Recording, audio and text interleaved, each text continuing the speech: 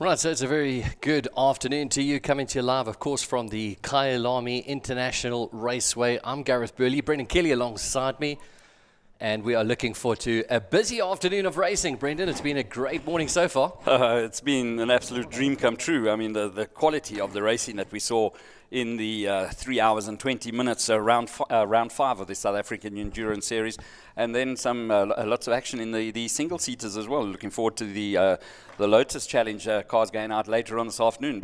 But the cars all out on the grid at the moment for a photo shoot. You see all of the competitors here. Just some absolutely fantastic photographs of all of the cars that are taking part this weekend, all lined up there.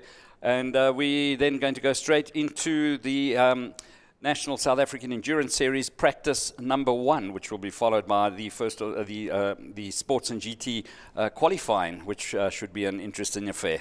Yeah, just quickly, if you're looking at your bottom left there, you see that McLaren, that's the Inter-Africa Racing McLaren, followed by the Audi, that's the Pagged Racing Audi, that's going to be in action tomorrow. That McLaren that I mentioned there is just on display and not racing this weekend. Inter-Africa Racing, of course, have got their Lamborghini Hurricanes. But a bit of a value can you give us there for what's on the grid right now? Hey? My maths is absolutely shocking. So I know it's just lots and lots of money. Wow, there's a beautiful cars there, and cream of the crop in South African motorsport as well, in talent. I've mentioned more than once during the commentary just the caliber of the vehicles out there, and the quality, along with some very, very exciting drivers, leads just to a brilliant affair. Just look at those cars peeling around the circuit. Absolutely magnificent. The little Audi R8, that's going to be one to watch tomorrow. That beautiful Porsche going through there as well, and then a mix with the VW Super Polos as well, a whole host of Super Polos, and it's beautiful Janetta with the Hot Wheels colours. Look at that Lotus coming through there in the classic Formula 1 colours we all know well. Yeah, the JPS car, but that little Lotus Exige goes like the clappers. All right, so two Mercedes. We've got actually a Mercedes and a Porsche, both Sun Woodleys, just holding up a little bit. The Lotuses are looking like they're getting ready to start their race. Just move out the way now. Push start? Can we push start? Yeah, I can just give it that big push start. But during the lunch break, I went down and chatted to JP Mauro, the Brazilian driver who's sharing the ride with Sun Woodley in the big the 112 Audi Mercedes AMG, and what an exciting talent he was. He had us sitting on the edge of our seats with his antics out on track, and sometimes off track as well. He certainly got some different lines, and really an exciting talent. So interesting, we've just come from a press conference as well with our sort of top 3 in various categories. We did the V8 Roadsters. It was really interesting to chat to them. The 262 leading the championship now, and we'll be having a target on their back going into the 9-hour tomorrow, and asking whether they were going to take it easy or try and manage the race. They said, nope, nope. Yep. We're going with everything that we've got. Everything that we've got, yeah. I think we'll see them back with a vengeance during the 9 hours of Kyalami tomorrow. Yeah, just imagine. I mean, we did 3 hours now, all the drama that unfolded in just that short space of time. You can multiply that by 3, and that's what we've got tomorrow, including the dark, which has its own effect. Weather obviously is a role, but that sunset, I think, what we saw yesterday in the practice, and we'll see it a bit later on today as well. Interestingly, just to mention, we're just looking down, the Lotus Challengers guys moving forward, they don't actually have their helmets on, so it looks a little bit strange. That's because it's just a photo shoot. But safety is paramount to making this motorsport successful, and you get the standards are extremely high here at Kyalami. Yeah, that's one thing that has certainly impressed me. It's just like a well-oiled machine, just the way that everything operates here at the absolute highest level. Right, that's the Lotus Challenge. Play nicely, please, boys. You've got no helmets on, so just gently go around the track, just a leisure drive. And then a massive field of single-seaters. They've already had one race so far today, and all seemed like smiling from ear to ear, delighted to be here. Yeah, there was a little bit of confusion at the end of the single-seater race with some of the guys said that the last lap board came out too early, and then the old rule is you race until you see the checkered flag. So a little bit of unhappiness there, but race number 2 in the single-seaters scheduled for 10 to 4 this afternoon, so we'll bring you that action a little bit later after we've got the practice and qualifying sessions out of the way. The Lotus Challenge cars will be qualifying at 3 o'clock, so still a busy afternoon here. On track action right through until 8:30 tonight. There's the mandatory night practice for all competitors as well. That'll be taking part in the 9-hour of Kyalami, scheduled to start at 1 o'clock tomorrow. Right, beautiful view across to parts of the city here. We can see the cars coming behind the safety car, all coming fresh from their photographs, so certainly no racing at the moment. We're just capturing some great moments of these beautiful cars as they come down this mine shaft.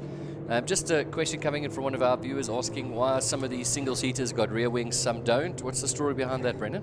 Well, we've got a complete mix. I think it's 5 different variations of the single-seaters that are taking part. It's a single-seater challenge, really, and really it's great to see a lot of the cars actually just having crept out of the woodwork. So we've got a mix of Formula Vs and it's great to see the guys out there, and such a varied mix of drivers as well. I mean, from 14 years old up to guys touching their early 70s. Sure. So it is. We'll see the cars go. Have they got helmets on? We'll pick up now when they. No, they don't. They don't have. So we can. They're actually not going to make their way. Oh, they're going straight. Yeah, so they're going to go straight into the pits here. We've made a makeshift sort of setup for them just next to the main straight here, because those who've been to Kyalami will know there's a beautiful second pit support race pit stops that are available, but that's all been transformed into a market, live music tomorrow. It's going to be quite an incredible day. I mean, nothing quite like watching Prime Circle headbutting and then seeing a Lamborghini come past. Where else can you do that in the world? But just going back to the single-seaters, we said there's a mix of Super Vs, there's the Formula VWs, Formula Fords in there as well, Formula Vs. So the Super Vs and the Formula Vs, so five different classes taking part in the single-seaters. So beautiful. Yeah, it is really fantastic, and I mean, just to chat to the drivers about the experiences around this circuit. Everybody is on an absolute high. Yeah, so this little view that you see here from Ingwe, the famous painted South African flag, looking on the right, back down the main straight, left up towards the Cheetah corner. You'll see here in this grandstand there's sort of an open section. Looks like they didn't finish making the building, but that's actually an open viewing deck. And we took the schools that came through earlier to go and view there. Nothing quite like seeing a Lamborghini or a Nova or a Porsche coming through full speed, full whack through Cheetah, and then heavy braking right in front of you. You literally could follow it. And these youngsters trying to film this and capture it you don't see it from here, but the backdrop of Johannesburg, it's quite a surreal moment and a wow moment for these youngsters. No, absolutely, and we've got a different audience now. We're not live on SuperSport. We're on the YouTube channel now as well. So just to touch what has happened, I think we had between 200 and 300 school children, groups of school children that are interested in getting involved in motorsport in some way, coming through and giving a guided tour of all the facilities. And we got a chance to go and chat to some of the children. We took it in turns, chatting to the children and just giving some of our insights into the many roles that that are made up in motorsport. It could be a photographer, a commentator, a mechanic, and then chatting to the CEO of the South African Endurance Series, chatting to Wayne Riddell during the luncheon break, and he said it goes bigger than that. Biokineticists, dietitians, all connected. Biokineticists in a motor racing team? Oh, absolutely. Go and have a look at the condition that Son Moodley is in, and you can see how he has slimmed down. But it really is fantastic to have Son back in the mix and to be sharing the ride with JP Maurer. That's been the standout for me so far this weekend. You spoke to him, and what did he say? I just said to him, I said, no, if I had to vote for the driver of the day, you would be the man. I said, you had us on the edge of our seats in the commentary box, with his. And it's not a reckless style of driving. It's just he's found a different line. His first visit to Kyalami, and he's certainly a youngster whose progress overseas I will be following. Yeah, absolutely. Stunning views here. You can just see some clouds coming over. Now the wind's changed once again. We've got wind going down the main straight up into this section. This is the S's on the left-hand side. You see, in fact, if you look at the top right of your screen, the barbecue section there, the clubhouse section rather, famous for the members going to sit there and enjoy. There's a lovely section of trees. You can sit in the shade in the hot weather and watch these stunning cars come through. And then this is quite a tricky section, this little S's. We've seen the cars. Surprisingly, that kitty litter looks quite neatly raked there still, because it's been known to catch out a few cars, because you drop a hard left and then you've got to just stay on the throttle before taking this right, which you see right in front of us, up the hill into Leeuwkop, which is going to be very difficult. And just chatting to some of the drivers a bit about the Leeuwkop, where's their braking point? Have they got a tree? Have they got a mark? And they said, at that point, you can't see anything. Yeah, and I mean, at Leeuwkop, you've basically got a double apex, because it's what, two turns. You've got to basically turn twice before heading down the down the mine shaft. And I was lucky enough to do a hot lap around the circuit yesterday with our COC, the clerk of the course, Eric Schultz, and once we got to going down the mine shaft, you see the elevation change on camera, but you don't really notice how steep it is. Well, this view is probably the best that you could say. If you look at the back left there behind the main grandstand there, that was kind of the height that the top part of the track goes to. This is, of course, looking at barbecue coming up. There's the support race normal pits, where we've now got a big stage set up. The stage. And this is my favorite quarter coming up, the BBR racing, hitting it flat taps here through sunset. We commentated last time from that little Boma that you saw in this picture on your right-hand side. And yeah, it's really one of my favorite. Nothing quite like seeing a GT car going full pace through that corner. How they keep their foot flat through the pace there is quite stunning. Yeah, I've made it one of the bucket list items this weekend is after I finish my commentary stint during the 9-hour tomorrow, is to head to that section and just go and experience it firsthand.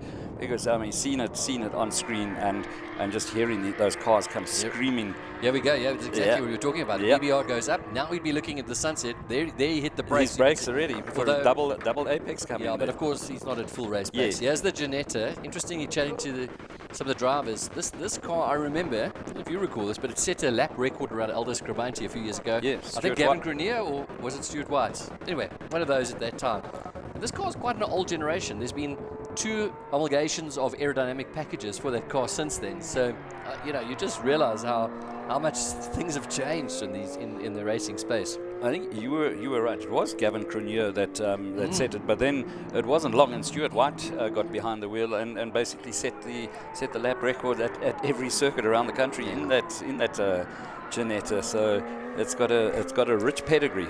Right, Vitara is now into the BBR Racing Porsche. They are now back in contention for overall title. We'll talk a little bit about that as we build up towards the 9-hour, because they finished second in the race earlier today, the 3 hours of Kyalami.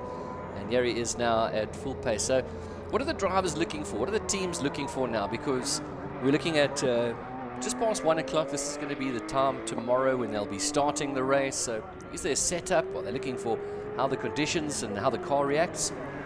Yeah, I think at this stage these guys are just going to be gathering data and feeding as much of that data back to the teams as possible. And I've mentioned more than once during the commentary stints so far this weekend that number 5 car there's just something special about that the Porsche, the Tavares Porsche. I really enjoy the look of that car, and it's such a beautiful sounding car as well. And of course we're going to have Keegan Masters behind the wheel of it. He's had an incredible season over in Europe and been touring around with Formula One guys as a support race. Never forget him finishing on the podium in Monaco and being there amongst the biggest names in world motorsport. And there's our little South African doing so well. And it's been a familiar story that day throughout the year. No, he has been absolutely phenomenal, and it's been great to follow his progress. But his dad has had an equally impressive championship in South Africa as well, stepping into the Astron Energy Masters Polo Cup Championships and performing very, very well there. Yeah, Maurice Jackson going through. They're going to be competing. They didn't compete in the 3 hours today. Yep. They're focusing on tomorrow's race, so it's down to business for them. They've had a bit of an easy morning, Maurice Jackson, and he's got a superstar in Andrew Rackstraw that's going to be racing alongside him in that Audi R8, the GT3 car, as well as Christa Jons, the German, will be with him as well. Yeah, Andrew Rackstraw, just another of the many youngsters that have come through the ranks of the karting circuit. Oh, and a spin there for Tavares on the main straight, exiting turn 16 onto the straight. Ingwe catching him out there. Sorry, what is this, practice or qualifying? Oh, it's just for... Now, this is a story. I just had the interview, in fact, with Kolile to ask him, what's the story now about a different color car? You've just raced in the 3 hours in a blue car. He said he didn't even know about it. He came to the track and they surprised him with this. This is the sister car, and it's in the green livery.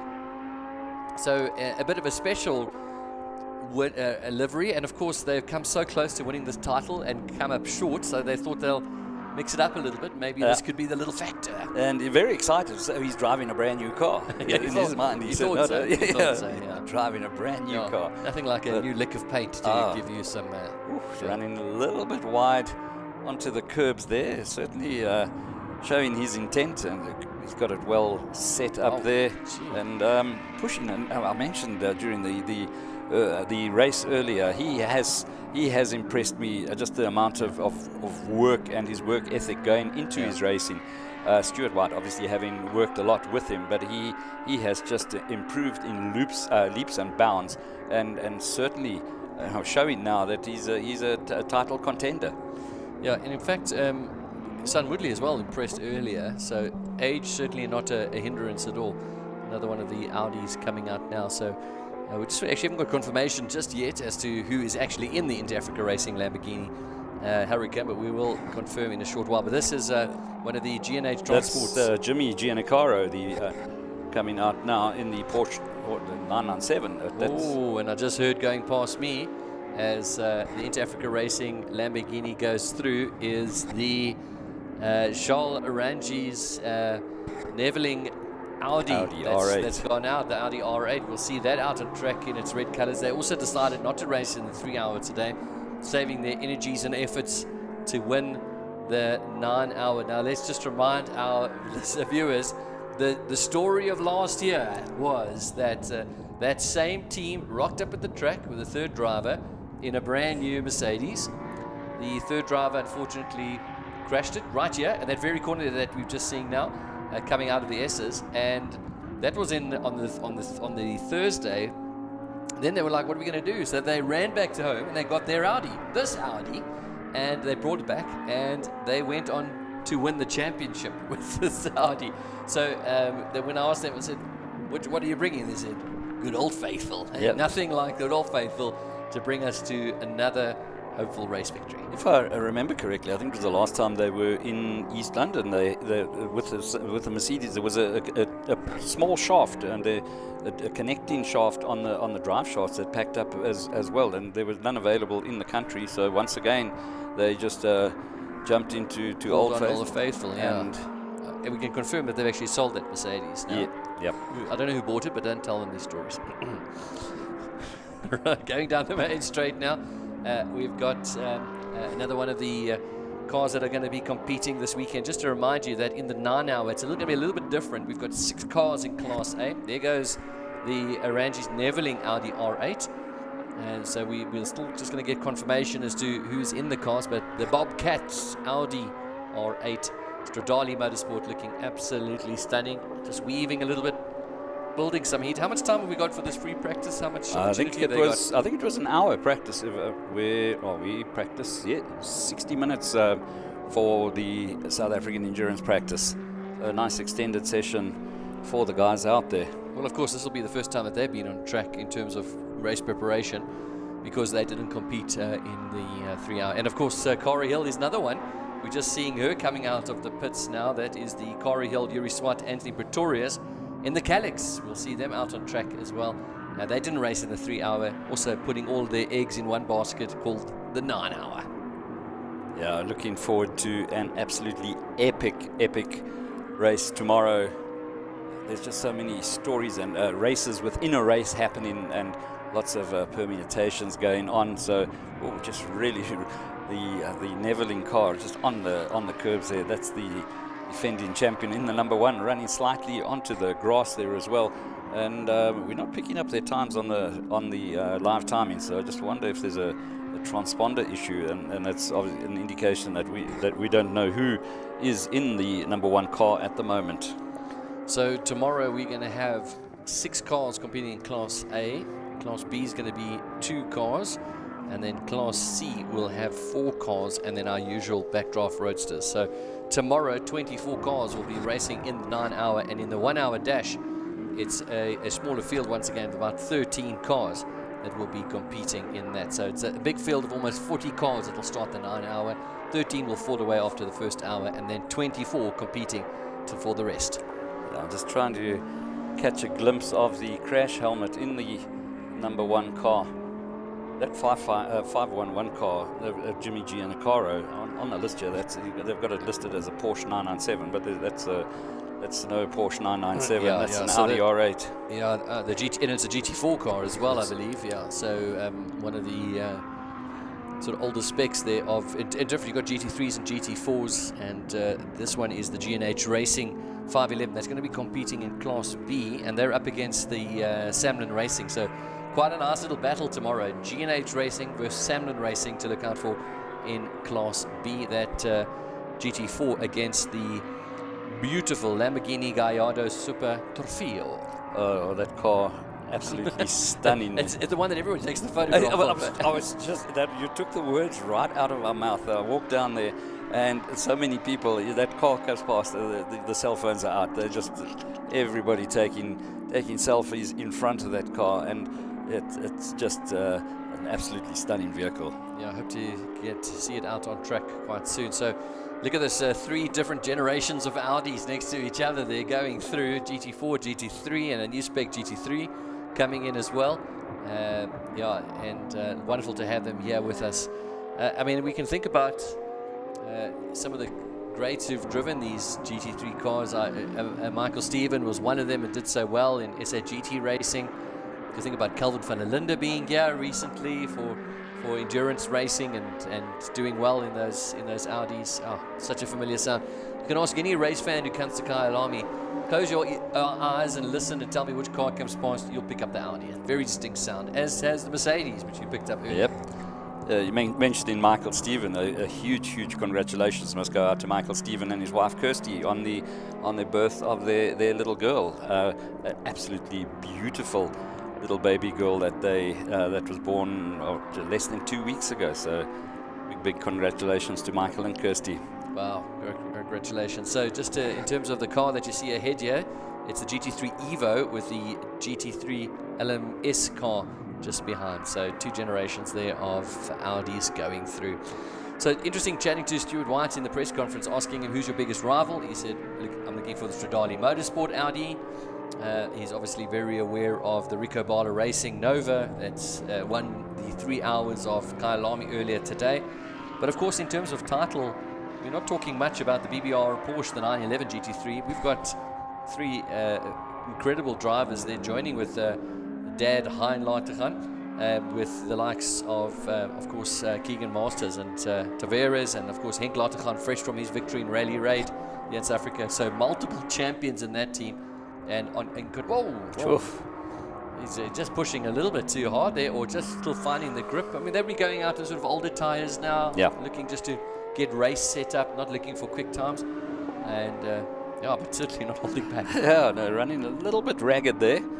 I'm still trying to pick up on the helmet. It looks like Charles Orange's, and Arnie Neveling takes slightly different lines, so I'm almost certain that is Charles Orange's that is out in the number 1 car. Well, let's see this racing line. This incredibly wide first corner, Crowthorne. You can just see some of the guys taking a very wide line, something much more tighter on the inside. We've seen some famous overtakes over the years in endurance racing through there.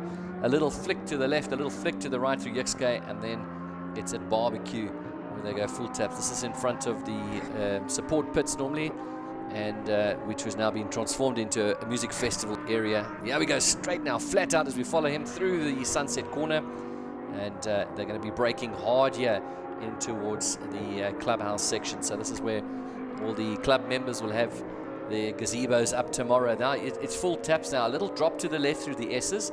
So a little break then. It drops down. This is an important turning point.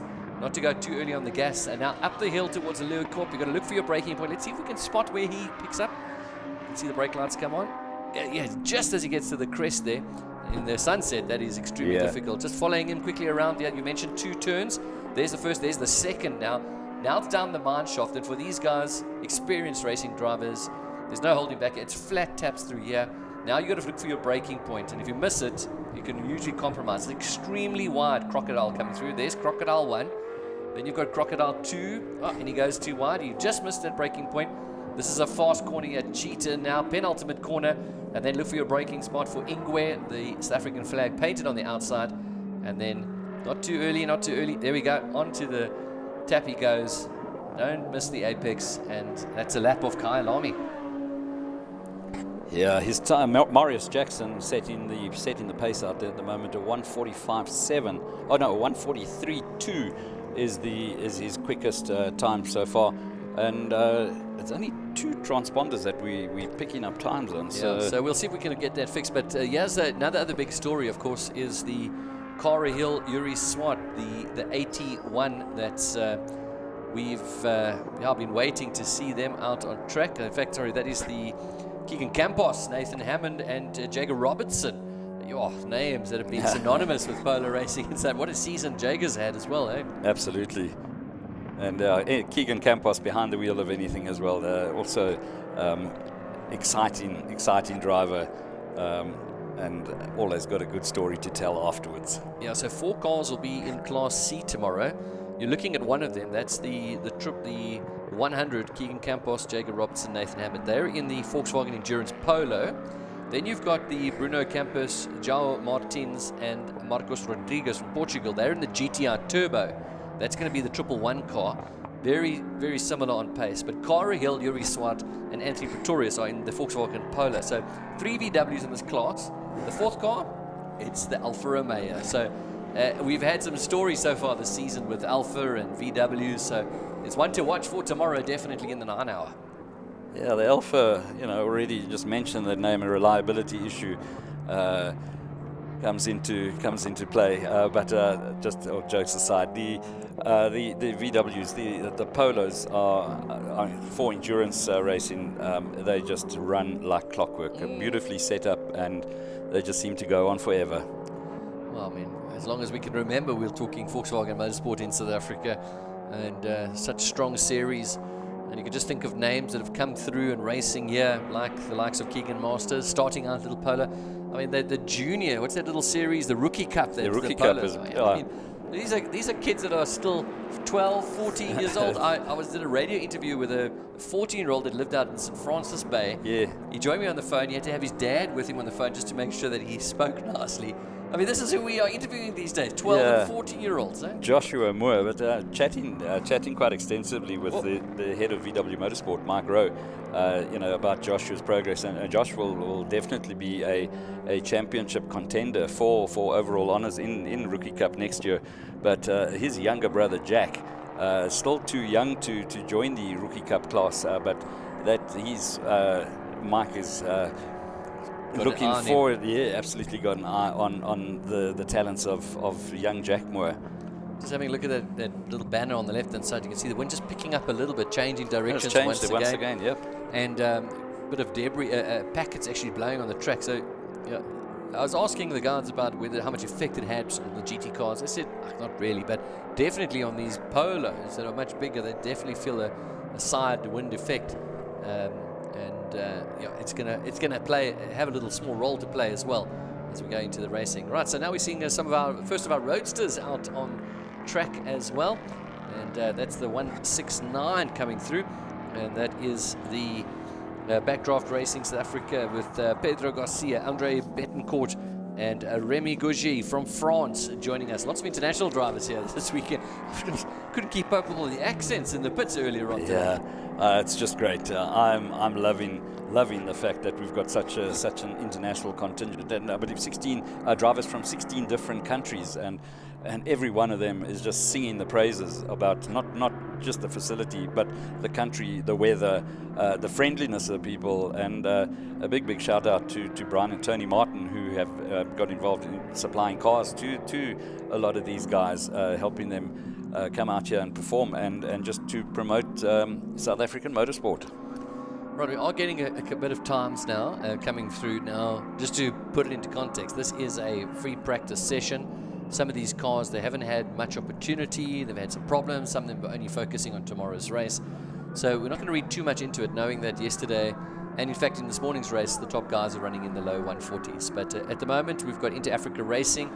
We're not sure who's behind the wheel, but they did a quick lap of a 142.2, so certainly not holding back, but just running out there. They had quite a few problems. Just chatting to Walile a little bit earlier on in the press conference, he says nobody really knew about all the problems we're having. It was more than just a battery problem or an alternator problem. There was so much more going on. So yeah, he says it's 2 hours. I mean, for the last 2 hours of the race, they ran into problems. Sorry, they get confirmation now. It's Patamba that's actually behind the wheel. So he's the third driver in the mix. And there we got confirmation. Neveling is now in the Stradali. He's now behind the wheels. It wasn't Oranges, it was Neveling. And then Marius Jackson is in the Audi as well. Right, we're going to cross over to Chloe, who's down in the pits.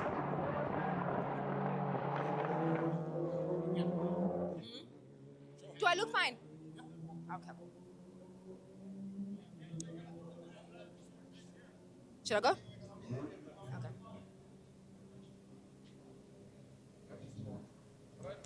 One thing about sports is that it will unite us, and that's exactly what we're seeing today here at Kyalami. Joining me now is, of course, the former captain of Orlando Pirates, so that being Happy Jele. Skipper, you look into the fact that as a former footballer, you're on track, we're listening to cars roaring. Talk to us about your experience and really hearing the cars roar as loud as they can. Yeah, it's nice to hear some cars, the sound of it.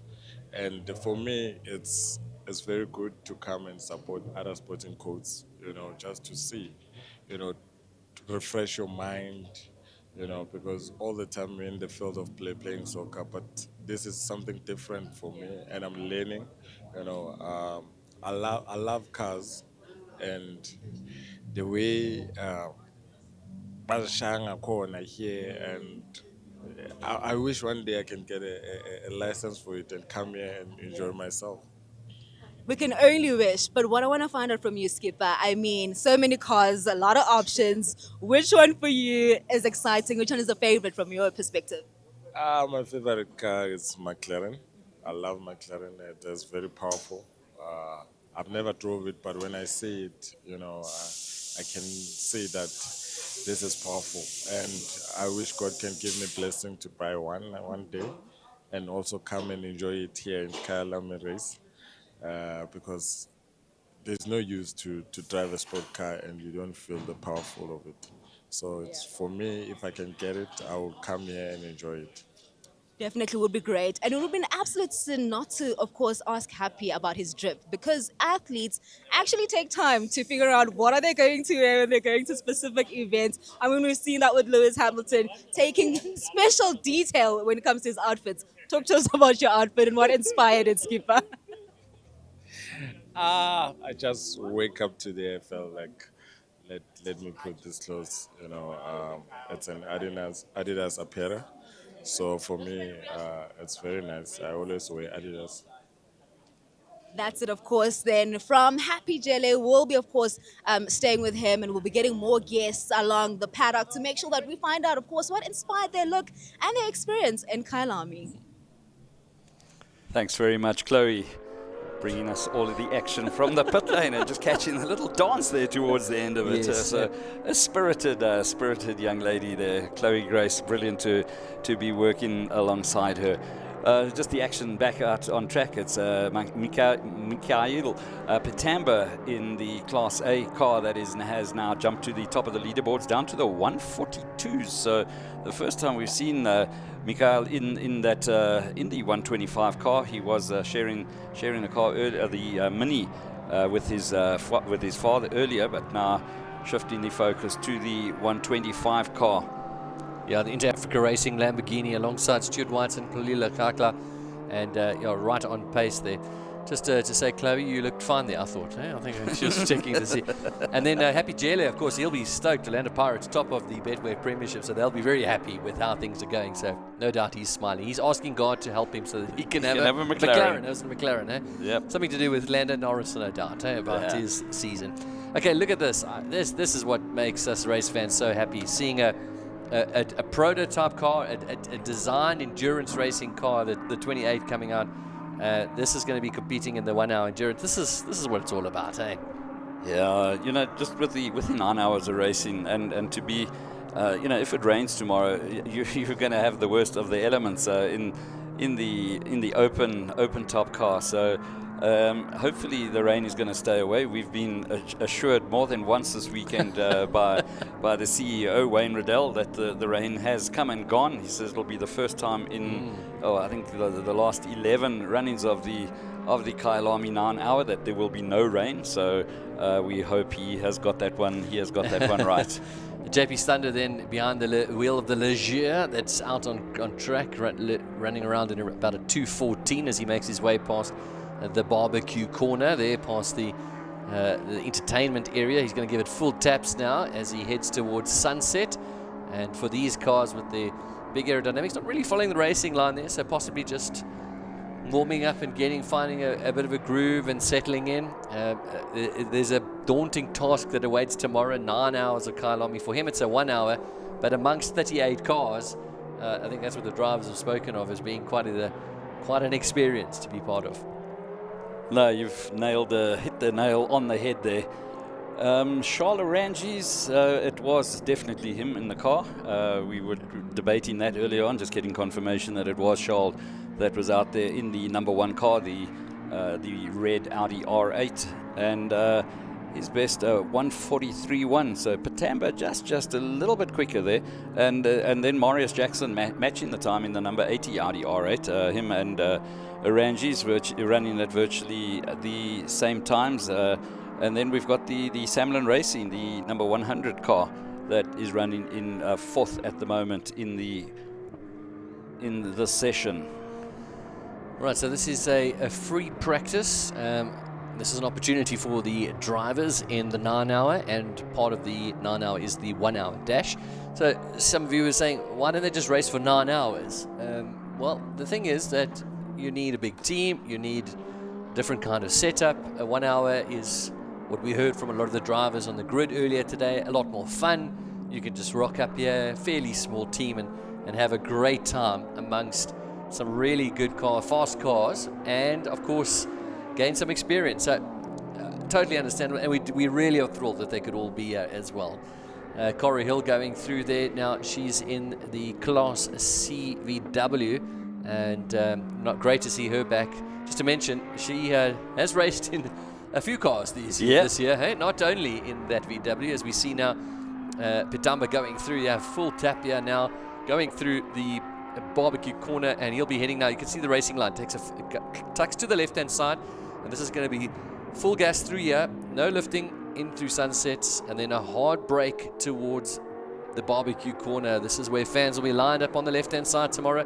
There's going to be a big screen TV, in fact, a big, huge LED just across from that corner as you're looking back down towards the Crocodiles. Here he now drops down into the S's, finding his braking point. This little turn has caught out a few drivers. You don't want to go too early on the gas. We've seen some spinning, and that barrier is not too far away. Let's just see if we can pick up his braking point up the hill. So a little bit further than what we saw earlier from the Stradali Motorsport. It takes a little bit past the hill, the crest of the hill, before he hits the brake, and then it's full gas down the hill. This is no let up here through the kink of the mine shaft. And then we've seen a few big accidents over the years, because despite this corner being wider than a Johannesburg freeway, it catches in there. It caught him out again. It just seemed to struggle. Through Cheetah then, hard rights, back onto the gas, and then to Ingwe with its famous South African flag. It's looking really, really good in the car and settling in nicely. Just not speak too soon there. But Mikhail Patamba, another exciting young driver. He's just a great season, small Wow. in stature, but big in heart and going incredibly well. We mentioned Cara Hill earlier. You said that she had driven a couple of cars and just watched her down in Port Elizabeth when she got into the Aston Martin for the first time. Did a couple of laps, and it wasn't long. She got out of it, and I just remember the biggest smile on her face. She battled the first couple of laps. Michael Stephen was on hand to give her to show her a few pointers, and she just got quicker and quicker every time she went out. So I'm rather surprised to see her not possibly out here in the Aston Martin. I don't think Dad's going to let it happen all the time. We miss you, Paul. This is a Lamborghini Hurricane. So interestingly, the difference between the Hurricane and the Gallardo, you've got to know some specific details, but that is the Hurricane. Yeah, is the Cara Hill Calyx that we mentioned, and they've had some really rotten luck in this race, the 9 hour, over the few years.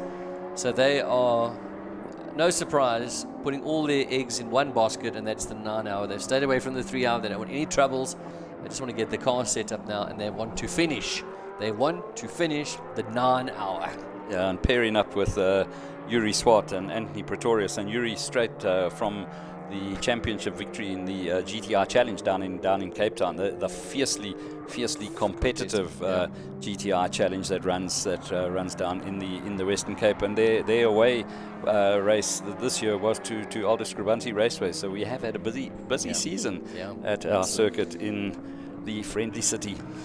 Right, so this is the Tavares Porsche, the Porsche that's finished in second place. Now Tavares is joined by Keegan Masters. Now Keegan didn't race in the earlier race today. He's going to be sharing that racing duties. A four-strong team of Hein and Henk Lateghan, Verismo Tavares, who's behind the wheel right now, and really looking forward to seeing Keegan Masters racing a little bit later on, or tomorrow rather, as Cara Hill goes through a very different racing line. You can see there, not nearly what is pushing to the edge as the GT3s do, and just getting some experience, getting yourself comfortable. Today, this session now is all about just your setup, what you'd like changed, which racing line you're going to choose, and then not really dealing with traffic. It's just about getting yourself comfortable in conditions that are expected to be very similar, I think, tomorrow. Yeah, we're following the weather apps nervously at this stage, but as I mentioned just now, apparently the weather gods have come to the party this weekend, and no rain forecast for the foreseeable future. But I've seen things change so quickly in Johannesburg. Yeah, absolutely. We had a quick little shoot across it, just having a look there. Cara once again not really pushing it to the edge of the track, so maybe just running through some setups, and and that's the most important, is getting it all done. Just behind you can see that Stradale Audi coming at quite a quick pace. This is a corner where you've got to be brave through there. Very, very brave. We saw some of the A-class, the top cars really struggling to navigate. And interestingly, just in the press conference, speaking to some of the Class E's, the V8 roadsters, they were saying they were amazed at how respectful the Class A drivers. And I said, well, possibly because it's the 3 hour, not the 9 hour. They just want to finish as well. But everyone seemed to play quite nicely today in the 3 hour race. Yeah, I'm sure tomorrow night in the dark we'll see the flashing headlights warning the guys, get out of the way, I'm coming through. But the marshals have been completely on point with the blue flags, which has been really encouraging to see. And so far, no major incidents, which has been brilliant. Bobcat livery all over there. Stradale Motorsport Audi. I wonder if its claws are going to come out tomorrow. It's going to be a close battle. Who are the title contenders? And remember, we've got two sort of things here. One is some of these drivers are coming out just to win the 9 hour, the prestigious 9 hours of Kyalami, while others are going to come out to say, listen, we've got a championship season, we need to finish in the top 3, so we're not going to give it too much. different sort of priorities for the teams. So are we going to see some of that strategy playing out? I'm sure. I'm sure a couple of the teams want to just go out there and ruffle a few feathers along the way. So it's panning out to be an interesting build-up to the 9 hours of Kyalami. And once again mention that anybody that is watching the live stream, watching this on YouTube, get yourself a ticket. The ticket sales have gone incredibly well. There's the massive music concert that you can look forward to as well. Lots and lots of entertainment, kiddie zones around the circuit, VIP zones. So make sure you get yourself here tomorrow, because it is going to be an absolutely epic day. Yeah, talking about over 5,000 tickets sold for the music festival. So looking like it's going to be a fantastic day. And what a way to say goodbye to November, and hello December, and hello holiday season. Yeah, it feels like just yesterday that I was on my way to go and buy a desk pad year planner and a 2024 one, and my wife arrived home just before I left with the 2025, and it was I just sat and took a moment and thought, you cannot believe how quickly it has gone. But I have been completely blessed to go to racetracks right around the country. And 2 years ago, if somebody said to me, you're going to be sitting next to Gareth Burley at Kyalami, or sitting next to Ernest Page, next to Prince, and next to Steve Koenig, commentating live on YouTube and on Supersport, I would have told them you're smoking your socks. But just totally honored to be here. Yeah, it is a wonderful privilege, and great to have you with us as well. So we're heading up towards 2 o'clock now. It is Friday, day before the big 9 hour. If you are just tuning in, we've had the 3 hours of Kyalami earlier today. The 3 hours which became the 3 hour 20. The reason for that was that we needed to ensure that all of the teams at least pitted twice. So you had 2 racing teams, 3 driver teams, and to make it fair, the cars, if they did a 3 hour race, some of them will only need to stop once. Well, they could have made it with the one stopper, let's say. So by pushing it to 3 hour 20, it's forced them to do 2 pit stops, and that's what made it fair. So that was the reason for the 3 hour 20. We're calling it the 3 hour. 20 makes it a bit too long. But doesn't quite roll off the tongue. Yeah. Thank you. Because as we look at Leeuwkop here, this is the new track, but the old track would have gone right here instead of turning left. And if you ever pop into Kyalami, please go up there and have a look, because there's some board with information about the old track. Even one of the old chicanes is still in place there. Go and kiss it there. Go and pay your homage to a great racing circuit. Absolutely. Marius Jackson still out there in the number 80. Just picking up on his time. Still the 3rd quickest car there. Tamba still top of the pops, followed by Arangi's in the number 1 car, the Bobcat car. The Stradali Motorsport, yeah. Now, interestingly, why are we not seeing all the cars out there? Gareth, you mentioned the 38 cars. We saw one backdraft guy. I've just heard another one go past me. Why are they not all out there? This is not a compulsory practice. It's just a free practice, and with the roadsters, a lot of them had work to do on them. So I think it's just saving them, giving the crews an opportunity to go through the cars with a fine-tooth comb. About I think it's a 26-hour turnaround period before they line up for the start of the 9 hours of Kyalami tomorrow. Yeah, if you can just see there, look at the big screens that are being set up there at the top section of the main grandstand. So the main grandstand will actually be able to view some of the live action, and you'll be following our commentary that'll go out on the PA system. Absolutely. And then the screens, the size of the screens, we get in the stats on them are 14 meters by 6 meter screens. That's just next level stuff. We mentioned all the onboard cameras as well as the drone footage that we're going to be using tomorrow as well. So I'm nervously anticipating an epic day here tomorrow. Yeah, so in total, 11 LED screens are going to be set up around the grounds, around the track.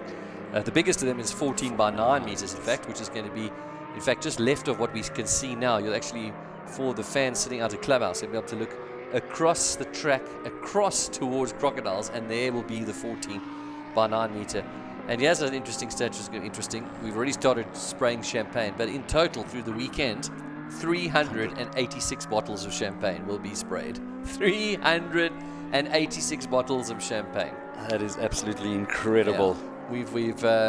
We've done quite a few already today, and most of it's on the track. But anyway, where the celebrations took place. And just to mention, we've got Bulls rugby players. We've had Happy Jele, the Orlando Pirates former captain. He's been here. We've got a list of celebrities who will be joining us. Prime Circle are going to be on the stage.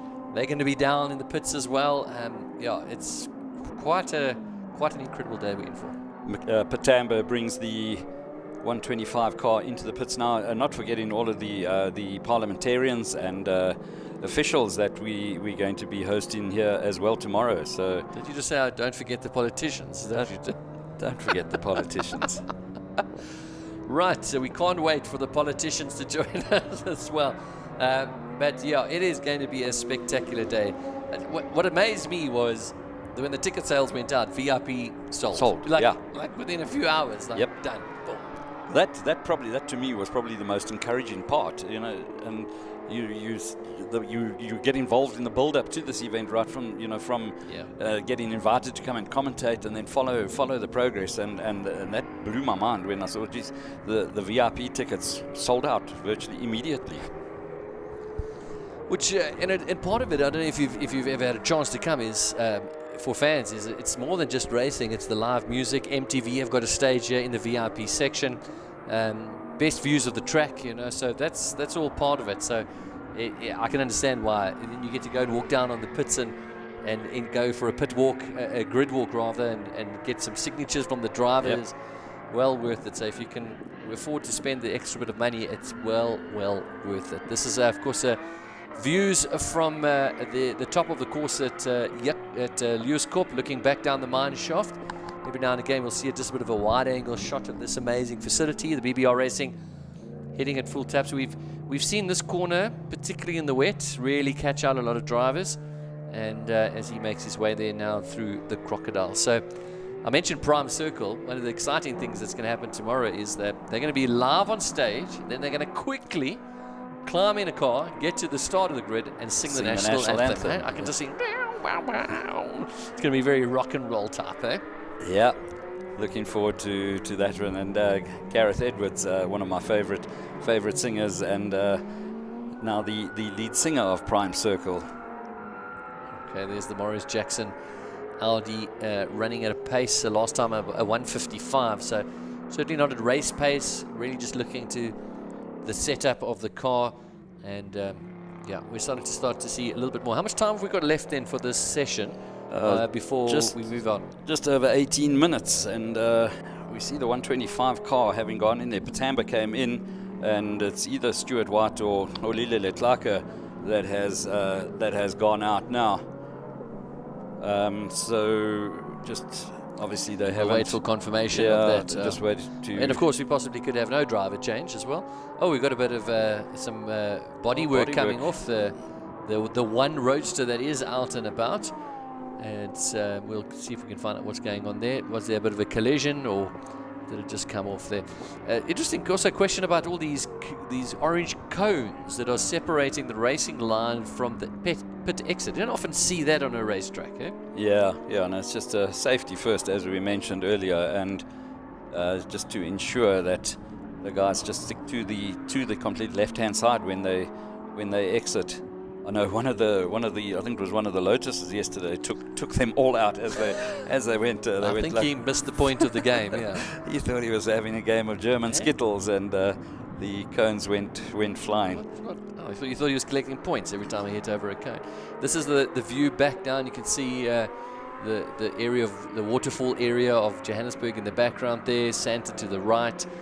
This is of course looking down on the track at Barbecue. Some lovely trees on the right hand side that you can go and sit and park yourself off and enjoy. You can see one of the vehicles there, spectators. That'll be a packed section tomorrow as the 511 comes up the hill. Yeah, change of driver there, Giannicaro. Let's look for that braking point quickly. So quite early there. You've seen, I think it was the Lamborghini that was the bravest over the top of that hill, Patamba behind the wheel, and then back down the mine shaft. Have you driven around the track? Have you been in the car? Yeah, as I mentioned earlier, I got the opportunity early yesterday morning with the clerk of the course. Eric Schultz had to go and do a track inspection, so you jumped in. I jumped in with him, and I've actually filmed it, and I'll be putting it out on social media. It was, yeah, as I mentioned that, and what really impressed me was the turns 10 and 11, Leeuwkop, that double apex, and you know, just to drop down the elevation of the mine shaft. And to feel the change of elevation around the circuit. You know, you see it on the sim races and you watch it on TV, but you don't really just feel the change in altitude. All right, here's our first view then of the Alfa Romeo. Now this is competing, I mentioned, in Class C against 3 VWs tomorrow in the 9 hour. This is the Alfa Romeo Giulia, the QV. So I've had the privilege of test driving a Ford Fiesta ST a few years ago around the track, and yeah, I miss my braking points a lot. You've really got to spend some time either on a simulator or, you know, doing it to really find the right tree or right little marking on the side of the road to really know what to do. But it's an iconic track, and you can see why the guys love being here. Yeah, the Alfa Romeo Giulia, the 33 car, the Rossi, and Claudio and Mario. Is it a father and son or a brother pairing? Does anybody? Well, I'll go and do some homework once I'm finished this session of commentary. I always like to know exactly what we're talking about. He's got the hazards on. Yeah. Did I mention that the unreliability earlier on? All right. Sorry, I'd like to apologize on behalf of all Alfa Romeo lovers. We like to apologize there. I'm sure we can get a Land Rover to tow or something like that. All right, so yeah, beautiful looking car. Hey, I've got a friend who's got one back home, and yeah, just a real looker, let's just say. And what I love about these cars is people, you drive it along, or people see, they're like, what is that? Yeah. It's not immediately known what car it is. Yeah, really, really beautiful.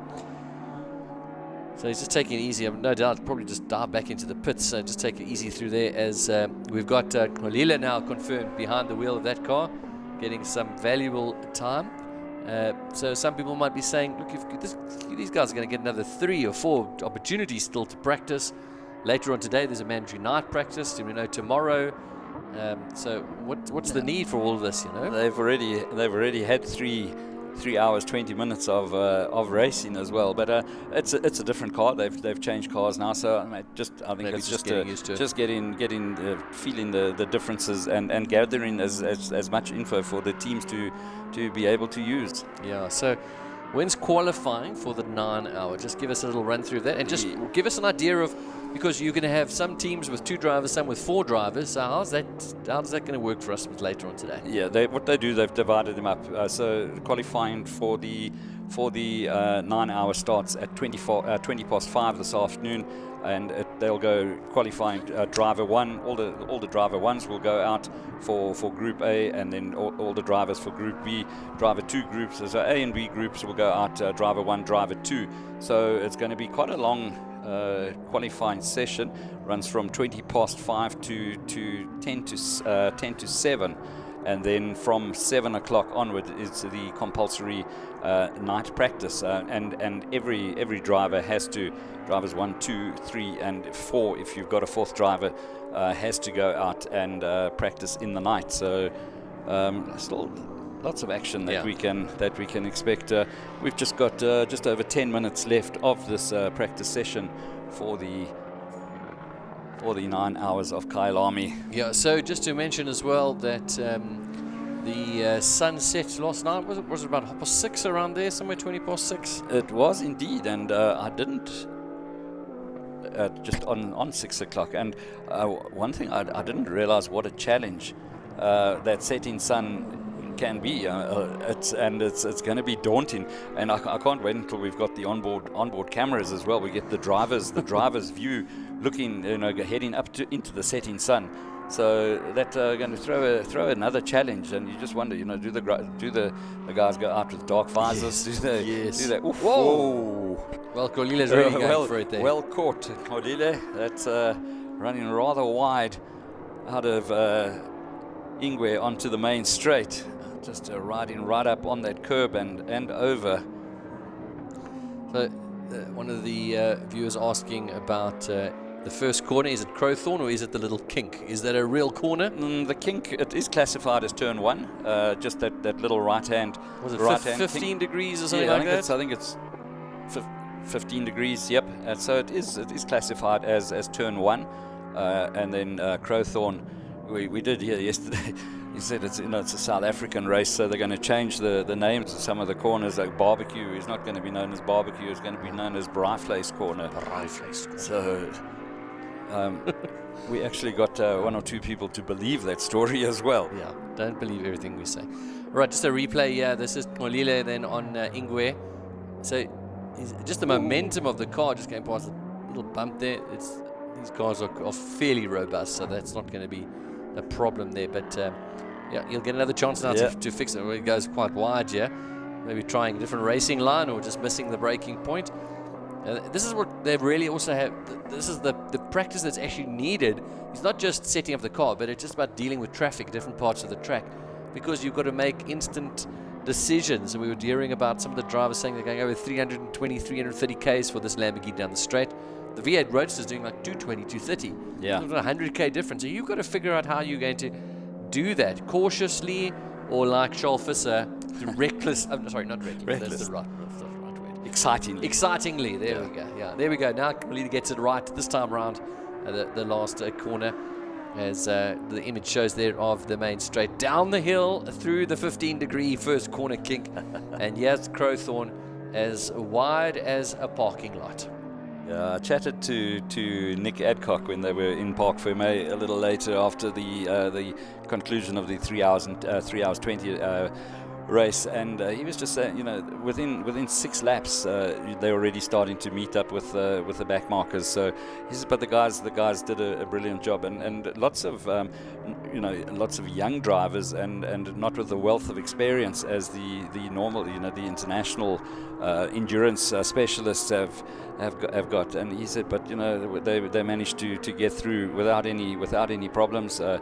You've just got to box clever and make your way through the crowd through the back markers and get that as clean and as thorough as possible.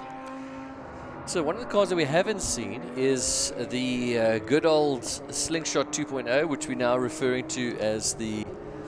They're working on the car. The carbon fiber. They've had a bit of problems there. The carbon car, they're calling it now. The carbon car. So they're apparently working frantically on that. We've got quite an amazing story about that car. I'll never forget. So out at the second round, out at Swartkorps, they were working on that car frantically, and then they put it on the back of a flatbed trailer, and then they towed it up. But they didn't take the rear wing off. So they had this massive downforce at the back of the trailer. And next thing, they rocked up the track with it removed. And they had literally minutes before qualifying, so they left it off. They did the qualifying without the rear wing and then put it back on. I mean, it's just the most. It felt like a good old. They should make a movie about these guys, but they were driving with grease on their face, and they looked like mechanics, sort of wartime mechanics, and just amazing. It just shows you how much downforce those rear wings have. Yeah, and those big wings to get as much grip onto those big back wheels as possible. But one thing you mentioned, the camaraderie amongst the backdraft roadster guys. I mean, they are very competitive, but having lots and lots of fun as well. And of course, they're well supported by the whole backdraft team. When you go look, whoa! Problem there. Did he hit the wall? He just seemed to have kissed it. That's not the first time we've seen that car spin on this corner. Absolutely, and that's. And he's on the racing line. Okay, well done. So flags are out. Tavares. That is so strange. Now, Verismo Tavares just. it's an unusual place to spin. Even if you're a bit early on the throttle, on the loud pedal, you can still pretty much slide towards the back of the corner. But so early, it's a bit of a strange one. Yeah, And for the second time this session. It looked like he just kissed the wall. This wonder, we'll see if we can get a replay of that. But coming through there, and it was just caught the last of it, and it almost looked like the front just nudging.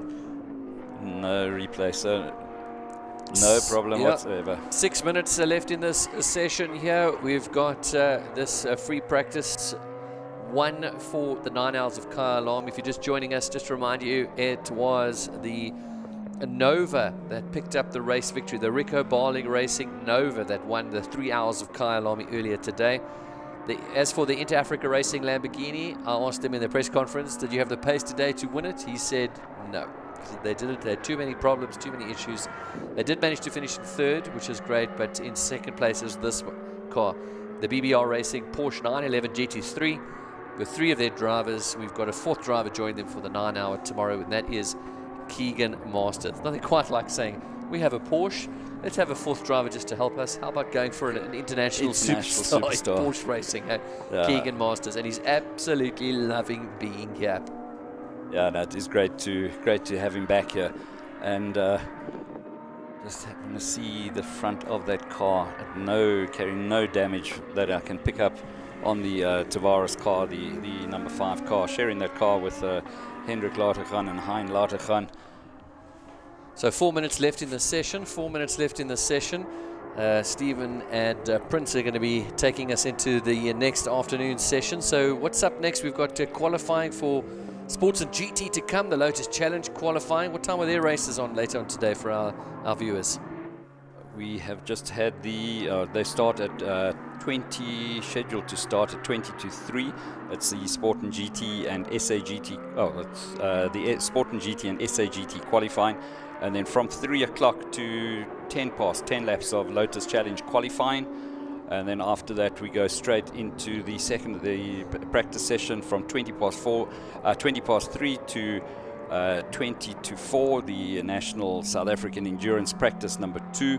And then the single seaters will be back out on track again, 10 to 4 to 10 past 4, 20 laps or 20 minutes scheduled for that. That's race number 2, the South Super V SA single seater challenge. So then action to come. Yeah, wow. and that'll be followed by the first of the Lotus Challenge races as well. So that one's scheduled to start at 20 past 4 and running until 20 to 5. So yeah, just over 3.5 minutes to go there now in this free practice. This is free practice 1 for the 9 hours of Kyalami. Not all the teams came out. In fact, we only had 15 of the 24 cars that could have come out. A lot of them still doing repairs. We'll see if we can get some updates from Stephen Prince in a moment about what's been happening down in the pits.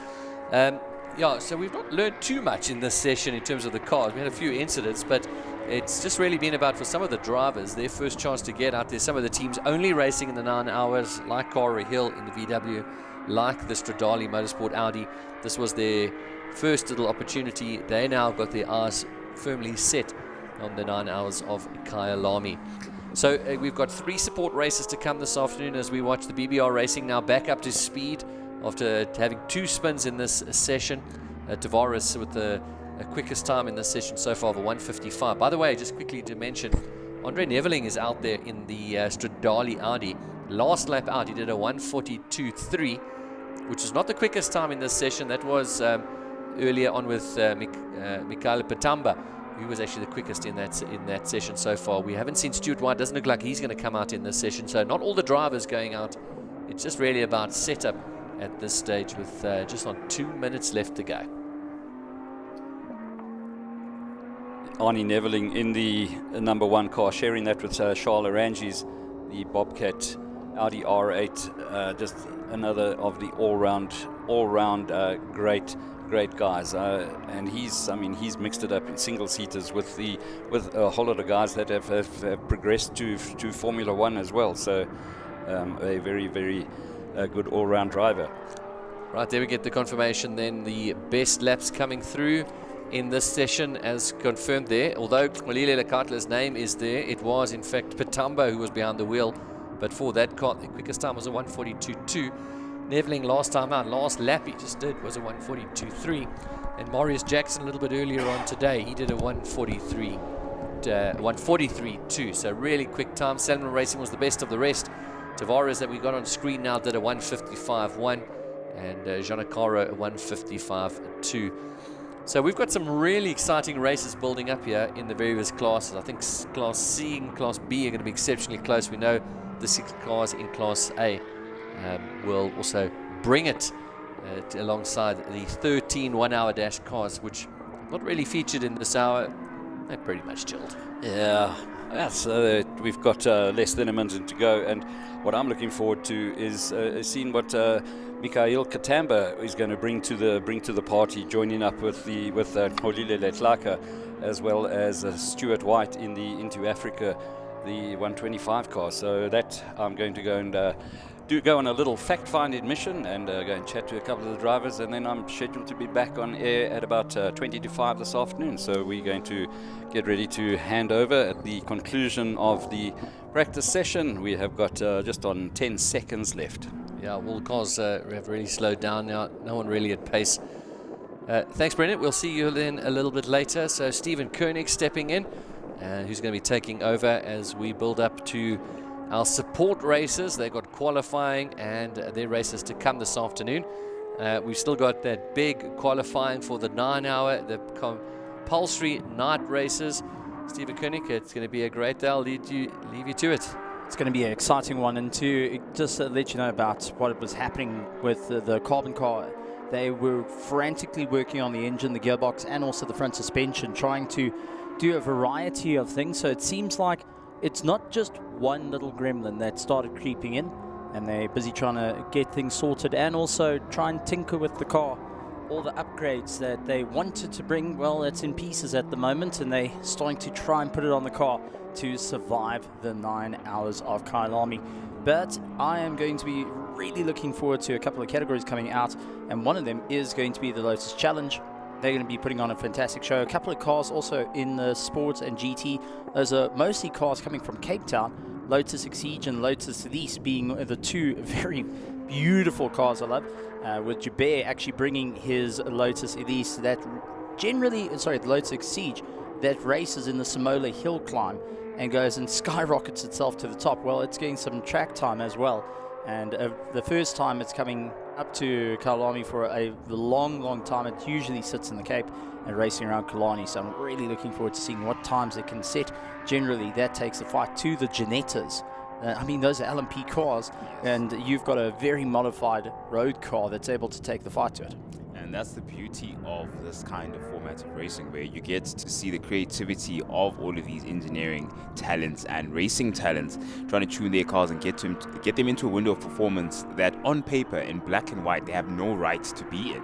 But all of that comes into a great mix and a great gaggle of some of the best piece of motorsport equipment that we've seen. Some of the best pieces of motorsport equipment we've seen on the Kyalami circuit over the past couple of years definitely is this Lamborghini Huracan that we see, that 125, which is the one that's going to be taking on the full 9-hour, the round 6 for Inter Africa. Has been standing by the sidelines during just watching things go, and you could see there was a lot of preparation around it. There's this silence, there's this intense energy around that part of the pit lane. At the very least, you can sort of feel it, the way the mechanics move around the two Inter Africa Lamborghinis. You can tell there's a lot of deliberate intent about coming into this race to cancel out that bad luck, the juju, whatever was hanging over the team over the past couple of years, and for them to bring it home at the end of the season. Well, last year it landed up with an alternator issue that got stuck out of the pits.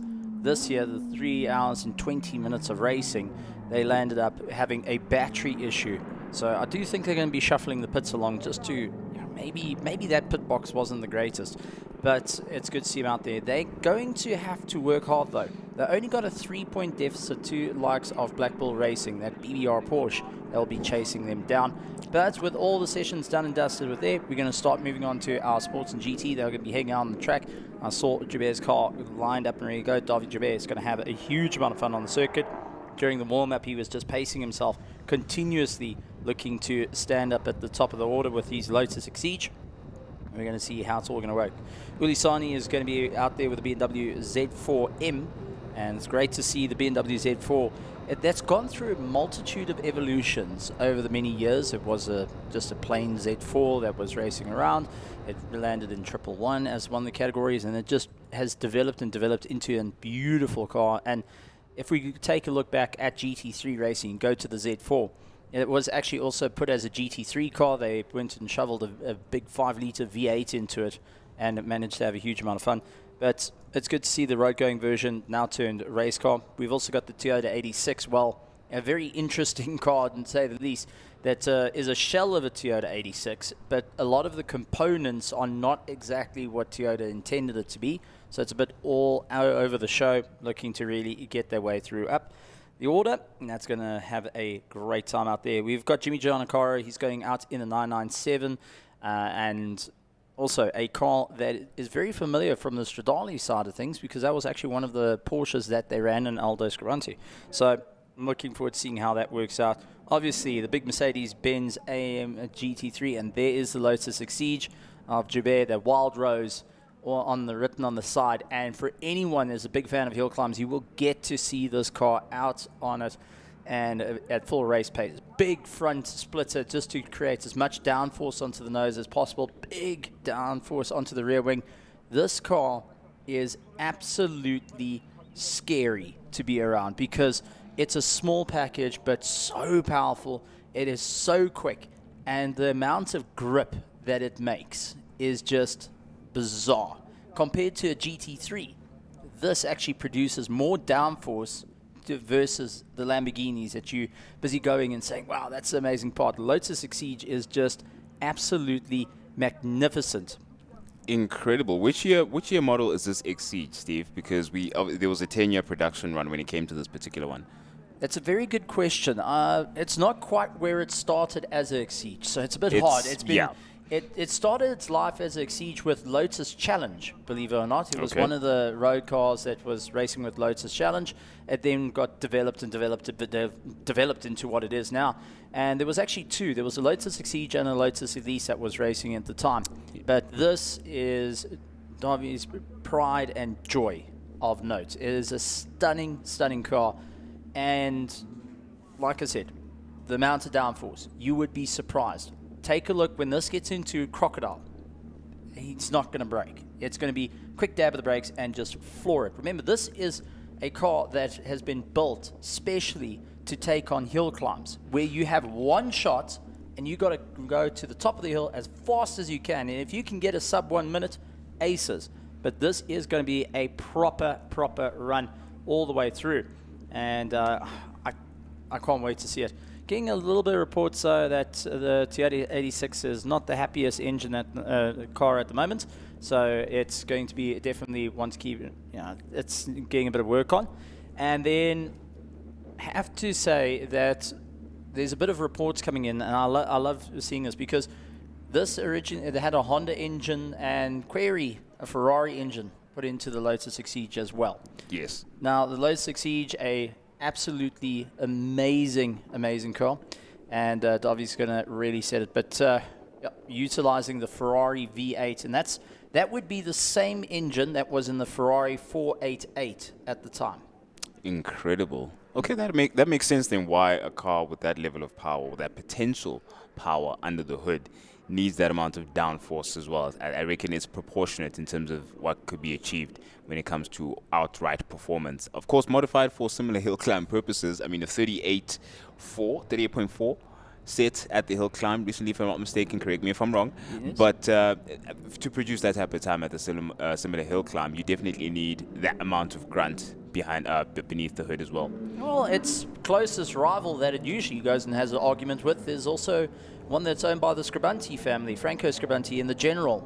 That's the biggest competition that's currently out there. For anyone that knows about the big Porsche that has all the huge wings on it, well, its closest competitor is now going to do a full set race with us here, and it's an absolute honor to have the cars. But we got to also talk about the amazing cars for the Sports and GT, because down in Cape Town, a lot of people aren't quite sure of what's there, but we're glad to have the guys coming up and putting on these cars for show, which is always great. Seen lots of photos where they race the Ginettas, they race the Mercs, they race the Porsches, a variety of very fine vehicles that are out there to really go and push the boundaries. And I'm really looking forward to seeing what they can do a little bit further up the road. There's the BMW Z4M, and going and making its way around. Absolutely love the Z4s.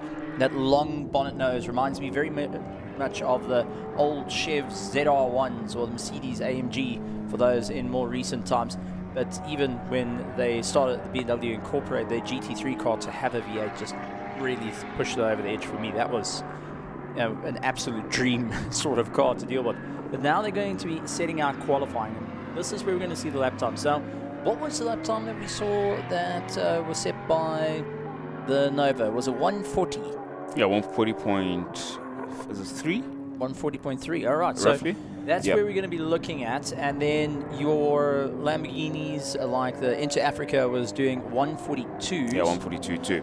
So let's see how close and what it can do. I mean, this is going to be a proper run all the way through and see how it's going to go. So for anyone that's looking to have a bit of fun, well, let's take a look at the Lotus Exige with a V8 Ferrari, the same engine you find in the Ferrari 488, going to start its first lap in blazing and double yellow.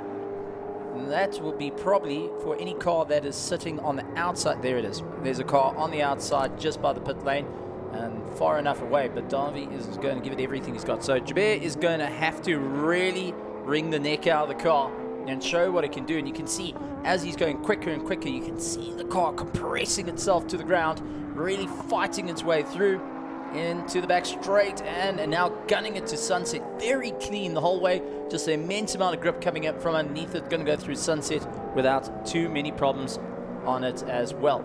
They're going to have to really figure out what they can do, but I'm trying to take a look. That would be the 991 GT3. Is that Pele? I think that's Pele. Yeah, I suspect it's Pele. We're yet to get official confirmation as we get a clearer and closer shot, but it does certainly look like Pele. And at that position of the circuit, definitely a lot safer considering... It's not Pele. It's not Pele. Pele has come across the line, the 84. And who do we have? Okay, we're left with... There's another... Andrew Honeywell? Yeah, it just may be him. 911 Carrera Cup. Yes, he's got a Carrera Cup car, so it just may be him. So we'll get confirmation in a moment. But yeah, imagine the level of compression that this Exige goes through, going all the way through Mineshaft down into Crocodile, and no braking zone for this car. You just told me, Steve. Yeah, you can go quite deep into the braking zones and try and push it as hard as you can. They're looking at trying to put at least 1.1 tons of force down on the nose and the rear just to get itself going around. Remember, the faster you go, the more airflow, the more compressed to the ground, the faster you can go. You need power to make power when it comes to having a huge amount of downforce. So it's going to be an interesting time for them, and I'm really looking forward to seeing lap times, because I can tell you Kyalami, it's always great, but we're going to have to keep an eye on how the race is going to go. So managing to put a 146.3 on the first time outing as Jabir going and really hammering it down.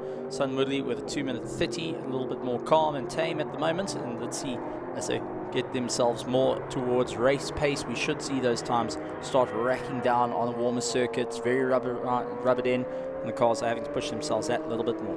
Yep. Circuit warmer, very rubbered in, and we've got a tailwind as it stands down the home straight, whereas a couple of hours ago, maybe half an hour to an hour ago, rather, we had in headwind. So I wonder what effect that would have then on the Exige, for example, which has so much more aerodynamic forces at its disposal when it comes to this, because it's not it neutralizes all of that. It's not going to have a problem. The wind is not blowing. You need a hurricane to go in to go and cause a problem with that car. I need the elements to challenge that car this weekend. Now, I say that tentatively as well. At the moment, as it stands, we've got... I'm just going to refresh my screen for the timing here. That's what do we have, JP Morrow's in first place with the AMG, so it's not Sun Woodley in the car, but managing to put in a 145.8 in quali, so it's a second... It's about 0.5 of a second faster than Jubert at the moment, who is giving it everything he's got. Then you've got Craig Jarvis in the Ginetta, the G57, which is a closer to LMP2 car. I think it actually is a LMP2 car, classified early 2000 LMP2. but going and running in third place. We're expecting that car to pick up the pace. Mo Mia doing a fantastic job. For a driver that's lost a little bit of confidence, he's really going and putting it all out on the line and set a brilliant lap time in 2 minutes. He's lying in fourth place. Jabir going across the line a 1:44.5. So let's see how close this is going to be, because at the moment we have got a 2020 spec AMG GT3 that's out on track with a brilliant driver, and we got Jabir with the absolute Frankenstein of a Lotus Exige that has gone and raced not only at the Somali hill climb, it's gone to Fars. It's really one of those huge monsters, and Ernest Page will be able to give a lot of info for that one. Well, talking about that, Ernest Page is actually around, and these are some of your home drivers sitting here. So let me go and pull in the pro for this. Just give me 2 seconds here, Prince. Not a problem. As we see, JP Maro has already set an impressive time and knows his way around the circuit a lot better. Despite the fact that he's still a novice, his experience neutralizes the newbie effect when it comes to the Kyalami Grand Prix circuit. And that's a very popular area of the circuit to sort of run off and lose your stuff. But obviously you're not going to go full beans as it stands. We're still very early on into this quali session. We have about 2 or so 3 minutes to go, so not much time left actually at this phase of qualifying. Ernest Page, let's see if they up the ante as things stand. Yeah, I'm just popping in because I'm getting emails and WhatsApps from Cape Town with some information. All right then, And let's of go through the course, inbox. Yeah, let's go to the inbox, and of course the information coming regarding the David Joubert car, which is, as we can see on the stream here, we got Emil Brand, one of our local I'm not sure if I'm going to call him Emil this, but I know it all. You know, he's one of those guys that really does know it all when it comes to the specs and stats of the guys. Awesome. Yeah, Great. so that car is looked after by Near Toy Racing, the same guys that build my race engines, simply because when you send something to them, they get it done, and they are really good at what they do. In fact, they look after a lot of championship winning cars, and this is one of those cars. And they recently set a personal best in that car in Cape Town, 1:08.2 if I'm not mistaken. And at some stage, I'm sure they're going to want to go for that ultimate overall lap record in Cape Town. The car used to have a Lotus engine in there, and now they've got they used to have a Honda engine, I apologize. Now they've got the Ferrari engine in there, which is actually a pista engine. So yeah, I know, right? Okay. I know. I confirmed that in our video that we did for our TV show, All Things Motoring. We actually confirmed that is a pista engine from a... You know, when people say I've stuck a Ferrari engine in my car, you think, it's probably the old one, 308 GTS or whatever. No. This is some modern stuff. So incredible. It's a properly fast car. It's got incredible downforce. They've changed the suspension settings recently. They've done lots of development. They're running new tires at the moment on that Ferrari and on that Lotari, as they call it. And it is one of our proudest exports in Cape Town, that's for sure. Incredible. Also, it's won the hill climb as well this year. Wow, incredible. Yeah. Okay, we're looking at a proper Frankenstein at the moment. Indeed. And David Joubert, I've known him for many years, and he's one of those guys that really has pioneered a lot of things. He was an ex-production car racer back in the day. He also was one of the first guys to import aerial atoms. I actually sat passenger with him once when we did an 11-second quarter mile. I won't say where, but this is a long time ago, people. And he is just one of those pioneers of motorsport in Cape Town. It's one of those guys, can we do it? Let's try and let's do it. And that's exactly what they've done. As we see, Davi set a time there of 1:44. But how impressive is JP Mauro, the Brazilian in the Sun Woodley car with the 1:45.4? Incredible. Experience speaks a long way for you, just regardless of where you go, whether you're doing it for the first time or not. He has done a couple of races, I think, here in South Africa. However, he did not do Kyalami. I think it was a PE or East London, if I'm not. It was East London, I think. So he hasn't done Kyalami as yet, but for him, a duck take into water, it looks like. And really on the limit earlier on, the commentators were really enjoying his driving style. Because through the S's, man, grabbing those curbs, there was a moment where he grabbed the inside curb and you could just see the way he used that curb to rotate the car. It was a sight to behold. So welcome back to South Africa, JP Maro. Craig Jarvis there with a 145, also another Cape Townian in, as I'm sure our man Stephen has mentioned, a proper LMP car over the LMP2 car, and a car that at one stage has also broken lap records all over the country. It is one of our cars in Cape Town. When people see that car parked in the staging area, you know, man, this guy's going to be going fast, and he's clearly doing the DD with a 145.6. Mo Mia, welcome back, Mo. Welcome back with a 152, very much in the mix there. Prince is another Cape Townian. His son currently races in the BMW series in Cape Town, and I'm sure he's watching his dad race here in that Porsche 911 that's on your screen at the moment. The Prince family very much involved in motorsport, and the son also was an ex-factory downhill biker, so speed is definitely in their veins as the BMW makes its way down the mine shaft. So I'm going to hand it back over to my esteemed colleague Steve, and I'll be joining you guys shortly after this. In and out like a fresh breeze from the Western Cape. Now, I love that. That was not a cold front, it was a cool front, as we got a bit more insight into the Western Cape contingent with some impressive engineering feats out on the Kyalami Grand Prix circuit. Beautiful stuff to hear. We just saw the checkered flag go down for this particular qualifying session. Momia the first to collect. Pile is the second, but a couple of our other racers in this particular class are yet to set their time and collect their checkered flag and have their times pinned down as far as the session rather is concerned, Steve. It's going to be an awesome race coming up for the Sport in GT, and I'm very proud to say this is going to be the first time I've seen the Sport in GT actually go nose to tail.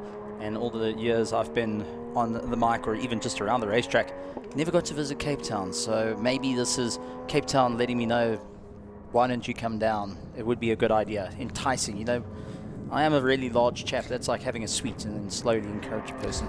But we're going to be moving up with our Lotus Challenge, and I'm really looking forward to seeing the cars go out.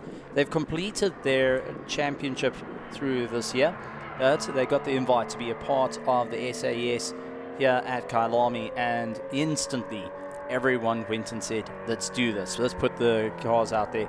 One of our biggest categories at race in regional racing, the Lotus Challenge, and are filled with a variety of different, well, I can't say a variety. They actually land up with two different types of cars. You have your Class Bs, which are mainly Birkins, and that's Birkin chassis. They were built in KZN by, well, obviously Birkin. They were a re-edition of a K-trim chassis. Went through a multitude of things. They originally had a Class A that was running, and Clippy Cricker was one of the main guys of that. Unfortunately, it went and cost too much to actually have a Class A car, and it faded into oblivion. And some of the Class A's you can still lurk around and find them. There was a rotary powered one that's still sitting at the coast. There is Clippy's car that was actually using a BMW touring car motor with a sequential gearbox that no one could catch. It was literally a engine out of a touring car that races out in Germany. Bought crates of these motors, and they used to present a whole lot of power. They were immensely quick. I can imagine. And then Class B was actually the one that took everyone by surprise. It was the biggest class. It was quite affordable to go race. The rules are extremely strict. To put it to this way, when reading through the rule books for each of the different categories, they have a version 1. But that version 1 is you looking at roughly 60 pages of writing of what your car needs to be, what it's made out of, how you do it, what it needs to have. It's just a multitude of information to go through. But long and short of it, you have got very stringent rules that keep the racing close, fair, and also more affordable in that regard. You do have a low cost, which is based on the book of how to build a sports car for 10,000 Rand, or 10,000 pounds at the time. So that would be about 50,000 Rand. The low cost, it was all about that, low cost. So it's a chassis that is generally built in someone's garage, utilizing those type of rigs, roll cages and all that fit with it. And they are incredibly fun cars. They're also very competitive with one another also. You're not going to see them drift about too much. You're going to see everyone bunched together. and the winners of that is going to be going and charging their way through. So David Jeremy, the winner of the Class B, looking to have a lot of fun, and has gone and given a bit of insight to what's going to happen next year for them. Okay. They're going to be dumping qualifying. Forget it. They're not going to run qualifying. They will be, from next year, running Heat 1, Heat 2, Heat 3. The reason why is they had a chat in the pits and said, guys, we keep pushing and trying to race each other in qualifying. Why don't we just get rid of qualifying and just make it a race? And everyone was, oh, yep, let's do that. Because that's actually what they do. They race each other in qualifying, because forget about leaving space and trying, just give it everything you got from the start. Talk about a very smooth flowing general consensus. That is the easiest and smoothest sounding decision making process in motorsport I've ever heard of. And also there seems to be a trend here, a version 1 of the regulations that seems to be set in stone as a tablet, that I like the flow of this particular class. If you've just joined us, for some a reason we'll consider forgivable at this point. We are in the process of creating what is the most exciting motorsport scenario, motorsport festival, call it what you want. It is the SAES round 5 that just came by for a couple of the classes that have raced. A few of them are still practicing at the moment. We're going through our support race series right now. We're looking at the Lotus cars. We've just had the sports and GT class qualifying and setting their times for the races they're going to have later on this weekend. It's going to be a long weekend of racing, so you are in time. You haven't missed out on all the action. We've crowned a couple of champions. We're yet to crown others. Some are encroaching and have one hand on the crown as it stands, but we definitely got a lot more exciting action for you across the scenic and iconic historic circuit, the Kyalami Grand Prix circuit, where not only will they be racing, Steve Koenig, we've got a lot of entertainment coming up for everyone joining us. So do stay tuned and make sure you can still get your tickets. Actually, you still have a chance to get tickets at the gates, and check online as well as for the available tickets that we have. Quite an array. You can be parked out on the side, as you can see. A lot of the spectators parked in really sweet spots under trees, as close as possible, as safe as possible too, close enough to the circuit. That's, I think, usually the favorite, the quickest for spectators to go to is that stretch on Sunset. So you can hear the cars breathe and sort of expand their engine capacity. This is where actually I was challenging Gareth Burley last year, where it was going and saying, all right, he prefers Yerkscape. And that's his favorite part at the top, the Yerkscape barbecue. Yeah.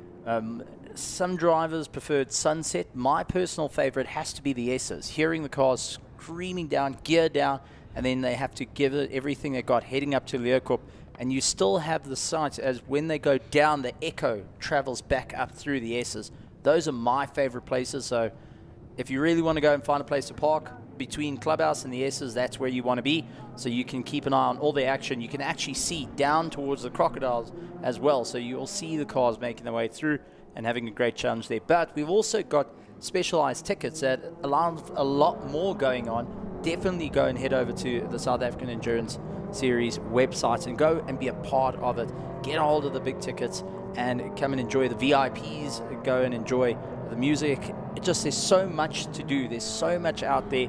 There's no reason to go and miss out on this amazing annual event that is going to really start getting bigger and bigger and bigger. I mean, last year we thought, well, that was the mark. This year we've gone a bit more than that. We're doubling up. We're doubling down on this point. We are going to move forward and go and give everything I got. So Lotus Challenge out onto the track, and we've got the two champions of the class. We've got our Class B, David Jeremy, who will be out there. He's on number 60, and then our Class L, Nick Hodgkin, is going to be running on the way through. So keep an eye on Nick Hodgkin on the number 1 car. You'll see the Class L, and David Jeremy with number 60. Now, lots of people have asked, how do you identify a Class B and a Class L?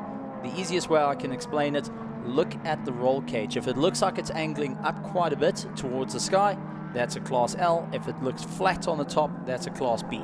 Easiest way to identify the two cars, just look at the roll cage. That will tell the story of how it's all going to go. So, interesting stuff here. Now, there's 2 sets of engines that the cars are allowed to use, and they limited to a 1600 Toyota 4 AGE 20 valve black or silver top. Those are the only 2 engines you're allowed to go and chuck into the cars. Very robust engines that you can make your way through. Also, only H-pattern gearboxes, so you're going to have to really work for it. No traction control, no ABS. This is a go-kart on steroids. Incredible. Yeah, to see the low profile of these cars and the camber of the wheels, it definitely is something reminiscent of a go-kart. And to have the wheels so high up and close to the driver's helmet in terms of height, something also that takes you back to the karting scene. But that, I think, is a great way to summarize the handling characteristics of these cars. Now, I do wonder then, how do they handle, or how did these particular racing drivers approach a circuit as wide as the Kyalami Grand Prix circuit? I definitely imagine 3 abreast, 4 abreast scenarios are a dime a dozen when it comes to cars like this. But in terms of the ideal lines and approach to curbs and level of aggression with this particular kind of car, are we looking at a similar approach to single-seaters or something slightly more adapted? Actually, very, very close to single-seaters. The only difference is single-seaters got a lot of rear rotation to them with the engine being in the back. The Lotus, the engine's in the front, but it's only the diff in the back. So it's very, very light in the rear. So the nose pivots in quite a bit, and you've got to actually just chuck the car in, let it hold and bite, and it'll go for it. You've got to be quite aggressive with the car. You've got to manhandle a little bit, but you also need to have that little bit of precision coming in on throttle control, because that can make or break your race. These are also very momentum based, so you don't want to slam on the anchors too hard. You want to rather carry the momentum through. It will bite. I mean, these cars weigh going on 580 kilograms at most. That's very light. It's feather light. Well, the body is made out of pure aluminium. Yeah. That's all it is. You've got an aluminium around a steel tubing frame, and there you go. Put an engine, put a steering wheel, and put the driver behind it, and you've got a brilliant little car that will go and make its way around. So a lot of people do compare it to a Lotus 7 of old, but the chassis are a lot closer nowadays to a K-trim that's out there. The super light K-trims, for those that are looking on different websites or looking at your games that you play, that is the closest to what a Birkin is. Unfortunately, Birkin is one of the manufacturers that kind of just didn't quite make it, but they produced some amazing machinery and will help create the series that is just absolutely tremendous, nose to tail racing the whole way through. Yeah, and speaking of the helping to create a series, you get individuals, I've learned walking across the grid and asking questions, individuals that help advance the technology, despite the fact that it's relatively frozen in time, given we're talking in hindsight when it comes to Birkin, the likes of the Falconers, building and modifying their car to the extent where it can get to a different sort of bracket of performance, finding some sort of twists and turns that give them that edge that puts them at the top or the helm of this class for as long as they have been. Well, that's it. They've gone in, had an original Birkin that was run by Thomas Falconer for quite some time. They then developed their own chassis, going and focusing a little bit more on safety and also stiffening it up in parts just to allow the car to move around, but also just allowing some little bit more movement than the older chassis and helping that goes. But it doesn't do a lot to take it away because the rules are so strict out there. There's no way of just going and blowing by.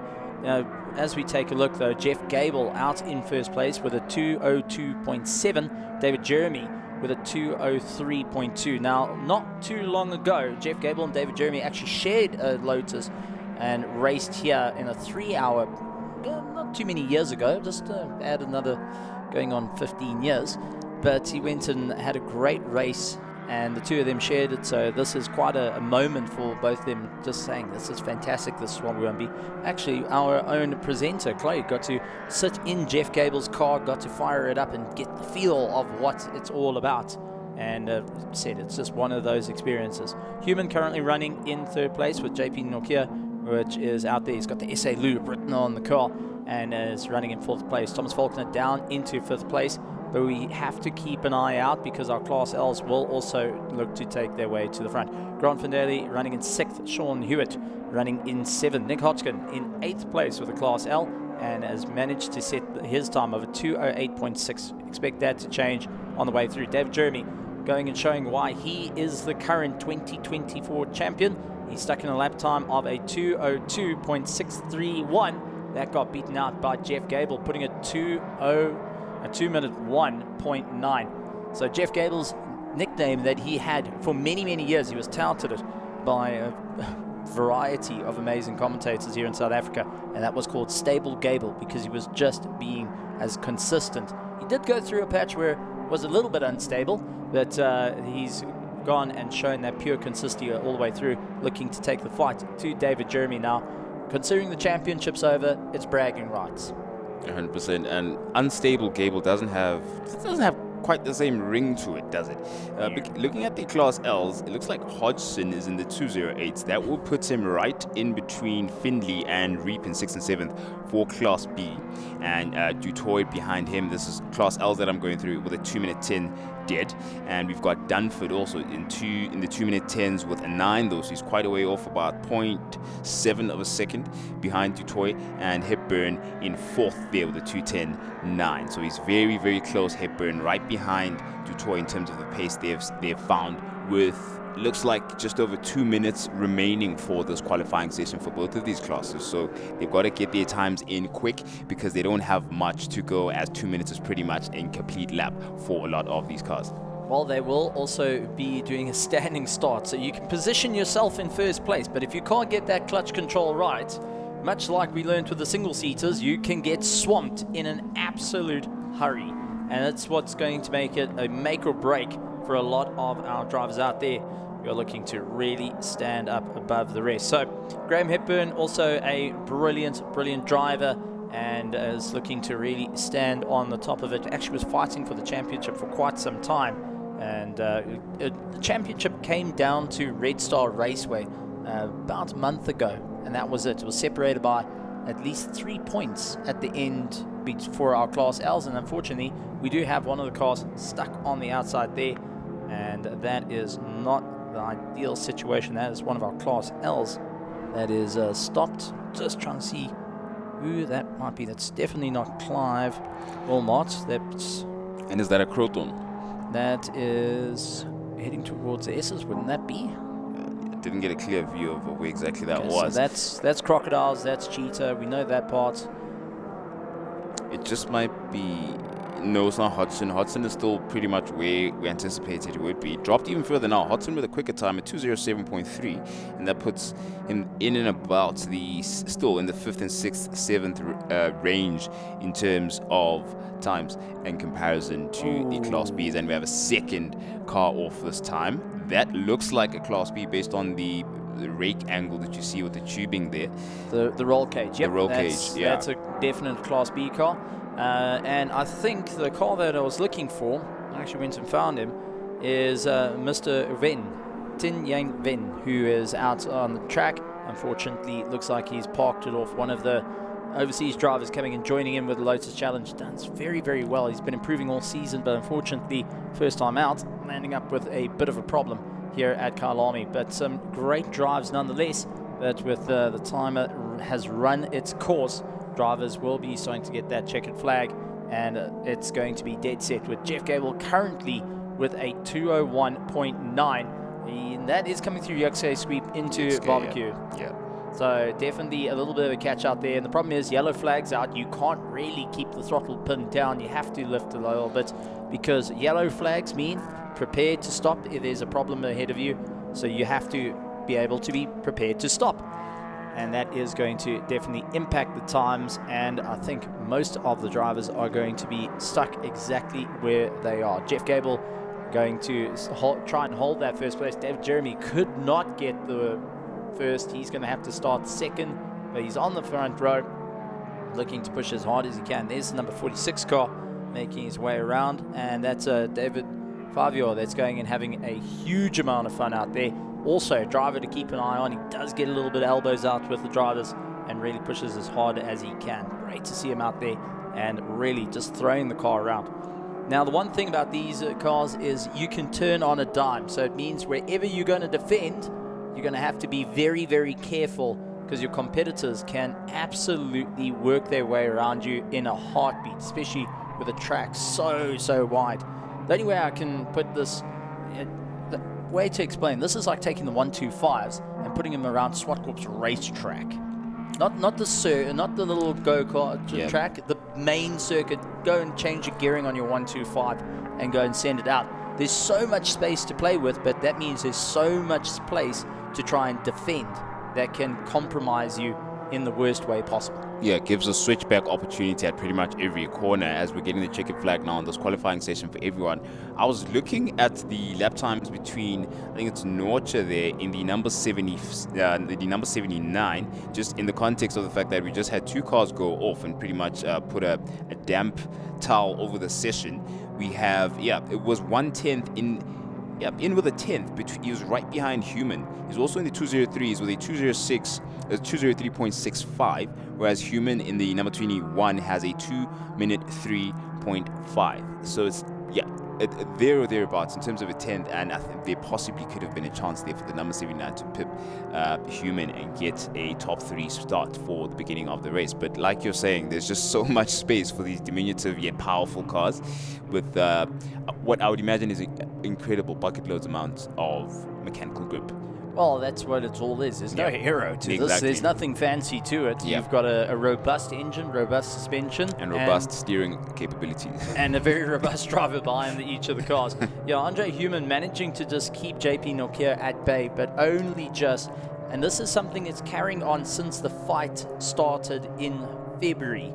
These two have been duking it out non-stop through the year, and it's not ending in this time for November. So it's going to be a fun one, considering it's the last race for them for the year, and this not being a championship event, they're going to be really giving it everything they got to just try and stand at the top of the ladder. I mean, this is for bragging rights right now. You're on Kyalami. If you can get the win here, you can get the win anywhere.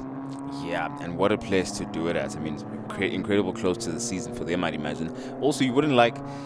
Well, I suppose it depends on who you are, but you wouldn't like to be too stressed going into a circuit like this. I guess it's a bit of a holiday for some, but having incentive works for most racing drivers, very competitive individuals, very driven and focused.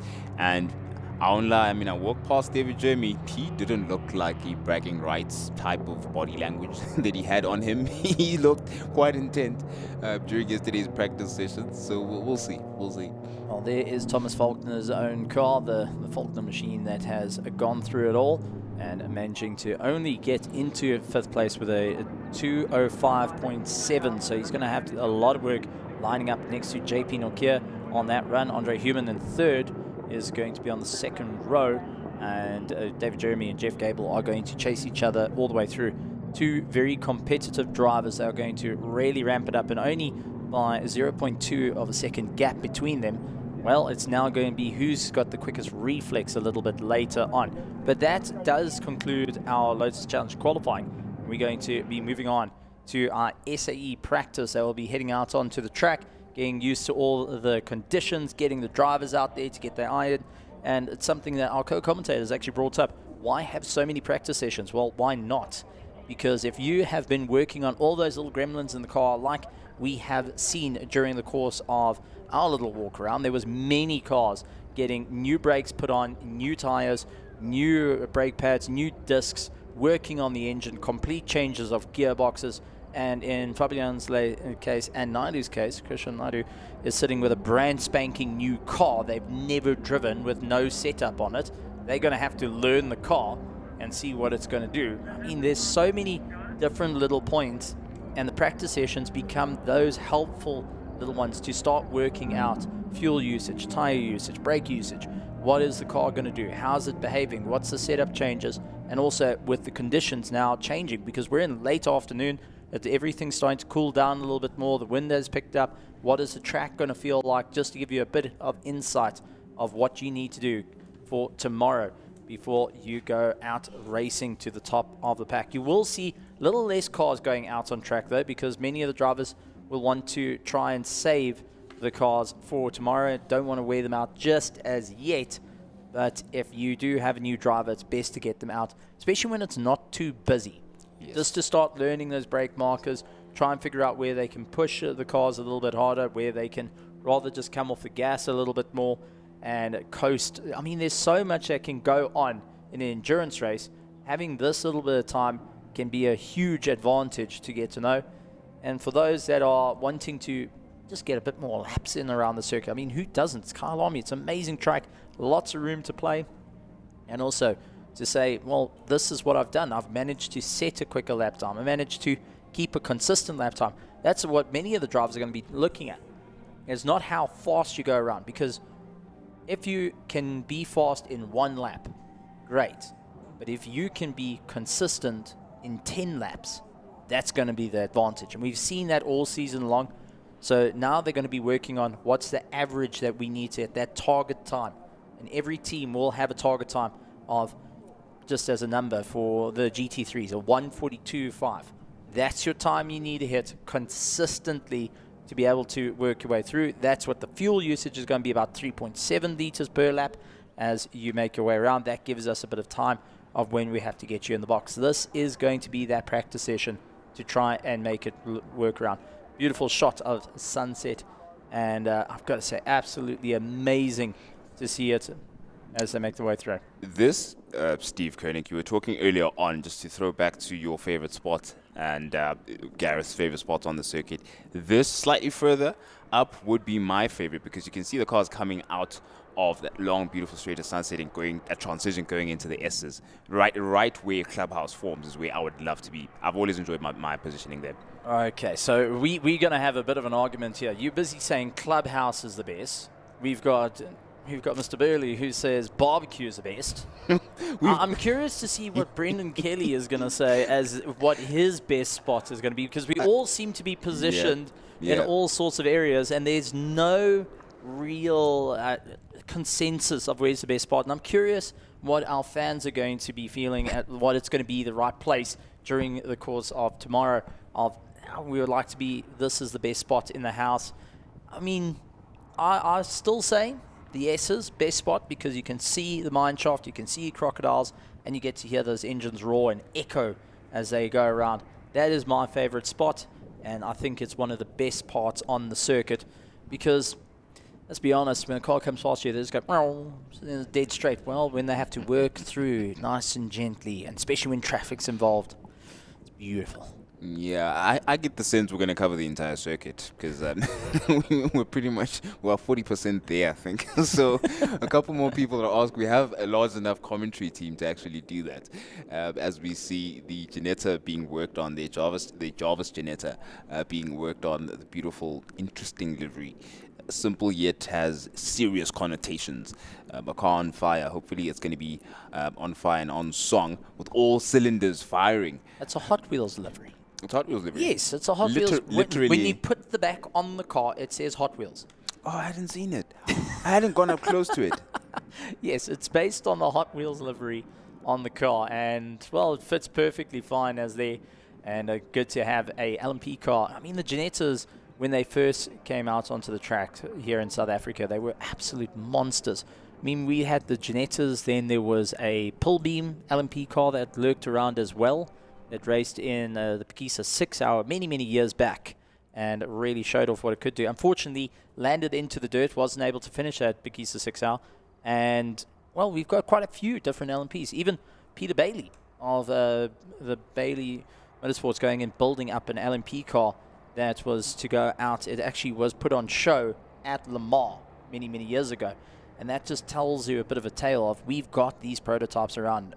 And for them sitting in the garages, if you have one sitting in the garage and you're thinking, this is just as pretty as a Mona Lisa parked there, it would be even prettier as a Mona Lisa going around the racetrack. So for those that do have the prototypes lurking around, you have to get them involved come next year to be involved with this. I mean, we've got a variety of interesting vehicles of that sort. We've got Nashes that have lurked around. We've seen a couple of them. We do know about the Ligiers. Unfortunately, Andrew Horn not able to make it this time round.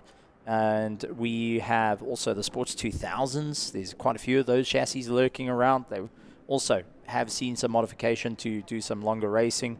It's great to see that there is an interest in endurance racing, in sports car racing. Everyone loves a tin top. I got to say, tin tops are great. You go and have a chat to Charles Runchies, he'll tell you straight. If you're going to go for any type of racing in endurance, rather get yourself a tin top. I would beg to differ, along with many others, saying go for the sports cars. I mean, if you're going to really push the boundaries and really want to extend it, at least what looks better, a Lamborghini or a Janetta? Yeah, fair enough. Nova or an Audi R8? Fair enough. Your Nova, the likes of your Nova, your LMP prototype cars, they already, I don't know, there's something about them that looks like it it shows you exactly what the engagement of the car is when it comes to the elements, which the main element being the wind, right? So generating as much downforce as possible. Sort of the lines and the contours that these cars follow has really interesting implications if you want to look into the aerodynamic side of things when it comes to cars, because they are pure racers. They're pure racers. It's not something you're going to see going out on the road on your way to get bread. It's something that is purely built for the track, and it's 100% at home in this environment, and it's built absolutely for its full potential on a weekend like this. They purpose built for endurance racing. That's why we don't get to see many categories that allow the sports cars or the prototype cars into many of the different categories. And there is the small homes oddly around, like the sports and GT. We will be seeing them going out, and also for the South African Endurance Series that they do belong in. But I will admit a tin top does have a little bit more opportunity to race everywhere, and you're able to go and have a bit of fun with them. But we're taking a look at our V8 Roadsters currently out on the track. That is the number 42 car that is making his way around the circuit. And I've got to say, Trevor Graham, right? Yeah, that is Trevor Graham. They've been quite happy with the car. They've recently just replaced the brakes and hoping that that's going to work. One of the questions I asked, I said, how'd the brakes feel? I said, well, it was all great. Then we realized it was a little bit worn down. How did you realize that? He said, well, the brake pedal just kept going further and further and further away until we realized there was an odd sound that started coming from a certain grating sound that comes out when you don't quite have many brakes left, where the pad's reaching its peak. Yeah, which reminds me of a couple of our competitors. I'll remember in a moment they were talking about the same issue with their brakes as well as tire wear, because their suspension wasn't hard enough to accommodate the kind of handling that these cars would be forced to endure around the circuit. So those are the kind of niggles that we're talking about, and these are the kind of things that are emphasized more with this valuable practice time. You get to iron out all of those kinds of kinks and make sure that your car is in perfect performance condition, and you've, as much as you can, eliminated these random factors that are just going to feature during the course of a 9-hour endurance race. Well, taking it back to last year, where we saw the likes of the Stradale versus Into Africa. Stradale brought their Mercedes, had a great time. Kwame McKenna was in the car. Unfortunately, that car landed up getting hurt on the Friday. Saturday was the race. We've got to figure out a plan. They went home, picked up the Audi, and this is the championship winning Audi returning to the circuit and really looking to put in a bit of pressure. Now, they're not in for the championship running like they were previously, but they can be the thorn in the side when it comes to the likes of Into Africa, BBR, and Adjust for Sleep. So Stradale a little bit further down is with Charles Rangi's in 11th position, so he's not close enough to be able to take the fight to the sharp end of the field, but may be able to just go and cause a little bit of a headache there for the sharp end, especially how quick this Audi R8 has been performing at the moment. So Charles Rangi's is going to be relying on Arnold Neveling, the dynamic duo between the two, and also there is the concern of racing 9 hours as two drivers in this car, of how much wear and tear the drivers are going to feel. That was a discussion that we had a little bit earlier, and I got to hear straight from Charles Rangi saying originally it was a bit of fun. They did the 1 hour race, and then hang on, maybe it wasn't a good idea to have two drivers. Oh well, we can't go back now, let's make it work. And now they're going to have to push as hard as they can for Arnold Neveling. This is just another day in the beautiful paradise that he's in, and traveling with the Bobcat Audi R8 GT3. Absolutely stunning to go and take a look at. And honestly, if you are around, please go take a look at the Audi R8 and go look at the Lamborghini. Go take a look how similar they are. Even to the gearboxes are actually an Audi gearbox and a Lamborghini, and you can buy the little badge of Lamborghini and stick it over the Audi. Genuine, you can buy the badge just to block off the Audi on the gearbox casing. But the steering wheels, perfect one to go and take a look. Take a look at your Audi steering wheel and your Lamborghini steering wheel, same contours, same movement. They pressed out of the same machine. So you get to see very close similarities between them. They do deviate as Lamborghini decided to do a few adjustments, but both still fall under the VW brand. Yep. And so they do have a bit of a friendly rivalry, I could say a sister rivalry in that regard, between Audi and Lamborghini. Both got the screaming V10s. You just got to find what works for you. Yep. As we take a look at the Into Africa going and bringing out their big baby to go and have a bit of fun. Love the South African flag on the back of it, and they put it out front and proud as they have it stopped in the box. And it's just something, when you come and take a look here tomorrow, you will see it standing at the front while they're working on the engine. You can just see the pride that Into Africa has for the country here, South Africa, and how precious these moments are, looking to represent. Well, it's going to be a lot of hard work this year on their climb to go for international glory. Oof, that is the most beautiful trim I've seen this Lamborghini in, I must say, Steve. Easily a top 3 contender in the liveries I've seen this weekend so far. I'm going to go look at it again in the metal just to make sure. But number 1, Bobcat is also right up there, without a doubt. I've also realized that the Ari Neveling there's a different sort of demeanor when it comes to the two of them. I mean, now we have to get into a discussion of how they're going to split 9 hours. Ari, obviously, look, he eats this right up, you can tell, because of just his demeanor. He's a very calm, calculated, cool character.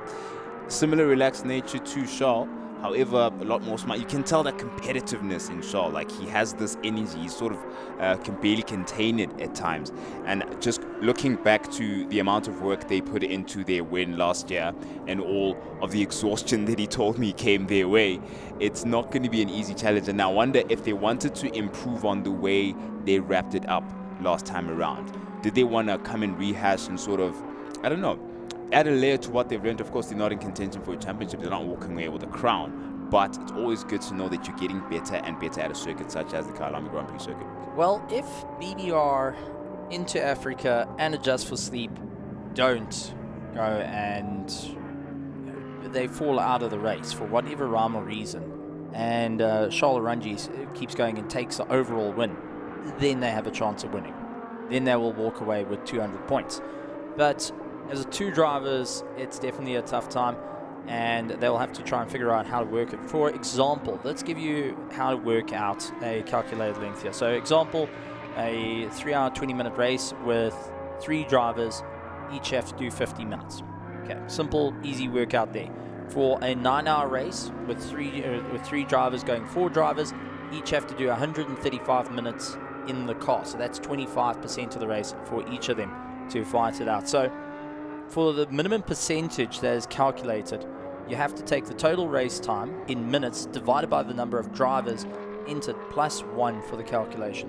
So if you want to do it at home, 9 hours, go and convert that into minutes, then go and divide it by the number of drivers, which would be 2 reserve, that will be 3, and that will give you the minimum amount of time that needs to be spent in that Audi R8. Talking about that, let me actually give it a try. I've been doing math all day. Let me go and chuck a little bit of math in right now. You don't seem to mind the math. At the moment, someone who's putting down some serious math is Ari Neveling with a 142.4 as his latest, quickly improving on what was, I think it was 142.5. So he definitely entered that window of performance quite early on. He's shaving away at it bit by bit, and you can see they formed a bit of, he and I think, is it Stewie? Yeah, so it's Xolile in the Lambo at the moment, formed a bit of a sandwich with Trevor Graham there at the top of Mineshaft, and still into of each other. So now it's Ari Neveling, Xolile as well as the BBR, the number 5 BBR with Verismo Tavares at the wheel. So they're going to be possibly copying each other's homework. I absolutely endorse copying homework and seeing what the other guys are doing to get as much as performance as they are. You can see Ari Neveling does not mind hugging those curbs, especially at the S's. The first curb in particular, he used quite well to get some grip in and get a decent exit out of there. And the interesting part about the top of Mineshaft is the braking marker, which is the tree Steve Koenig seems to love so much. I do wonder if they share the same sentiments at the speed they'll be doing, if they're looking out for trees throughout the day from sunlight till after dark. We'll see what that looks like. I'm interested to hear that. I think I'm going to get Nadine and one of our team to find out if the tree actually is a breaking marker, Steve. If that is the case, I'll be quite impressed with how you're able to keep track of that. But we also have the number 95 Lamborghini Gallardo out on the circuit at the moment. The Samlin Racing Gallardo. We're yet to find out, the transponders yet to go across the start finish, so we know who exactly is at the wheel. But Samlin Racing have been incredible this season. On tenacity alone, I mean, they're looking at Class B to take the crown, but the overall effort by the team to join this series, commit to the series, race after race, and just taking the knocks as they come and proving that's exactly what endurance racing is about. And Red Star, round one, was exactly where they, I think, set the intention. You knew from there that we're dealing with a fully committed team there, because four of their cars were under threat for not finishing. And eventually they did get a couple of finishes despite the trouble they got, and they just kept coming back, Steve. Definitely the case. And yes, the big tree, as you come over the crest, you will see the big tree. If you go on board, you will see the big tree on the right-hand side. So as soon as you see the tree anchors, then you know you're at 50 meters and life's about to get very interesting. And the moment that tree's cut down, even Ernest Page will agree with me on it. You take that tree out, you're going to have 90% of the field going through the fence, because everyone's gotten used to it. It's been there for generations. So I did a bit of math. Each driver for the Stradale team needs to do 180 minutes, which is 3 hours minimum in the car during this 9 hours. So they have to do 6 hours to be able to count as they've done 75% of this race. Yep.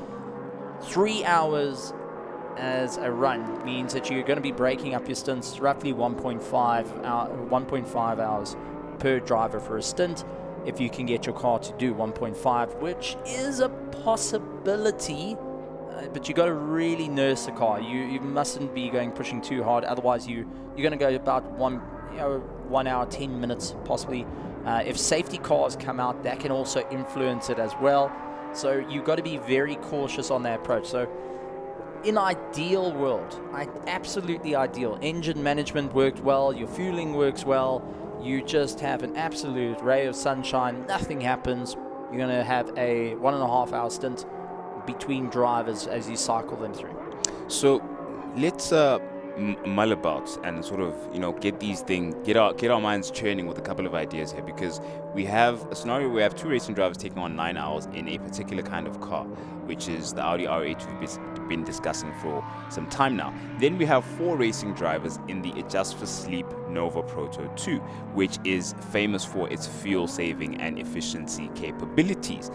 If the roles were reversed, if we had 2 racing drivers in the Nova as compared to in the Audi R8 here, can the Nova still be driven in aggression and in anger without having to worry about the implications on overall strategy and pit stop around the 1.5 hour mark for a stint? Not really. The Nova's got a smaller tank by substantial. I think they've got a 90 litre tank in the car, okay, versus the GT3s have 110 litres to play with. So for the Nova, it is outright pace that's going to win the run here. You have to keep pacing yourself. If you want to talk about how long the road can go, you want to rather push yourself towards the top. Remember, they have to do 135 minutes per driver, so getting 4 drivers during that whole escapade is definitely a tough time, and the math will have to come out for it, for the drivers having to think, okay, what do we need to do? 135 minutes, that is 2.25 hours in the car each in a 9-hour race. So versus theoretically a 1.5 hour stint to give yourself a nice break in the GT3s, whereas 2 driver team, you're going to have to divide 2.25, and that's going to be a rough stint time, unless you're going to compromise and put 1 driver with a little bit less time in the car, which is it's not a bad thing to look at. Come to think about it, you take your, essentially would be your bronze driver, your slower driver, that would be taking less seat time, and you keep your pros to push you up through the field. So bronze driver, the minimum amount of time required, let them just try and keep going, and then you have your pro drivers that are able to cycle up. You'll have your silver and golds essentially that will push their way up through the field. So Going to be a great one in terms of thinking about the strategies, but these are strategies that have been worked out months in advance. Yes. That they've been going through. Each of the drivers thinking, okay, what do we need to do? How can we push ourselves? But valuable data being collected at the moment. Charles Ranchi's managing to set a 1 minute 42.5 as his best lap time. Last lap was 147.4, so playing around and working through the traffic. John's at the moment in the number 80 car, running a 143.069 as the best lap time. So it's going to be a great stuff there. We got the Clarker who is running a current 144.5, trying to improve on his personal best, try and work his way through. And one of the things that he keeps discussing, I know every interview you've had with him, he always talks about the youth going and challenging him to get better and better, move his way up through the order. Yeah, 100%, and there's plenty of youth in that Into Africa setup alone, let alone the entire grid.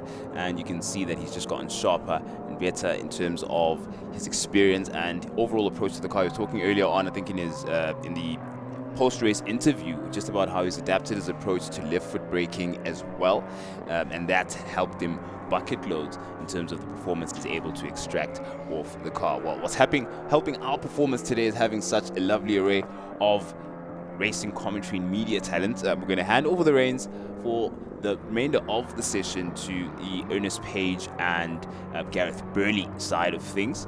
And gentlemen, we are ready for you to take South African motorsport fans on through for the remainder of the National SAE Practice 2, as we have the Prague-y, I think that's the Prague-y Pretorius VW at the moment that's making its way out of the circuit. A couple of the VWs have come through, but gentlemen, over to you. Thank you, Prince, and certainly beautiful afternoon. Wind swirling around a little bit. No sign of big clouds really coming close, so looking forward to a great afternoon session. So a couple of cars, you might be asking, where are they? Where's this Trofea? We want to see the Trofea. Ernest, where is it? The Trofea is sitting in the cabinet. No, we're waiting for the trophy to head out on track. There's lots of strategy going on here. Some of the guys are not actually practicing. Some of the guys are actually doing work. I've just come from the garages now, and there are a few cars that are left to park on the side because they're making some strategic changes. The winner of the 3-hour, the car's actually apart at the moment. They're changing something in that car at the moment. So I'm not at liberty to discuss exactly what is being changed, but they are making some changes on the spot. And when it comes to those big changes, this team is a proper outfit. Yeah. As in the old days, that's what they used to call the racing teams. And they're confident that they're making the right decision, making the right choice, and when the time comes, they will be back out there. But for now, we can enjoy the cars that are on screen at the moment. And speaking of on screen, I mean, Audi R8 followed by Lamborghini up towards one of the most iconic corners in South African motorsport. I mean, that is just what I'm talking about right now.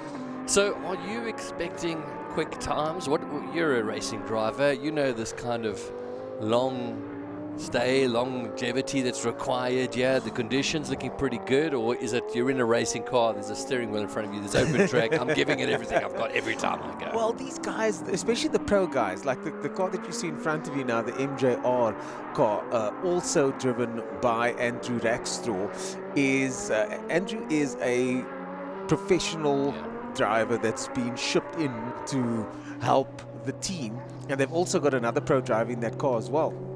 So it's all mental. I spoke to Andrew earlier on, and I'm hoping we can get an interview with him later on through Nadine and the team. But one of the things that we always talk about is it's all mental. If you're able to maintain focus, maintain your aptitude, the mind can will the body to do certain things. And that's why we have those moments where Nigel Mansell climbs out the car and he's got to get carried away because, yes, old Nigel was a dramatic one. Yeah. He was a bit dramatic. But when it comes to those things, it's his mind taking him across the finish line. And once it's done, there's a moment of relief. So these guys knew what they're signing up for. I've spoken to some of the teams. They've been up till late last night, early in the morning, but this is what they've signed up for, and they are here till the end. When it's over, and then it's time to relax, and then that knee cramp or that muscle cramp will kick in. But until then, it's especially for the pro guys, they don't have a choice really. They're here because they are literally either paid to be here or they've been shipped in and offered a sponsored drive to be here. So, yeah. So let me just give you a little update in terms of what the times are currently. So I'll talk a little bit about, whether these guys are pushing it or taking it easy. Well, Pitamba's just got into the Inter Africa Lamborghini Hurricane. He just put in a 142 flat, 142.092. Now, didn't we say what was the lap record was around about that pace? Yeah. So the lap record at the moment is a 141.6, if I'm not mistaken. Michael Stephen, yeah. Yeah, there are some murmurs, and I've seen some footage of the Just for Sleep car having done in the hands of Jonathan, having done a 141.4 in race conditions as the flag comes out for the end of practice 2. So I think this weekend we'll see a lap record potentially, but the drivers are also told, it's an endurance race. They're not here to pump out hot laps, and the record only counts during the race. Their qualifying pace and their lap pace are going to be two different things. But well done to Pitamba. Pitamba's really come a long way since when he started, a very young green driver. Now he's done it all, including travel the world, and successfully so as well. Well, this is a very impressive time. 3 drivers here in the 142s, including Sholarangi's in the Stradale Audi. But it's the German there as well in the number 80, alongside Rackstraw and Jackson. That's putting a 142.9. That's the quickest that car's been so far as well today in the free practice. Past that, we've got Hammond. Beautiful. Yeah. Beautiful. You're pinching. Okay. Hammond in the 151.2. He's in Class B. Then Vitaris, who's in the Porsche 911. He's just a little bit off the pace there. Lots of factors as well. But Kari Hill, great to see her under the 2-minute mark there with the 158.054. They've got their eyes on the 9 hour. They want to finish a 9 hour.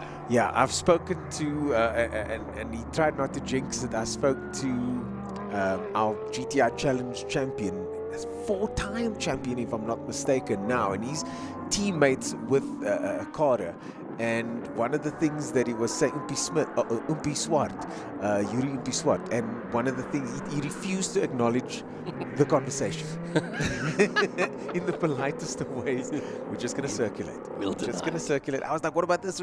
We're just going to circulate. And he wants to kill that demon, he wants to slay the beast, so to speak, because motorsport can haunt you in certain instances, especially the guys that have that thing that they haven't achieved.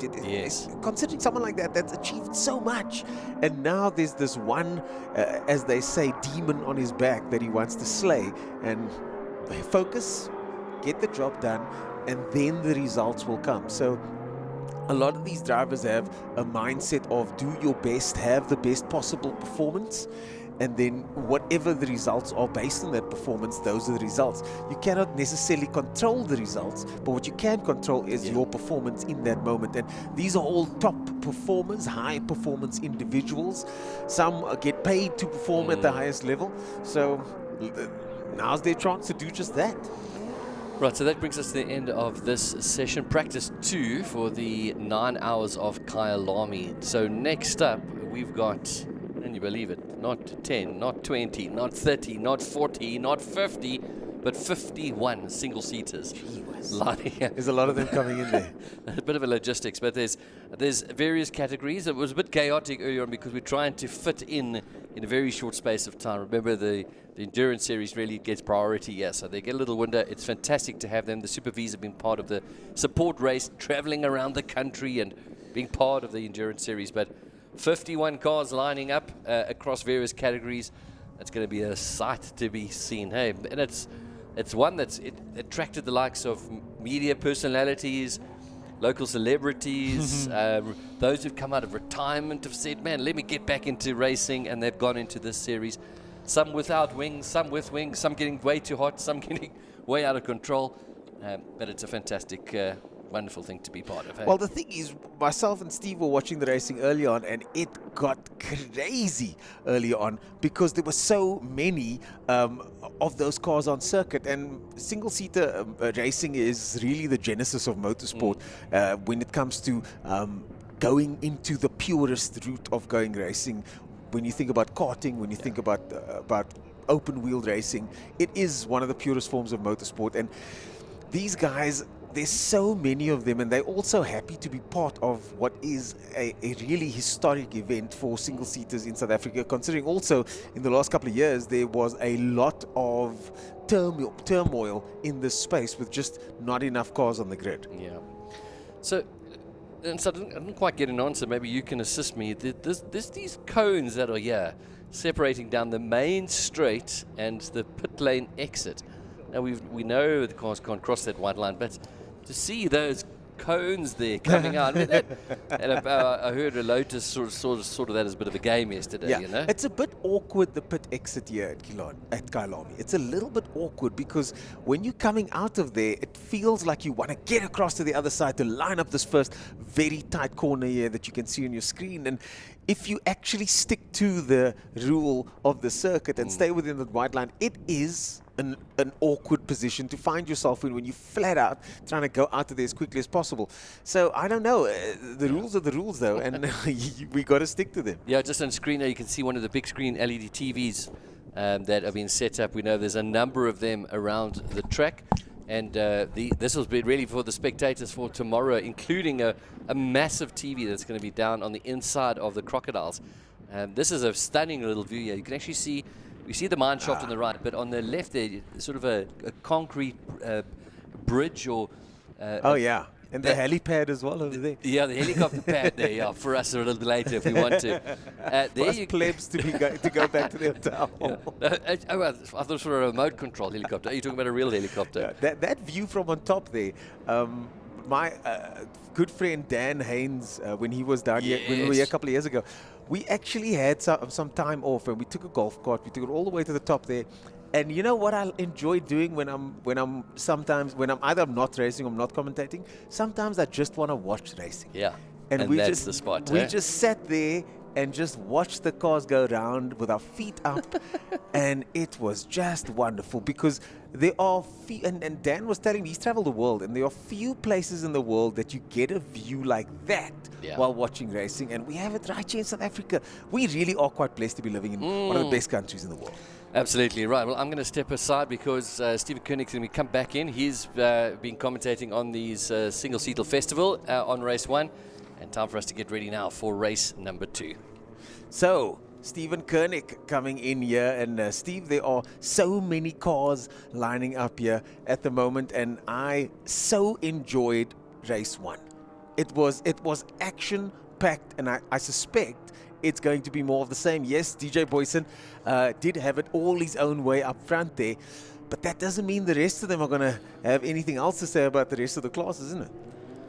You got 1 point. What's that? 1 point. South got 1 point. Oh, but yes, of course. Now it's a little bit closer. Alan Mayer, Yannick Herber are going to be charging towards the front, and don't count out Robertson. Has got a multitude of experience in tin top racing, in X Legends, and also in the form of the Volkswagen, trying to push a little bit harder.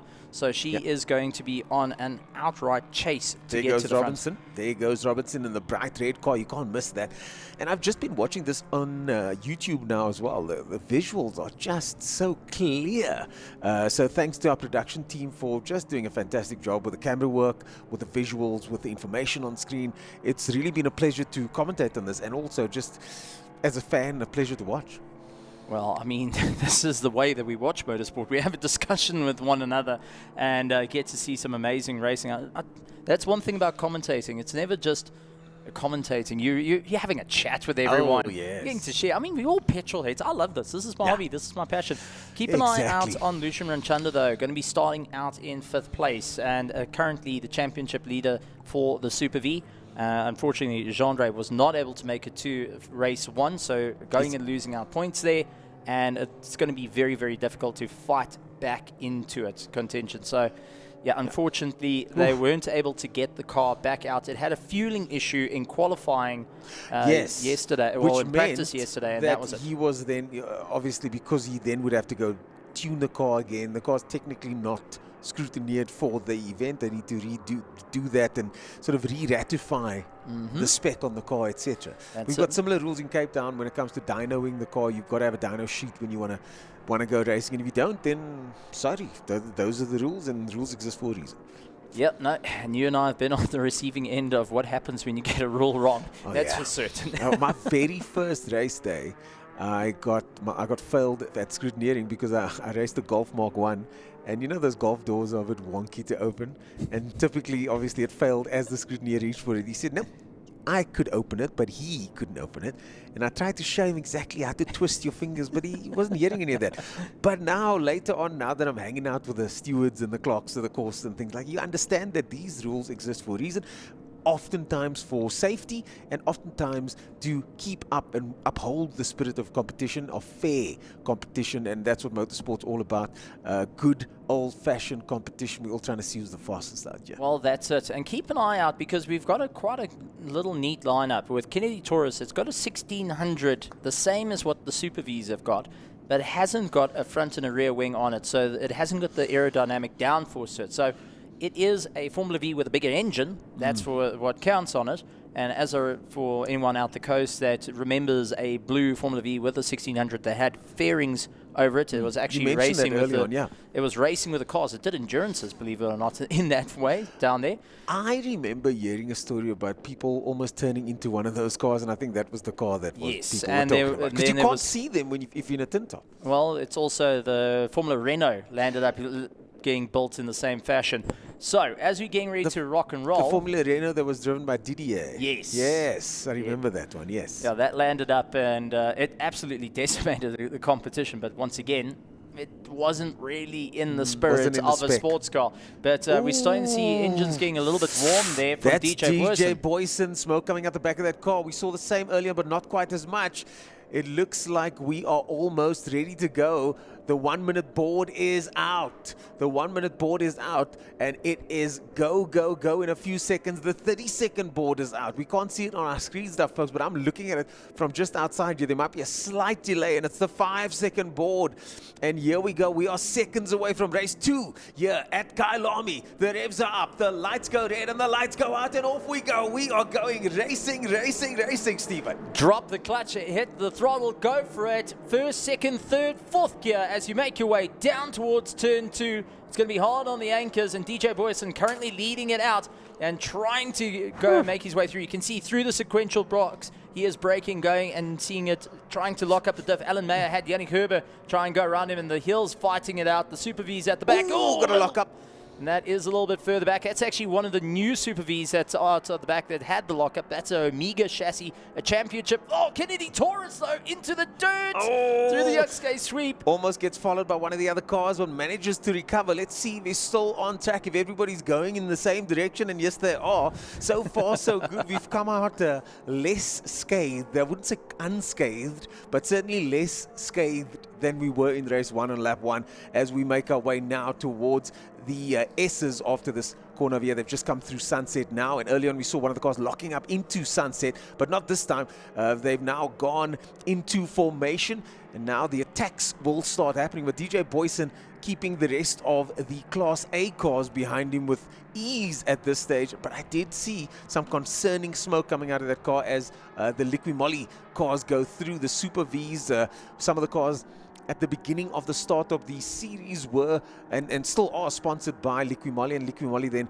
wrapped a bunch of those cars. One of those cars, of course, Early B, who I don't think is out there at the moment. He had an engine failure earlier on. It seized. It got very, very hot and seized, and that's why it was in. A couple of cars going around. It is one of the Rudders. I think that's a Brandon, that's Vaughan Hills that's ahead of Peter Hills at the moment as he makes his way through. Damien Archer getting caught up, and Traden Tromp is about to get swallowed up as well into the bowl as they look to go side by side towards Cheetah. Second guess that idea. Traden managing to keep ahead of the two, but it is so close as they power their way on and turning into quite an exciting endeavor indeed, as all the cars make their way through. Damien, who is currently in the Formula GTI, that baby blue, has got the power to try and close up to the rest of the field, but when it comes to cornering, he seems to be on a little bit of losing wicket there, trying to make his way through. He's got the likes of Smith ahead of him, Francois Jacobs in the 77s lying in 12th, and then we've got Hilton Morrow lying in 11th. Brandon Hills is leading out of that little pack as well, so he's just trying to make his way through, as we do see Damien Archer managing to carry a lot of momentum and is now getting swallowed up a little bit into turn 2, braking a little bit early there, and that's costing him a fair amount of time as Kenny Torres trying to go right back onto the tack with Lucian Ranchanda ahead of him. Damien Archer moving to the left-hand side. I suspect something's not happy on that GTI. I was just going to say, Damien Archer in the top 10 over there and first in Class D in that Formula GTI, but he has pulled over now as we look through the current standings over here. And DJ Boyson leads off, Gerber in second position, Meyer in third in Class A. The Super V category, Ramchanda in first position, Jacobs in second, that looks so familiar, and LaRue in third place. So far, the gaps seem quite even, of about 2 seconds between them. So Ramchanda in a relatively comfortable spot at the moment. Formula 4, you got Fenter that didn't start, so the only goal. Something's coming out the back of that car. That's coming out of the exhaust. That is a lot of smoke coming out of the back of one of the Super Vs, and try and get the number when he comes on. Was that smoke or was that fuel? I thought it looked liquid, but I could be wrong.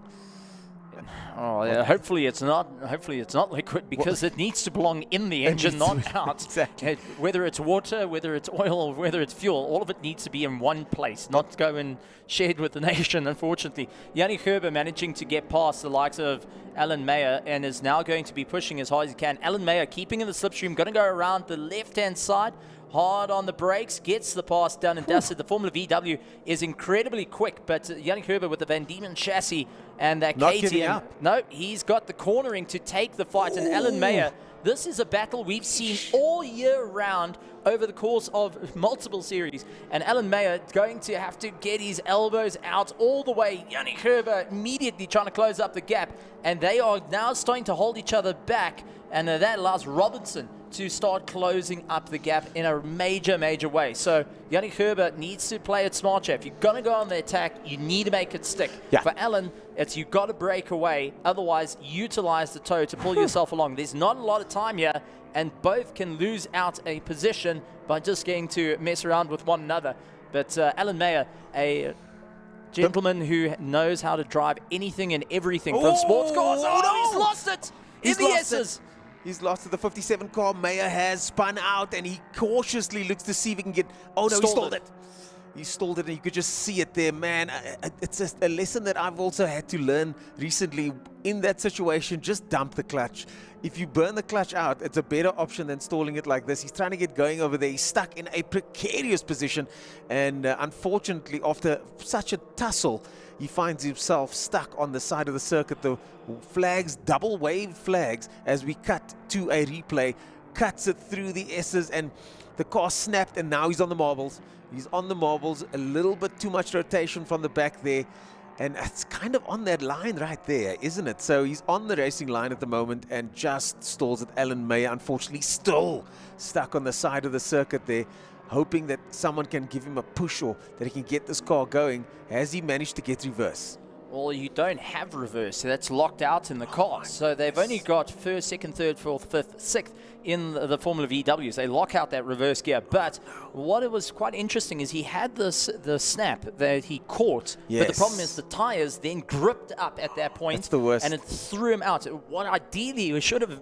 That's when you hope that you had worn out tires to just try and get it to snap and slide the car around instead of having it grip and then let go again. Safety car is out. Safety car is out. The marshals, trying to get the car going. I think he's got it into gear. I think he's got the car started again. He's going to try and turn it now. These cars are so low. Just look at that barge board at the bottom. They're scraping on the dirt.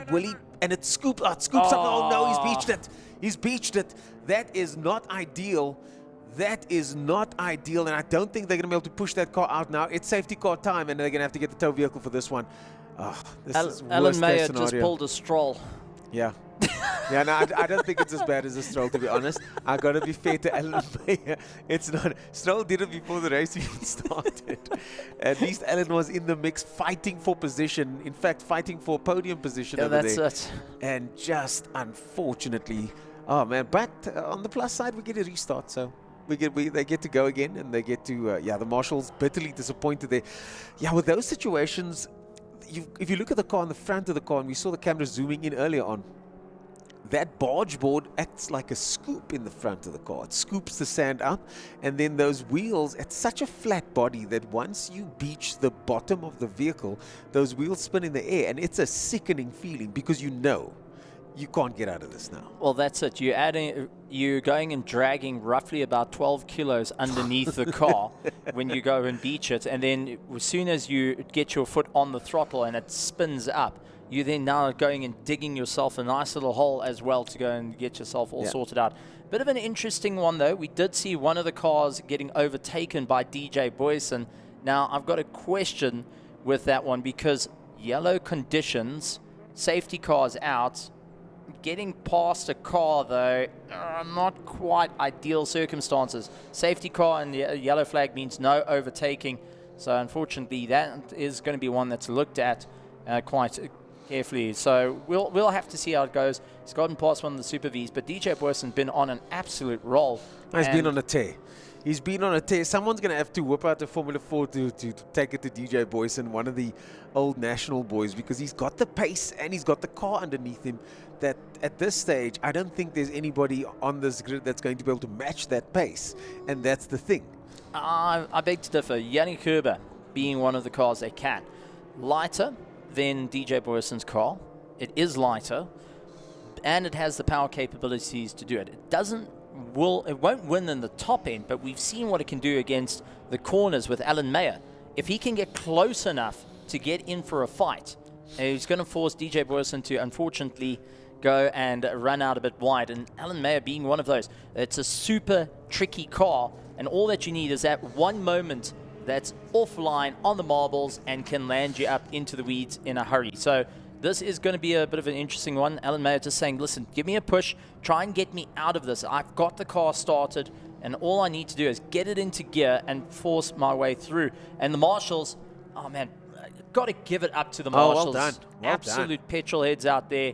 And I wasn't sure if they'd be able to get it out of there, to be honest. Well done to them. Cleans the wheels up as well. Thank you. Thank you, on your way. Honestly, if you're a petrol head and you want to be involved in motorsport, definitely go and be a part of the marshals KMA. You'll learn a lot. First aid, fire, how to deal with all the stuff. It's fantastic. And I've done the fire marshal's course, by the way. Oh, fantastic! Yeah, it's awesome fun. Oh, that's it. You get to play around quite a bit. You get to put out an actual big fire of an actual car. But it's also just the feeling that you're part of the race day. You're the critical part of the race day. I'll be honest, I've never been a marshal. I just went on the training, and I was just there for the good times. No, you need to definitely go try and be a marshal. I highly recommend it. And it's definitely being in the background of motorsport is part of the fun. Especially, putting on the helmets and getting to race is always great, but getting to be in the background for such events is always a fun time indeed. So as we do see the cars starting to get themselves going, Alan Mayer just waiting for the entire train. He will then drop onto the back. Remember, he is a couple of laps down, so he is out of the fighting order. So at the moment, DJ Boysons is out in first place with Yannick Herber in second. Robinson running in third. Then we got Brandon Hills running in fourth with Peter Hills, his dad, chasing him down in fifth. So the Formula The V's. father-son battles continue here, and that's not the only pairing we have here on track, is it? Exactly. We've also got Lucian Ranchanda that is running in sixth position, championship leader of the Super Vs. He's hoping to get a great time. We got Hilton Morrow, as we did see Aiden Morrow, unfortunately, in the race one, landing up, spinning the car, but he's managed to get back on track, and seems like race two is a bit better. So Hilton Morrow is in seventh, and eighth place is Vaughan Hills. there we go. Aiden Morrow, top 10 at the moment. He's just a little bit further down. I missed that name over there. There is Aiden Morrow in the top 10, and he was looking so good early on, fast, carving through the field, and then just a little bit too much. But that's the thing about a car like this. It is knife edge. You step over the line. It's not the kind of car that you can leave black lines everywhere and expect to get away with it all the time. No. It's definitely not what you want to do. But I can say we've also got Francois Jacobs. I've got to give it up to the gentleman as well.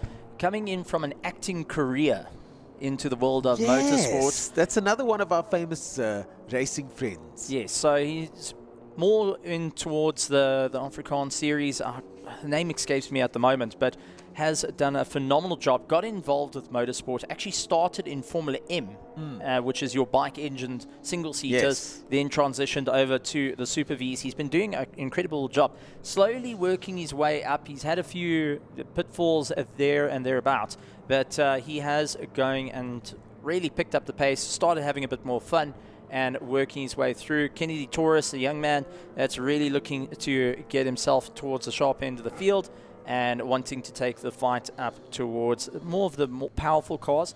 And he's got the 1600 that will be able to do it. He just needs that little bit of a gap. But 3 laps, going 2 laps. We're going to have a 2-lap sprint by the end of this race. So it's going to be a difficult time for the drivers to really push themselves that little bit more. But for Jean-Andre Leroux, unfortunately, losing yet another set of points. But this is going to allow Mark Tucker to move up in the Super V points as well. So Mark Tucker has an opportunity to move up and be able to take the fight to the sharp end.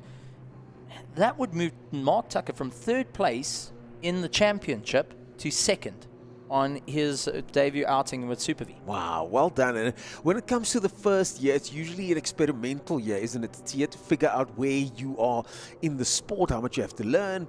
You've got to figure out how to drive the car, but it's not just about driving the car. It's the preparation of the car, it's the team. Your team might not have ever worked on a car like this, etc., etc., etc. And then you've got someone like Tucker that just comes in and does exceptionally well, really does what needs to be done to be able to perform, and we commend him for that, especially as you say in his debut season. Well, he is yet to actually miss a round. Consistency. He's gone and scored.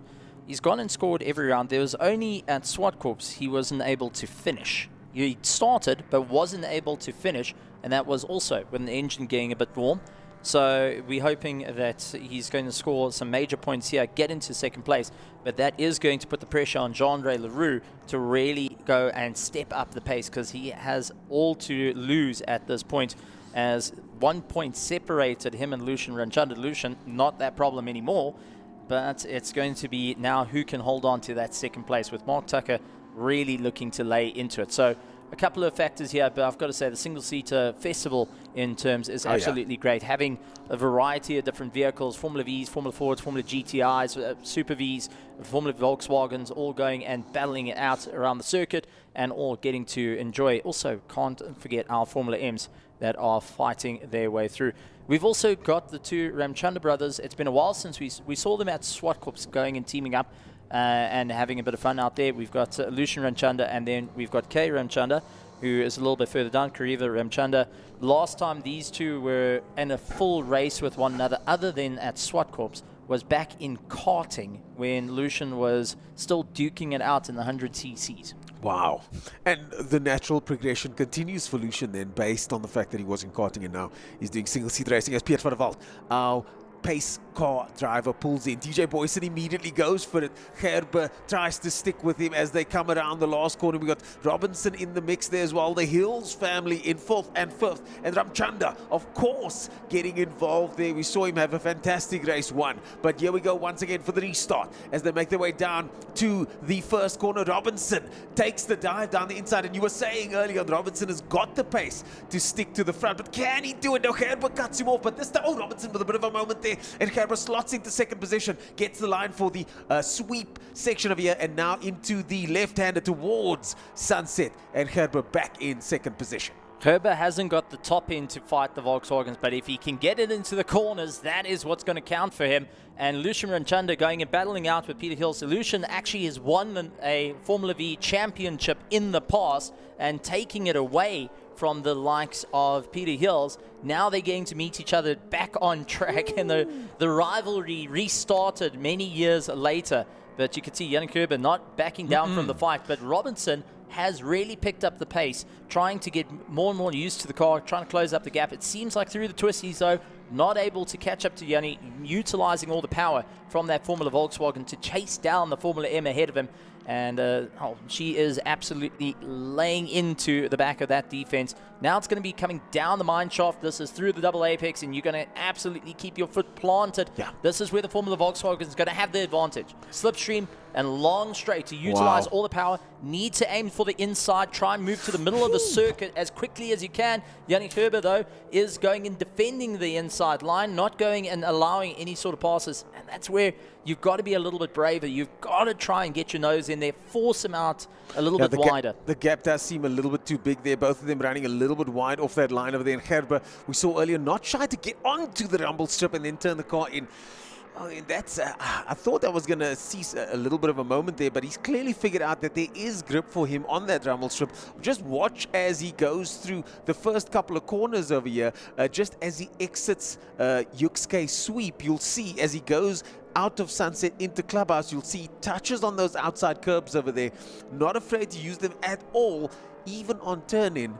So clearly confident in what his car can do and his own abilities. Well, don't count out. If we go a little bit further back, 4th, 5th, and 6th place are all on top of one another as they're going to be pushing. So we're taking a look at first, which is DJ Boysen's Yannick Herber in second and Robinson in third. But if we wait just a touch longer, we will actually see how the battle in 4th place is also becoming a little bit more of a problem, because Lucian Ranchanda's gotten past Brandon Hills. They're a little bit further back, but it is a monster gaggle all together with one another. Lucian trying to open up the gap, and you have got the likes of Hilton Morrow chasing him down at a rate of knots, and Kenny Torres trying to go onto the back of Aiden Morrow as well. Look at that. The Hills and the Morrows are alive with the sound of Formula cars as these clans battle each other out, and a bit of a hill sandwich is what Hilton's finding himself in at the moment. I wonder if they know who, they probably know exactly who's around them, and I wonder if there's a little bit of family strategy going there, because I'm sure Aiden wants to jump in and help his dad. Well, the two Formula M's do have a distinctive look to one another, and that does become a little bit more on the beneficial side. But obviously the Hills family going and having Brando on the one side and Vaughn on the other. Oh, snap oversteer from Yannick Herber, and that's on the exit. Yeah, pushing a little too hard in the car, just letting him know maybe not going and pushing it too hard is going to be the better option here. Checkered flag at the ready. DJ Boysen taking the win, making it a 2 points for the South, beating out the North today. Well done. Say today. Well done, DJ Boysen. A hand out in the air. Herber gets that second position. Robinson in third place. And will it be Ramchanda in fourth position? I mean, in a Super V. Let's see. Coming across the line, the applause on the side of the pits. He's happy with that. Look at that fantastic performance as the rest of the drivers come through. It's Hills, it's Morrow, it's Phil, it's Hills again. 3 Hills in a row. Morrow beats them all out, clears the sandwich.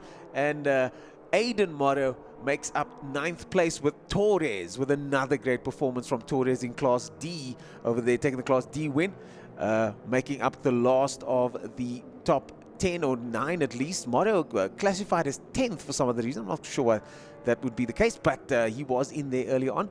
And really great driving from these competitors over here. Exciting stuff, and it's really good to see. Exciting single-seater racing is back in South Africa. So Hilton Morrow has climbed all the hills that could be in front of him. Oh, there's so many of those, aren't there? So many jokes like that. Oh, you've got to keep them coming. That's it. You got to throw a dad joke once in a while. And I know Peter is one to really go and do it. And the pride of racing with the family. So an absolute well done. But as we take a beautiful shot, I've got to say, love the single-seaters, love to see a good mix of single-seaters, and also a completely full grid of it. As you said, it's been those difficult times where we've seen single-seaters go into a bit of a dip, and slowly rejuvenation coming in both Libra down in Cape Town, and also coming up here into Joburg. We've got the Super Vs that are around. We have got all our national challenge categories that are racing, and national categories around, like Formula Ford, Formula 1600s, HSSA, and all them being around.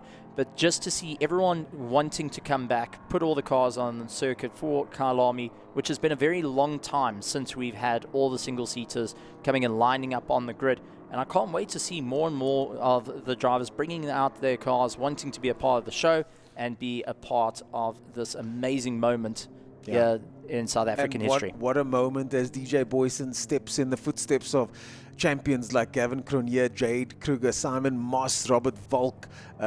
You've got Troy Dolenschenk, who's just recently won the Formula 4 championship. You've got guys like Claudio Piazzomuso. The list goes on and on and on. And all these drivers over the years, Dave Shelton, all these, Lee Thompson, I mean, we could literally go on, Scott Temple. We've got all these drivers that have won championships over the many, many, many years that they've been single-seater races in South Africa. And then, of course, now, finally, we've got even Heinrich Lategan, who's racing here at the moment. Unbelievable stuff.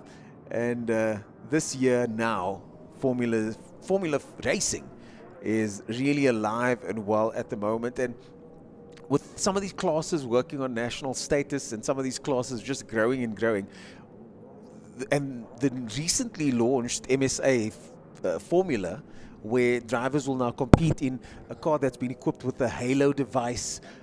There's just such good movement when it comes to motorsport in South Africa. People always talk about the heyday of South African racing, and then you drop names like Anthony Taylor and Dion Joubert, etc., etc., etc. But I think there is a new heyday in South African motorsport, and it's happening right now. There's never been a better time to get into motorsport, as we get the results on screen shortly. There's never been a better time to get into motorsport. I'm sure these guys that are out on track at the moment can attest to that. And once again, DJ Boyson on the top step for the second time today.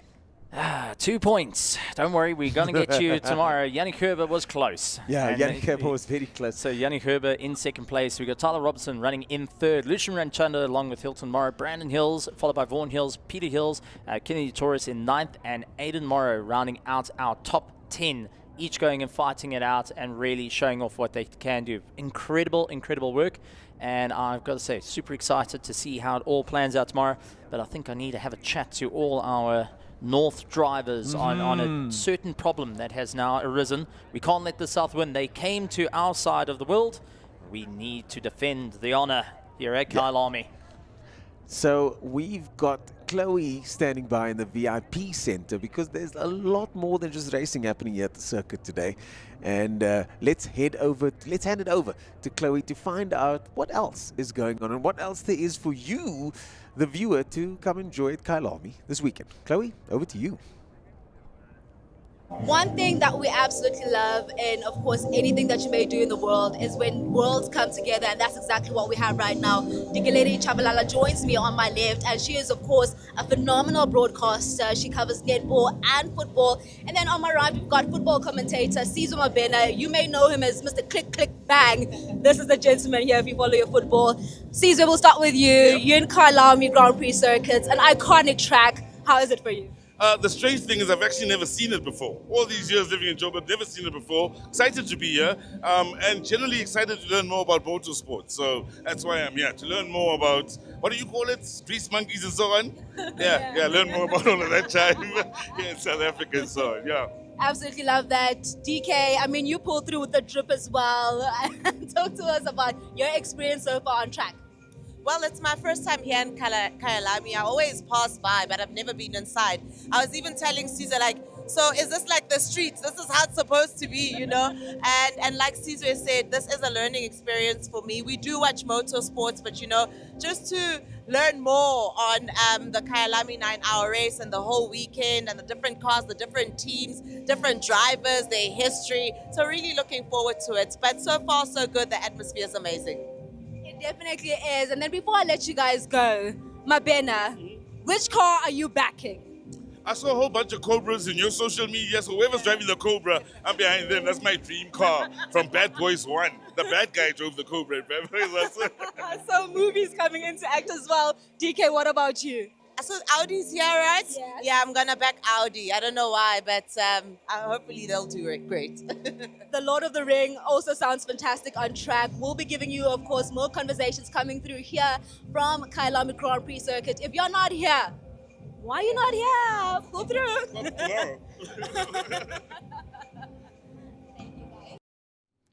The bubbly Chloe, chatting to the people out there enjoying the festivities, and it's still early days because tomorrow is the big one, isn't it? Today, usually the day before, people are still at work. It's Friday.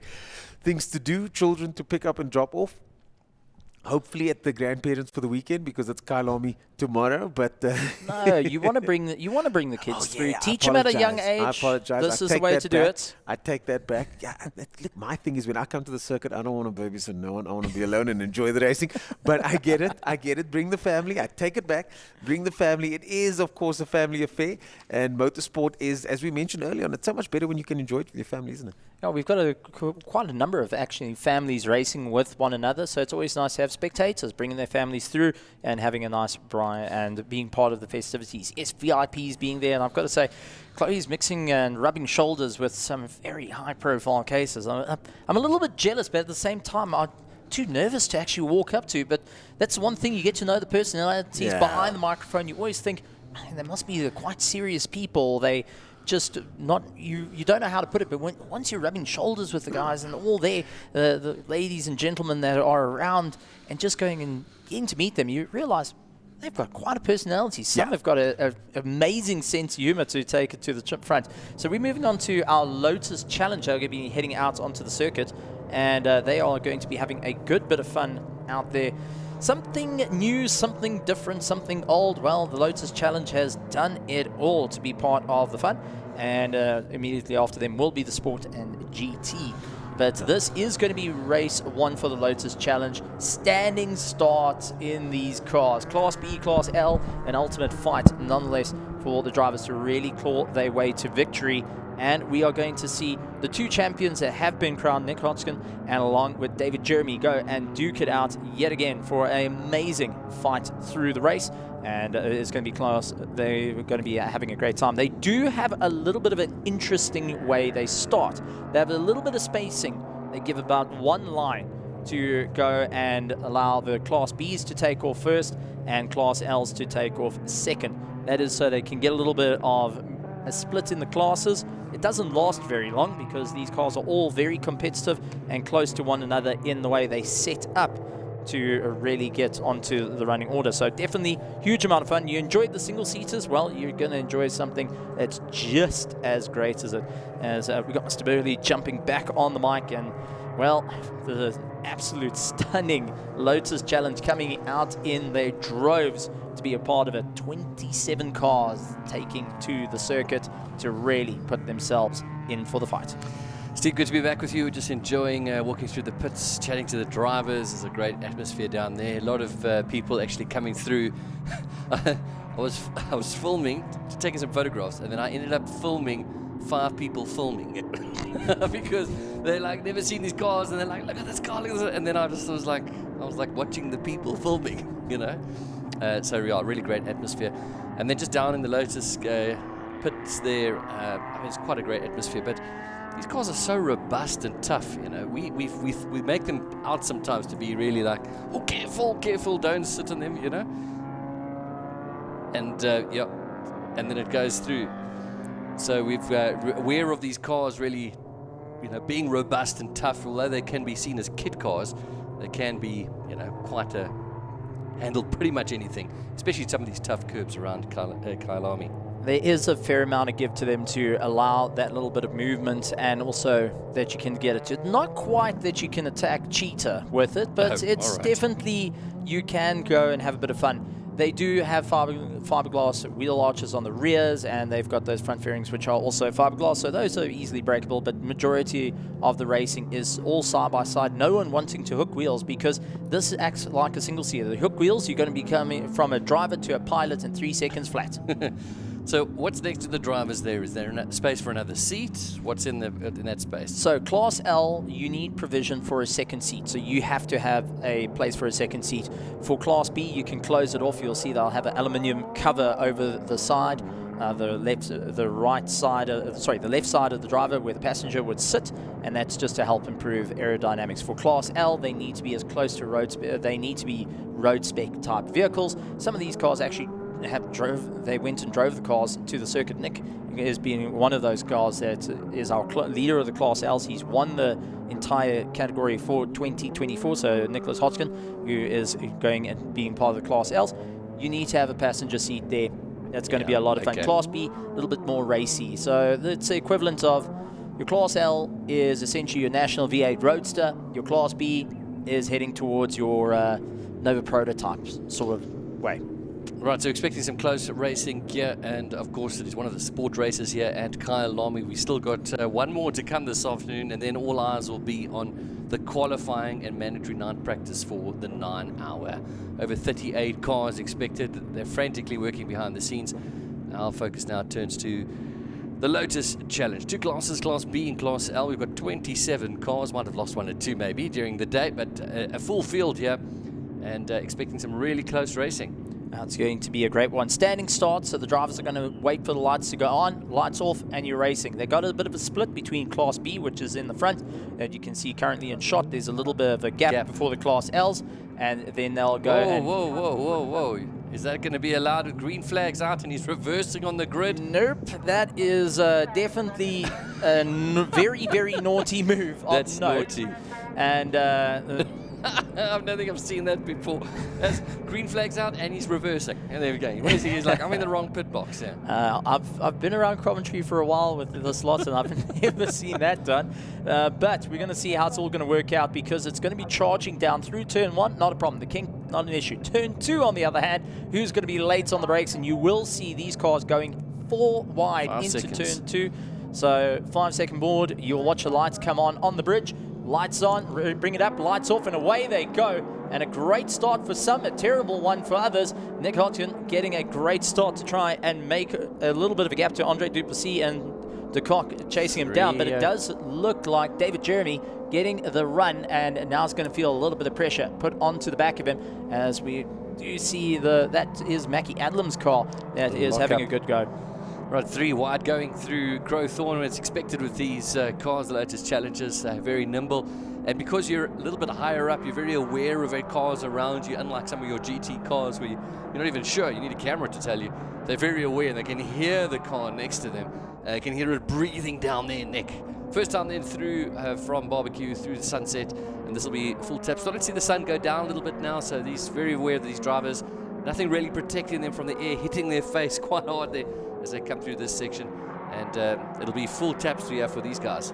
Well, David Jeremy getting pressure from JP Nokia as they fight it out for first and second, and JP had a brilliant start to try and back away. Sorry, that's Jeff Gable that's out in first with JP Nokia on the back of him. So JP's trying to open up the gap just a little bit more on the way through, and he's going to really have to go full taps on the way towards Mineshaft. Goes for the defensive. Jeff Gable is very comfortable through Leerkop. He keeps a very tight line. You'll follow it through down the second apex and get going, as we do have a battle for third and fourth place as well. So it's turning into a bit of a train as they make their way down the Mineshaft. It's flat out full taps side by side, and you really got to give it. Around the outside of Mineshaft, and he's going to look for the inside line. This is a common overtaking point here at Kyalami. And almost sliding out there from the lead there, Jeff Gable. He's going to be compromised a little bit now. Is Ingwe an opportunity to overtake here for David Jeremy? For JP Nokia, who's going to go around the outside. He's going to have a beautiful shot here if he can get the undercut, and Jeff Gable keeps a nice defensive line. David Jeremy lying in third place, trying to move his way up, and unfortunately for JP, he tried going for that inside line. It didn't quite work for him, and now he's going to have to give it a good go. But I mean, first, second, third, and fourth are on top of one another for our Class Bs. Then you go further down to our inside, Class Ls. Here he comes. Okay, has he got the inside line? It's going to be compromised. It's braking, but now he's going to come back at Gable. We've seen this move so often happen here at the Kyalami circuit, because he's on the inside line there now. Is he going to push? No. In fact, Gable is going to close off the door there and make sure that he doesn't have a gap there, but it's going to be Clyde racing between, because he brought third and fourth closer in as well now. Well, that's it. David Jeremy, the defending 2024 champion, now trying to go around the outside of his championship contender, and it does look like very, very close racing, as JP Nokia having to really back out of it. And here comes David Jeremy side by side with Jeff Gable, who is on the charge, and we have got Andre Human all over the back of them, as well as our top four are not giving an inch. And now you asked, how close can the racing be? I think this is how close it can be. Jeff Gable trying to keep the drive. Andre Human looks around the outside as they charge up the crest, It is going to be late on the anchors to try and sweep across the nose. And take a look at JP Norkia trying to hold it up on the inside as well. Oh, he's going to push him wide. No, they don't touch them very gentlemanly through there. But now down the mine shaft. You want to position your car on the inside. And gently move it to the middle of the circuit. Yeah, gently, boys, gently. And, well, Jeff Gable knows the move all too well. That's how he lost going back in the early 2000s in the Lotus Challenge. He lost his championship here by the very same move. Andre Human going and losing out. Oh, that's the number 27 Class L. And that is De Kock. He's got the engine cover from the front on the roof. How did that happen? All right, so that's going to bring us... I thought it was taken off just to give him a bit of shade. All right, we're going to get safety car and their confirmation. I look out the window here, and safety car board is out. That's a pity because the racing was really hotting up here for us with our front four, but they're going to need to just back it off now, and the safety car is going to be compromised. Yeah, they literally... Sure, they're right on top of each other. They're dangerously close to that. Now he's got his arm out. You can see that the safety car is now... You can see the safety car actually coming out the pits has now just missed them. So they're going to go round again and have to take another lap. There we go. Bit of... what's that? That's just a gazebo there, man. Well, you've got the right angle. That's unfortunately one of our low class that has lost it, and the driver going and walking out. So taste the cock, in fact, it was. So let's have a little replay of what happened. So this is through the entrance of the S's. Lost the rear under braking, slid round, into the wall, bent the front suspension from that one, and look at all the liquid pouring out the radiator. Hey, wow. Listen, I reckon if you gave him another 3 times, I'm not sure he'd be able to pull that same move with the engine cover coming out as a gazebo on top. Hey, that was pretty good. All right, so this is going to, unfortunately, and this is the thing about the support races, as much as we love having them here, we can't actually afford to have too much extra time for them. So we are going to stick to the allocated time, and if we're not able to move that car for whatever reason, it'll be the end of the race, unfortunately. Well, it doesn't weigh much. It's genuine. Right, it weighs about 580 kilograms, so it doesn't weigh much at all. There we go. Well, he's looking after his gazebo there, putting it at the back of the bucky. And let's see if we can get that car out the track way, because they're going to have to tow that now around to the pits. So we probably could have a 2 or 3 lap dash, which would be great for our first 4. Now, you would have seen the marshals just checking the water, because there's always a worry about adding coolant. Now, in your road car, you add coolant because it just makes the car run a little bit better when it's a bit warmer in traffic. Here in the world of racing, we're not allowed adding coolant because that makes the track extremely slippery. So it's only just water that you saw pouring out there. Generally, the same water you get from your tap. Yeah, and of course we can just see the sort of the damp mark here on the track, and that's on the outside of the corner, not on the racing line, so I don't think we should be compromised there. It's really just if the car can keep rolling and they can tow it away, so we will get confirmation of that. But is that a common thing to do? Is it a little bit early on the power there? Did he hit the curb too hard? What do you think has happened there on the entrance to the S's? So there's 2 parts that can happen. It's either you've braked and your trail braking didn't quite work out, and it causes the rear to rotate too much, and that's what it looked like. He hit the brakes as far and as hard as possible, and as he was coming off, he was busy turning, and it just upset the balance of the car. Now remember, these cars are very light. They've got no weight on the back. They've literally got a fuel tank and a diff. That's it. So that's on the back. So these cars, you can physically get 2 people to lift up the rear of the car, and unfortunately you change that balance. That's the first thing that's going to jump up on you, and unfortunately it goes and swings around and lands up. I think he's damaged the front suspension, and that's where it's going to need a big tow and a drag to get it off the circuit. Oh, well, the fans will be disappointed if we don't get back to racing here, because Gable, his best time was a 2:04.6, but look at that. Jeremy had 0.5 seconds faster lap, so he looks like he was the man to beat. Certainly the fastest out of the front 4. Human in 4th did a 2:04 flat and a 2:05 then for Norkia, who had sort of dropped back a little bit. Those are the fastest of those 3 times. Just looking back down the field, Faulkner and Findlay pulling in 2:06s, sort of the fastest of the rest, everybody else over the 2:10. So it looks like they're going to be able to push that car, well called there, Stephen Koenig, and they're going to take it not all the way back to the pits, but rather just off the racing circuit behind the barriers. This is a world-class facility, so that's going to be a quick little sort out. We might be able to get back racing sooner than we thought with 5 laps to go. Well, taking a look, David Jeremy won Class B for 2024.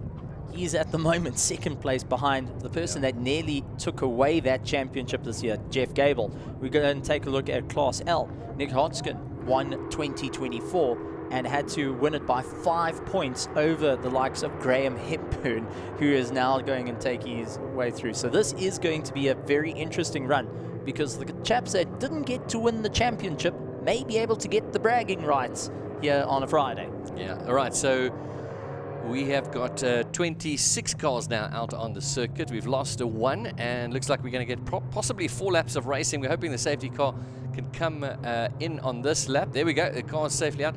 In fact, what we can see there's the marshals are going to want to just quickly get back onto the track just to see, and perhaps just sweep a little bit there. Yeah, get rid of some of the dirt, because that is now becoming very tricky. You've got marbles, you've got dirt, now you've got water. It's an extra little bit to slide, and it's something you've got to be well aware of on the way through. So difficult times. Yeah. The driver's going to have to just be a little bit more patient, but this is where the marshals are critical to be. Yeah. And honestly, when we get ready to have the racing, I got a funny feeling Jeff Gable, David Jeremy, Andre Human, JP Nokia are going to be immediately down each other's throats. Yeah. And don't count out Thomas Faulkner. He wants to get part of the party. Yeah, just a rare shot. We don't often talk about it, but there's the Leeuwkop castle in the background. We don't often get to look at it because we've seen the cars come so fast by, but look up at the top there. What a beautiful sight that is, and so often can be seen from other areas around the circuit. In fact, driving around when we go into our accommodation, we can see the Leeuwkop castle. This is now back down the track. This is one of the views that we really love talking about, which is, of course, looking back from Leeuwkop down towards Kyalami Racing Circuit,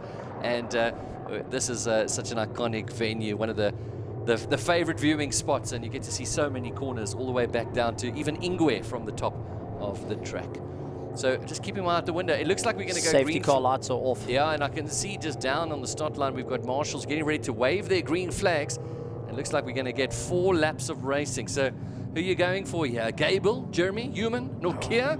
I think Stable Gable has got an opportunity. Gable. He's got an opportunity. Kyalami has been his circuit every single time he's gotten to it. David Jeremy's going to put up the fight, but Jeff Gable just knows exactly where to position the car. Look at this. The two know each other very, very well in the past, and sends it off. David Jeremy caught out sleeping, and JP Nokia not going and get caught out, with Andre Human trying to accelerate away as our top he's 4 right now start to pull the gap on the rest of the field. Watch out for Jeremy. He is right behind our leader Gable, and there we go. A quick cut on by. David Jeremy got the pass, Quick. now it is going to be Jeff Gable inside. He's protecting the line.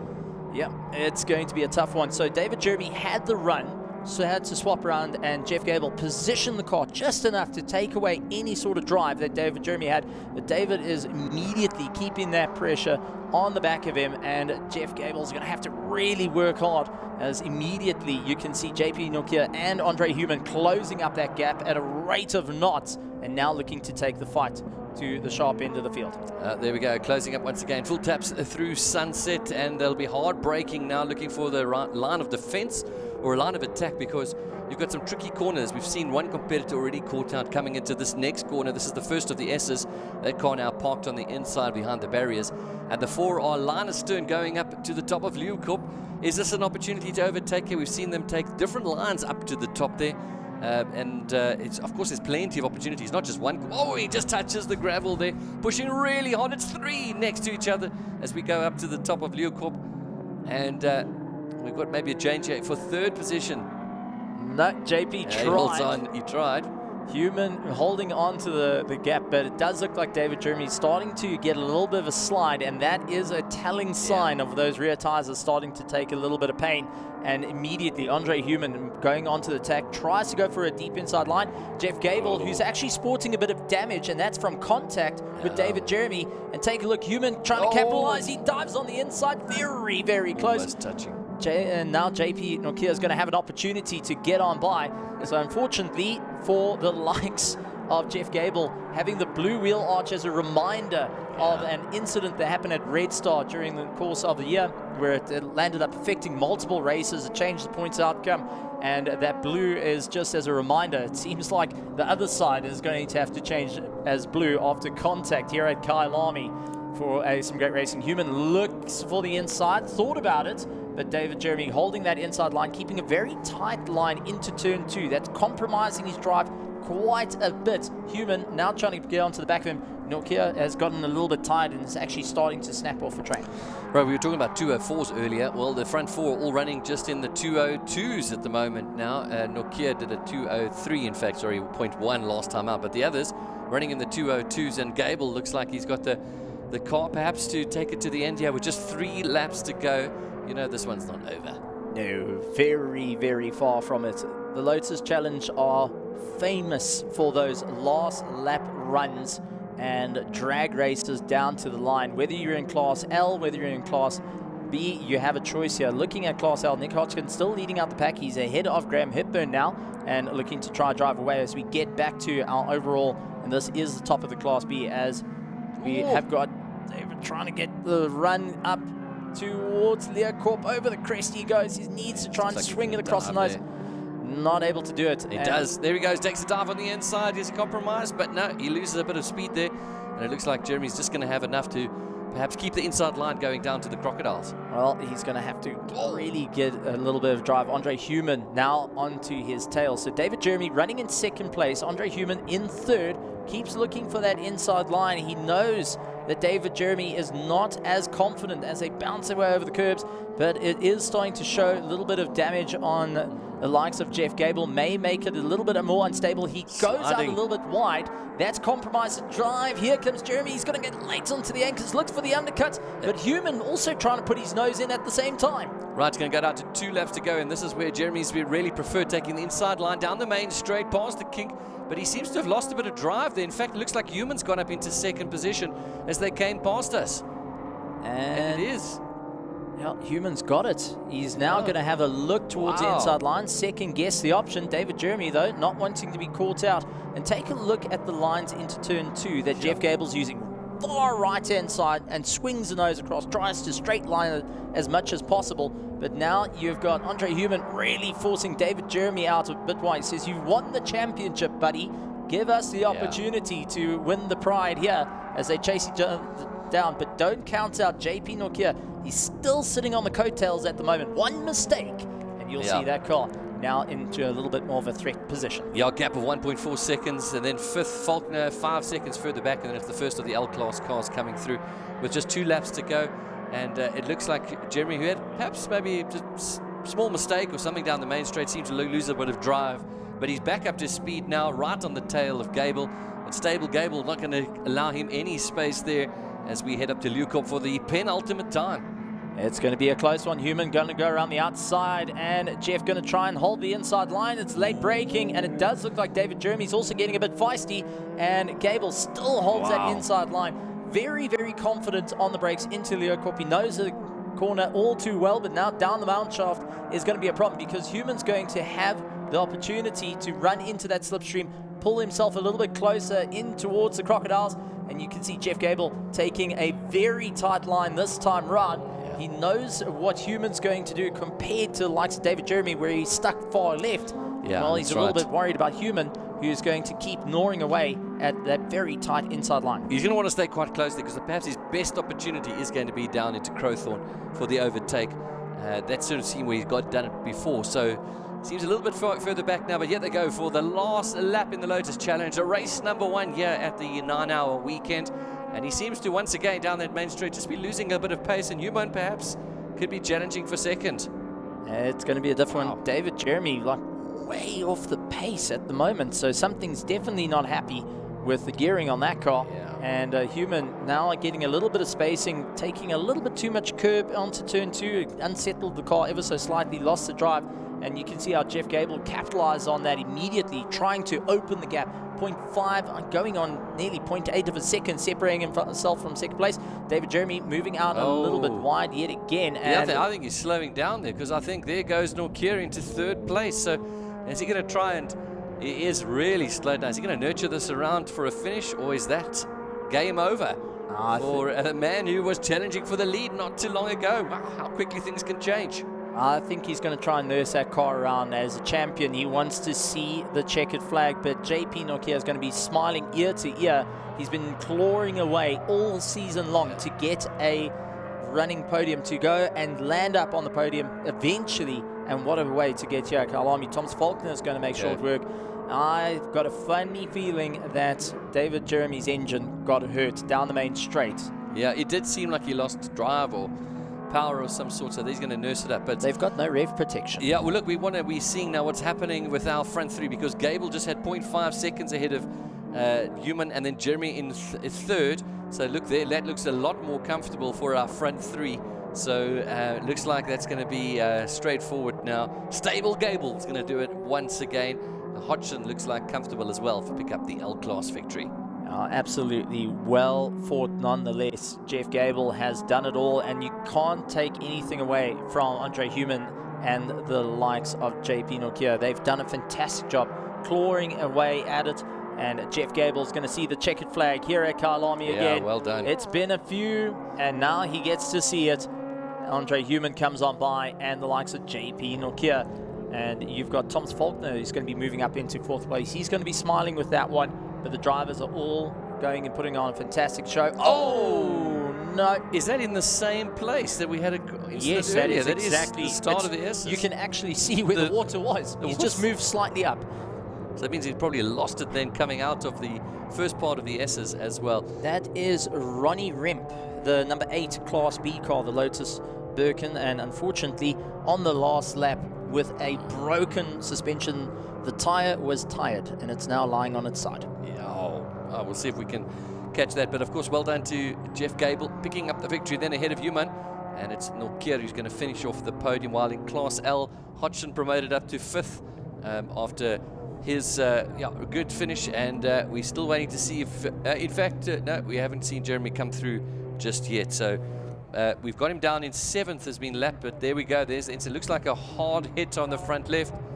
A little replay here for you of what happened here. Did he lose it in the first part of the S's? So brakes, pivots, same. and that's it. It's brake. That is under braking. They pivoted and smashed the front suspension and parked it literally exactly where Same the next spot. one. Moving the steering to try and see if it will turn. I think the left-hand side is not going to agree with you at that point, but good. 10 points for effort to try and do that. So, yeah, it was, in fact, we can just see in the corner some of the water that had come out from the radiator earlier. So a similar incident, but he lost it on the inside, so perhaps just touching a bit of grass or a bit of slippery perhaps in there, or just too much power coming into that corner. We'll have a chat to the guys afterwards, but he's safe, everything's fine. And these cars, as soon as you hit the wall, made to collapse just like that. And, fairly safely done, if you can say so, in a crash. Well, that's the thing. It's meant to fall apart if you get into a nasty accident. It's still a bit expensive when you get into a nasty accident.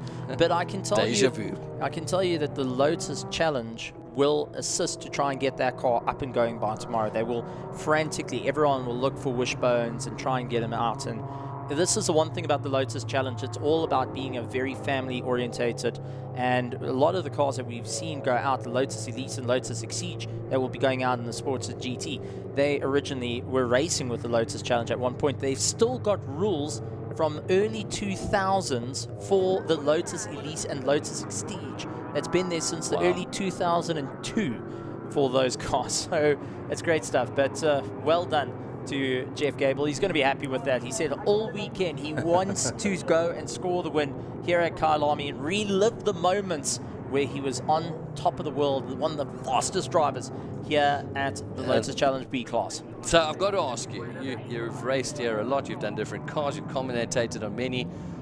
Which one would you prefer to drive, the Lotus or one of our single-seater Super Vs that we saw a little bit earlier on? Because there's something similar about them. This feels a little bit more like go-kartish and fun. The other feels like a bit more serious racing, maybe. Okay, I've got to ask, how long is the race? Right. We're at this point. Single-seater racing is fantastic. I love it, and I've done it before, but I've never driven a Birkin at Kyalami ever, and that's one thing I would like to do. It would be that ultimate little bit of fun, and also with the Lotus Challenge. But also, I'd love to get a little Birkin to be able to put some lights on.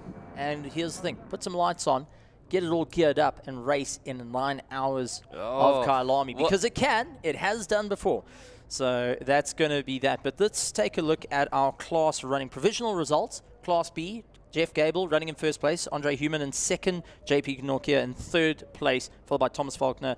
And then we got Jamie Oliver and Lotus running in 6th. David Jeremy down in 7th with Reap, who we saw unfortunately going and retiring in the worst way possible, the wall going in, deciding no more. Grant Findeli and Clive Walmart, unfortunately, not able to get himself going. For our Class Ls, we got Nick Hodgkin taking the win, Graham Hepburn, followed by Jean Dutoy and Andre Duplessis in 4th, followed by Dunford, David Fabio in 6th, Ben Knights in 7th, and then De Silva in 8th, Marez 9th, and Tiven, who had a really good time out there, landed up spinning in qualifying. Well, he got 10th place on the running order, followed by Maxwell. So great racing for our cars, and now we are going to be looking towards our next support race that will be having a bit of fun. And now we're going to something a little bit heavier, but a little bit more powerful. Right, I'm going to step aside for a moment. We've got a man who loves these cars. He knows them well. He races them himself. Ernest Page stepping back here to chat with Steve as we look forward to the first race of the weekend for the sports and GT class. Going to be an incredible one, and standing on the edges of your seat of note, I've got to say, Lotus Challenge, never one to back down, so we'll see how the racing goes on.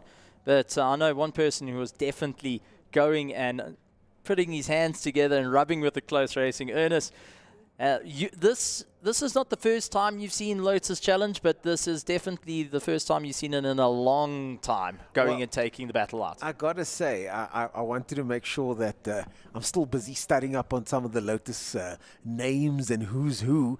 So I thought, the professionals are clearly handling it here, but I kind of wish I was commentating on that race, man. That was a good one. That was a good one.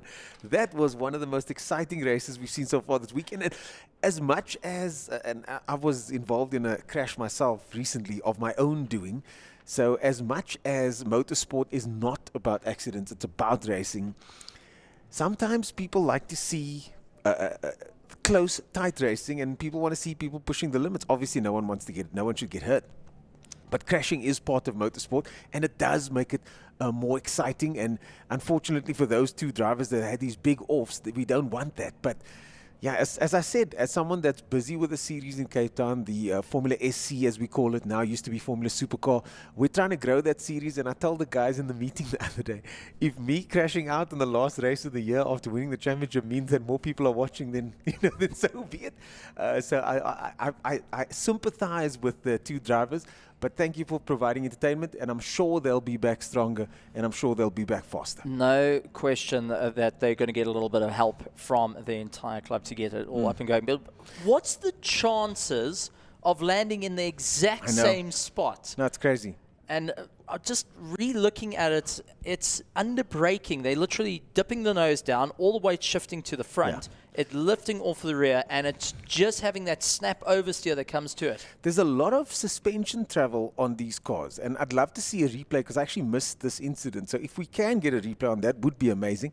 But there's a lot of front suspension travel on these cars. I spent a lot of time with Birkins a couple of years ago.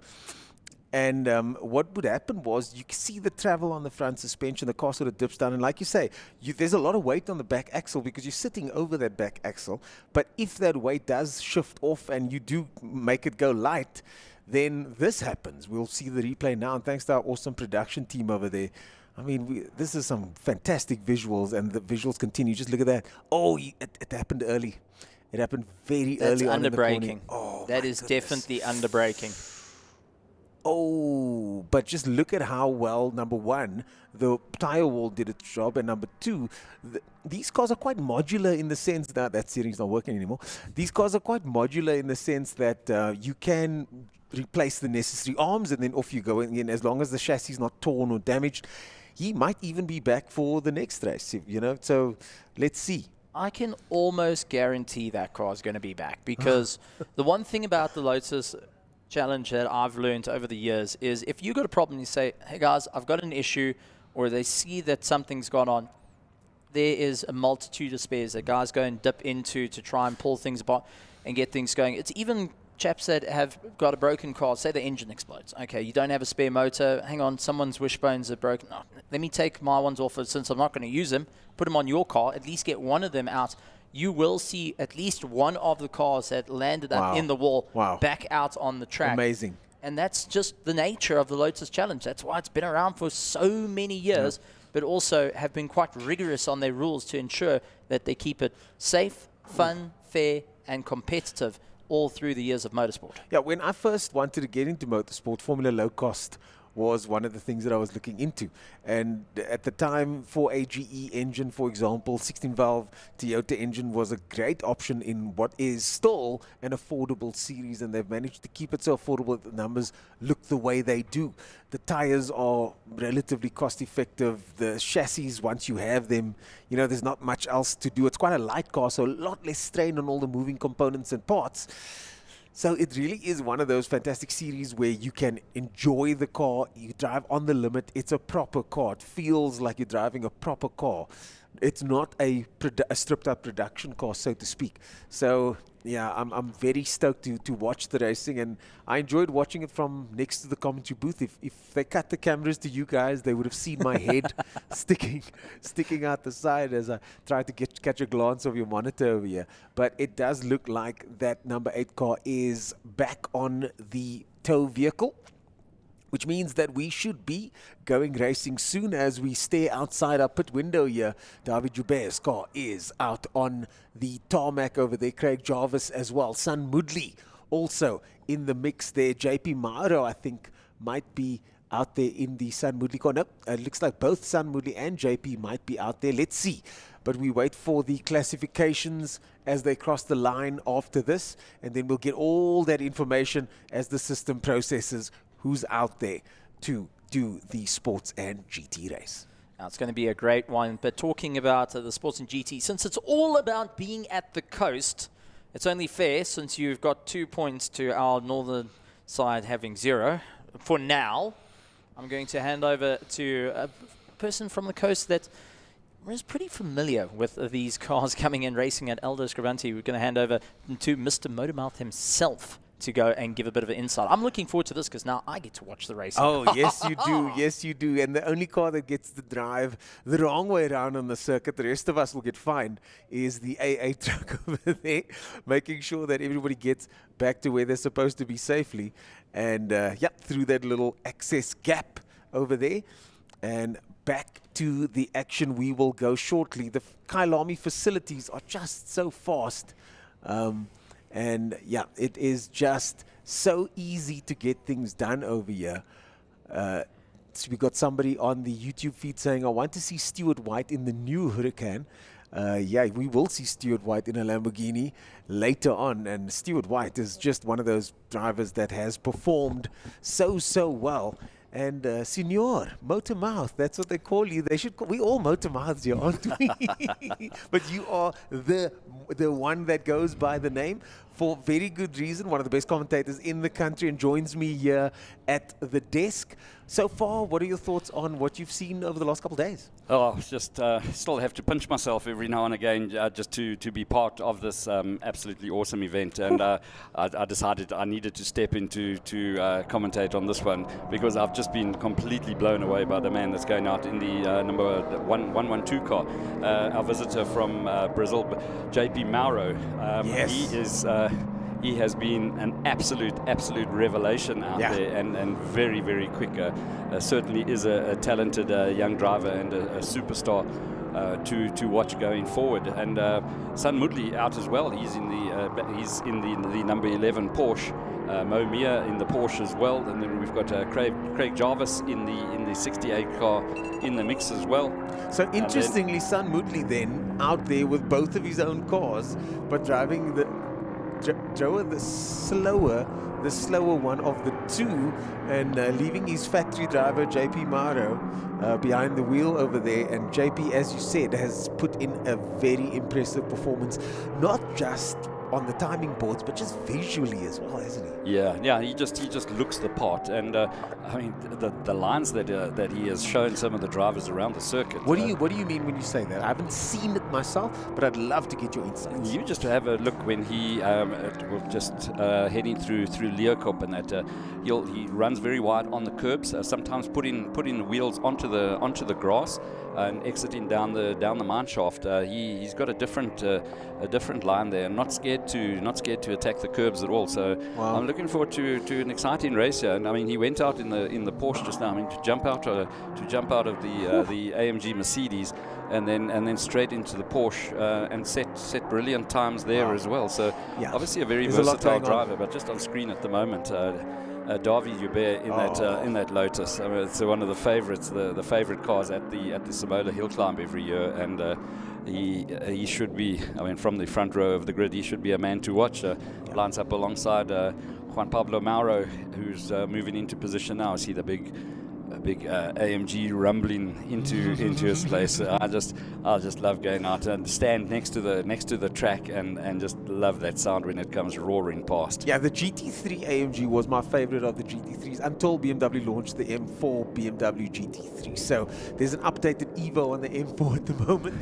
So that is officially my favorite GT3 car. But in close second is the Mercedes-Benz. Currently, speaking of second on the grid at the moment, Sports and GT and SAGT Super Trophy are two different categories, and Giancarlo in the SAGT Super Trophy class as well. So those two front-running cars are actually not going class for class, but it's still going to be an interesting battle to see on circuit. And then of course Craig Jarvis right behind Davi Joubert. Now Davi's car is not a pucker race car that comes from the factory. It's something that was built in Cape Town by Niantoy and the guys, and they told me they are quite proud of the fact that this could be the fastest built car in the country. And it's not just a 10-second queen on a drag strip. It's not just a hill climb car that'll do a minute. It will do a sub 40-second run up the hill. It's the kind of car that can do, hopefully in this case, multiple laps and bring home the silverware. So now is the time to prove it on the national stage, isn't it? What is that the Honda powered one? It used to be Honda powered, and now it's got a Ferrari engine. The Ferrari, and the way one. You know that is because they call the car the Lotari. The Lotari, yes. So it's got a Ferrari Pista engine, which is quite a modern turbocharged engine, which to me was quite surprising, because you think if someone's going to stick a Ferrari car in a Lotus, they're probably going to use an old 308 GTS or something. But no, these guys went for the real deal. So it's a properly built car. They've done a lot of additions to the aero over the last year. They've changed the car. They've lightened it by 50 kilos. They took it from hill climb spec to track spec. They've set a personal best in Cape Town. So it really is a very capable car. And here they are now taking on some of the fastest in South Africa on a big circuit. It'll be interesting to see what happens. No doubt. This is going to be one of the highlights of the weekend. Really enjoy the GT cars going out, and a fine mix of drivers that we have got as well. A wealth of experience in the mix there. Fantastic to have Mo Mir back in the 786 car, that Porsche of his. All back together after a big accident where he unfortunately suffered quite serious injuries to his legs. Then we got Jimmy Giancarlo, the 511 car. It was scheduled to be a Porsche. I think he's opted to go out in the Audi R8. We'll get confirmation when we see the cars moving off the grid.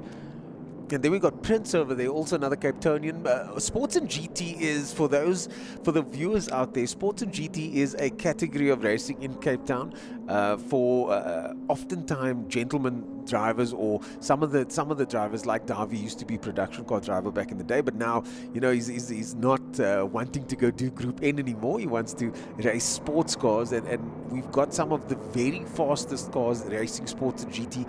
Other drivers, some young talent in there as well. Tristan de Nobrega, Connor Kilbride going for the championship I think next year, and this year getting multiple wins, Tristan as well. So there are some young drivers in the mix, but the cars themselves are often very powerful and very fast, and this is why they've now been invited to the Kyalami event, Kyalami Grand Prix circuit. And Sports and GT is, I'm sure, all the teams that have come up, Harp Motorsport and the rest of the guys, NDT Racing, are very proud to be up at Kyalami, because, oh my goodness, is that JP Maro? Okay, there he gets it going again. Gets it going. That was a bit concerning. Hot stop for a moment there. But all the teams are excited to be here, because we know Kyalami it's special. Yeah. A name that I'm not familiar with on the list there, Devon Pillay. Do you know his pedigree at all? Devon Pillay is not someone that I know personally, but he is in one of the Porsches there. I did chat to one of his teammates earlier on. I'm just trying to get to, I need to get those notes, but Devin Pillay is one of those drivers. I did chat to one of his teammates earlier on. I think he's with Ari Neveling. I think he's in the Ari Neveling team. I'll get one of our teammates to just confirm that. But he's one of the young drivers that will be doing sports and GT and potentially the hour as well. The GT3 Cup car that he's Yes. in. So we've got a whole handful of Porsches in the mix here. So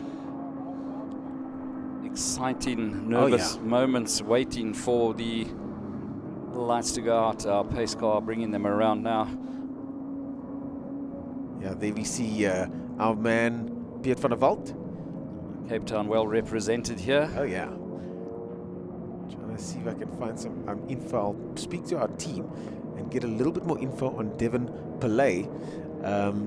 And of course, we see now they head through the final section over here. Now, before we get to the start of this race, Davi Joubert and JP Mauro, I think, are probably going to be the two to watch into that first corner.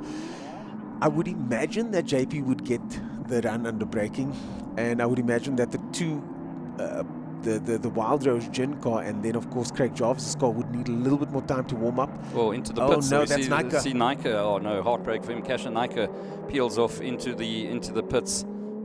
Oh, and here we go. The lights are red and about to go out. They make their way now down the main straight. The light guard, we hear the rumble outside. And there you see Davi Joubert streak into the lead. Right alongside him, JP Mauro. And JP Mauro getting taken by Jarvis this time.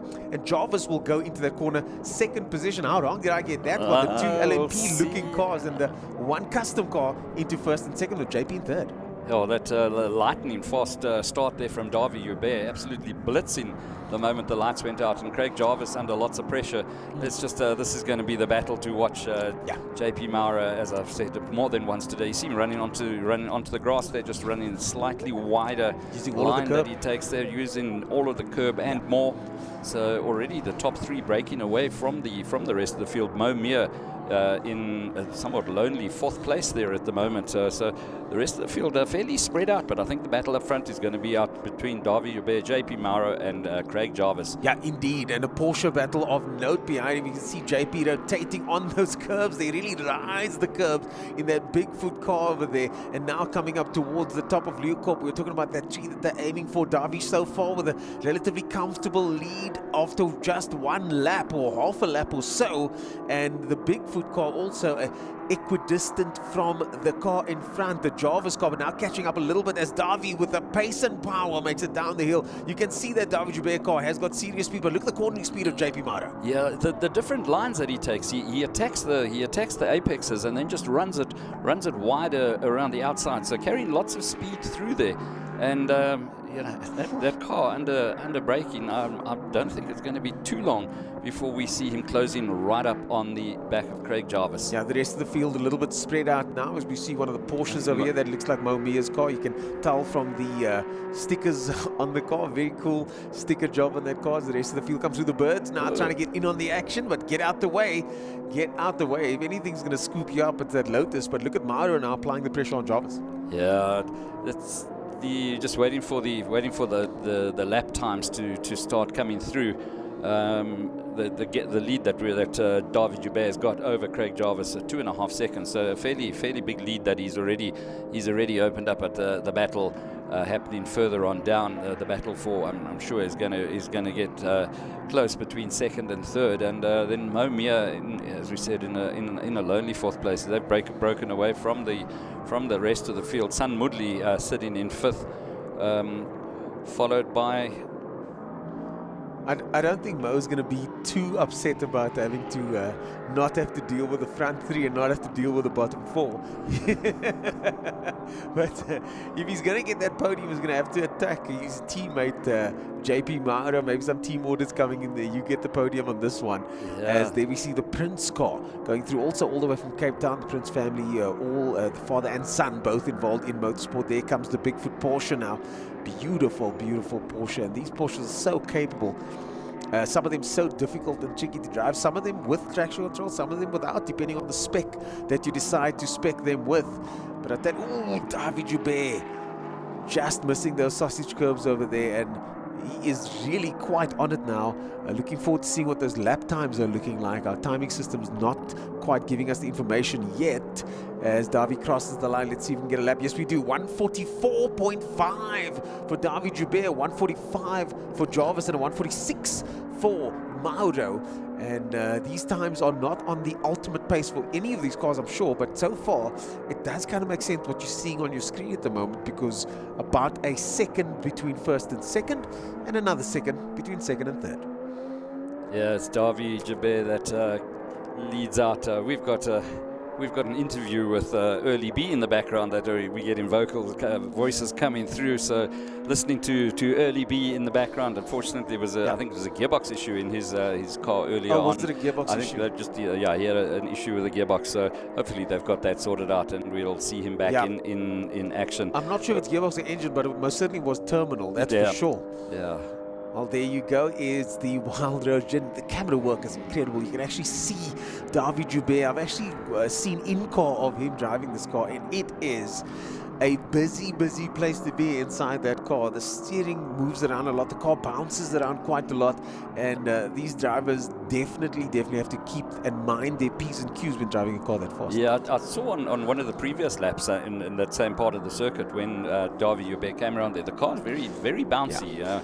It's an interesting problem that they're dealing with in that car, because what's happening is the downforce is so extensive that if they make the suspension as soft as it needs to be, then unfortunately it's too soft because of the high-speed downforce, especially on a circuit like this. If they make the suspension harder, then they don't get the compression as much, but the suspension is maybe too hard, and that's one of I think what we're seeing at the moment. The car is still very much a development because they're trying to go for that ultimate lap record in Cape Town, but for now a win here would go down just fine.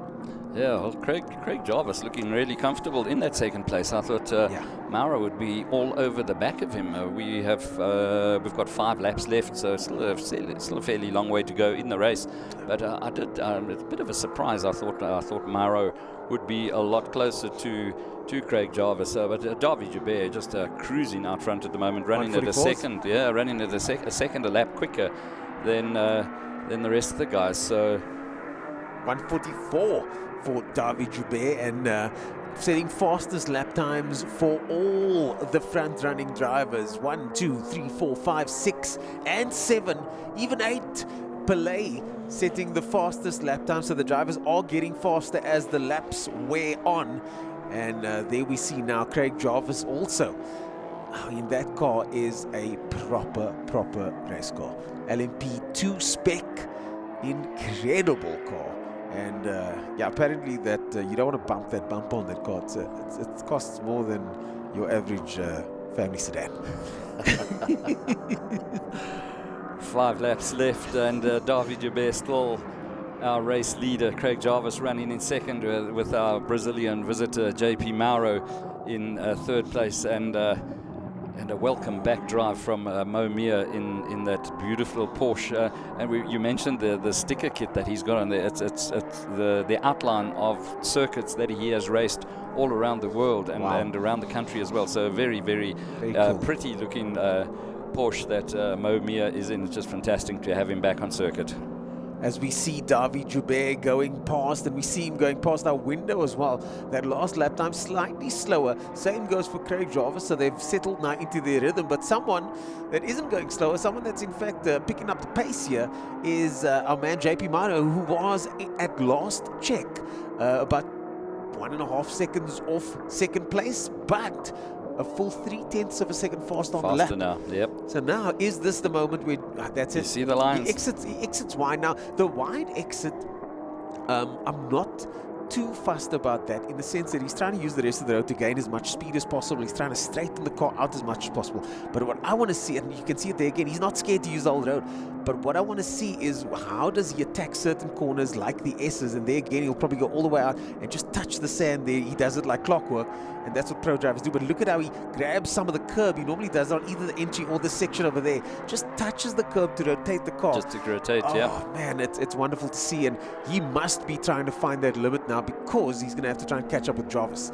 And it looks like visually he might be doing exactly that. Yeah, we're keeping a keen eye on the times, and having gone quicker, marginally quicker than Jarvis. So he is closing the gap between the two of them, sitting at 1.7 seconds. So we'll keep an eye on it with 4 laps to go. Let's see, 1.7 seconds, 4 laps to go. And when it comes to these cars, we also don't know how these cars perform after 5 laps, 6 laps, 7 laps. We know that GT3 car will do 100 laps, no problem. It's been tested. Craig Jarvis, of course, races extensively. But again, here at Kyalami, how much longer can he go? He did the hour race earlier, in which he won. This race isn't an hour long, but you got to tally the laps up, don't you? I mean, it was an hour earlier and it's more laps now. Which of these cars is going to run flawlessly and which of them isn't? I think that's, other than Mauro catching up to Jarvis over there, as we cut to Mo Mia back on the circuit, 786 car there, and looking very nice with those stickers over there. As we see more cars coming through. That's Pelé over there, as now comes Davi Joubert all on his own, and the gap still 1.7 seconds between Mauro and Jarvis at this stage. San Mudli running in 5th place at the moment, having just set, let's say, a rejuvenated San Mudli, because he is looking fit as a fiddle and going well, and having just done his personal best in the race, a 1:57 from him. So he's got the hurry up going there. But during the break, I took a walk down the pit lane and just started to intersect the Nova of Charles Visser and Jenkins. That thing is stripped coal. There's a bare chassis, and they're busy working furiously in the car to get it ready for tomorrow. There's some major parts changes. Clutch play. They have to rebuild the clutch. There's a clutch issue that they're busy with there. So I do think it's preemptive. Yeah. Maintenance, so to speak, or as my good friend Ashik likes to say, preventative maintenance. and he's right, though. It's absolutely key. Having said that, though, how will that affect things as we head into a 9-hour? But as I mentioned earlier on, in the old days, they used to call motoring teams outfits, and that's exactly what they are. They are a proper racing outfit with all of the right team members. They've got a European engineer here that specializes in those Novas. We've got the mechanic here again, also shipped in from Europe, who specializes in Nova. You've got Jonathan Thomas driving the car, pro-level drivers. You've got, of course, Claudio Piazzamusa on the team as well, and then you've got Rico Barlow, who ran that car at Cape Town. And when you see the track that car rocks up, and you know these guys, Rico and the boys, do mean business. Jesse Huggett, one of the most winningest stock car champions in South Africa, is part of the team. He's old and retired now, but he's just part of the team and tests the car every now and then. So you've got this wealth of knowledge in that team, and that's one of the reasons why they've been so successful.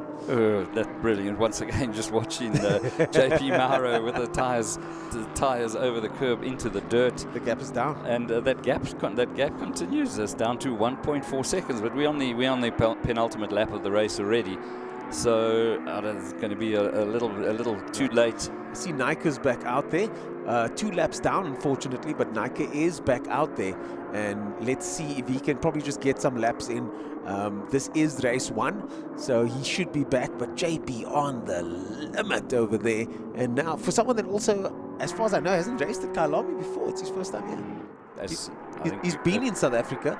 He's raced here before, but this is his first time racing.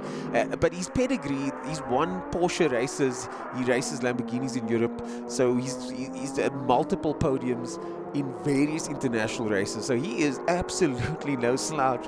So for JP's sponsors out there, I'm sure they must be loving the airtime, but he deserves it. Yeah, no, absolutely. Yeah, he's just been the driver for me so far that has just stood out.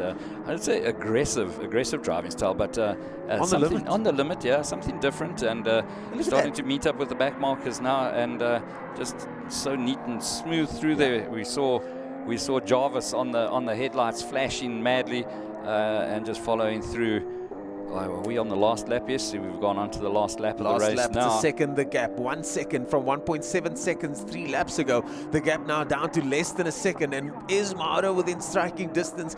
And this is where the mental games start to come into play. They say motorsport is mostly mental, and the person that's feeling it the most now is Craig Jarvis. Craig Jarvis has to be perfect at this stage now. He's got a second window, and then obviously he can defend, but he really needs to make sure that on every single corner now, he attacks each corner individually and doesn't make mistakes on any of those moments, because this is where the mistakes can pop up. Craig Jarvis, of course, lots of experience.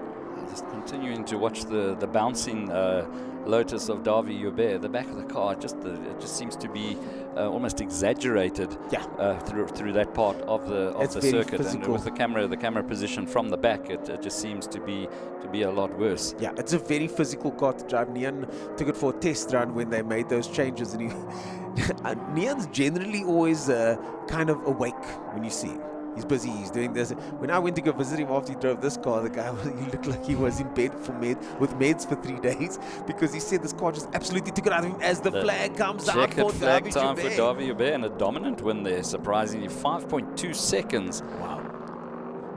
Jarvis crosses the line just 1.6 seconds. The gap went a little bit wider, so Jarvis put pedal to the metal, and no cracking here, folks. Jarvis gets the pace and extends the lead, gets second place, and we see JP Mauro gets third of all, but first in the SA GT Super Trophy category, with David Joubert and Craig Jarvis first and second in Sports and GT, with Mo Mia getting a welcome back podium. In Sports and GT. Here's to Mo Mia. Applause from the commentating booth over here. Congratulations on that. Sun Moodley just missing out on that podium, and in second place, Giancarlo in second place in the SA GT Trophy. Unbelievable stuff from these drivers. Some of the fastest machines here today. Certainly some of the prettiest machines we've seen. As there goes Jarvis. Jarvis likes to do fast cool-down laps. We saw that early on in the 1 hour as well. Maybe his engineers told him, hey, this is the pace on the cool-down laps. You've got to stick to it. Just stick to it. Fair enough. Fair enough. Yeah, so not a really surprise result there, as I mentioned. We thought Mauro would have been more up for the fight, but a great drive there from Davy Hubert. I mean, that was a dominant win, to win by 5.6 seconds. And then Craig Jarvis, just ever so consistent and just banging the laps away.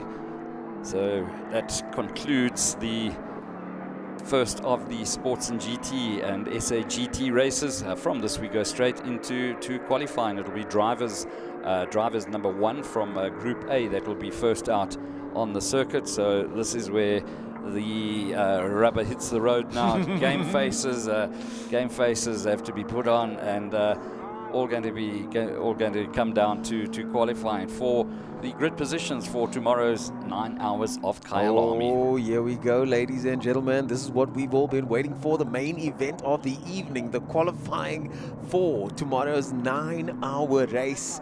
And as our man Stephen was saying earlier on, it is critical, as there we see the applause for Davy and his team. All the gents seem very stoked and happy. There's Neanderthal, you can't miss him, he's like 2 meters tall. The boys are all gladly embracing one another over there, shaking hands with Davy. You see Paul there, Paul Bespier in the mix as well from the team. And let's wait for it, a nod of approval and some smiles all around. Davy takes a step back, removes the gloves, and I'm sure he'll be happy with that performance. Yeah, that was a great performance. Consistent lap times from David Joubert in a car that is not easy to drive and very physical. And David's not a young Thundercat anymore. He's been around the block a couple of times. One of the things that incidentally also interesting about Joubert is that he's able to turn it on quite easily because of his hill climb experience. Yeah. So I've been told that when he goes out there to do laps, he'll do his fastest lap within a few laps, and that will be the fastest lap. So he's not someone that needs 8, 6, 10, 15, 20 laps to get on the pace, and that comes from winning the hill climb. Yeah. Yep, that car, a big feature and front runner at the hill climb. Our results: Davy Joubert wins it from Craig Jarvis, with Juan Pablo Mauro in third place. Mo Mia, a very good fourth for him, and second overall for him in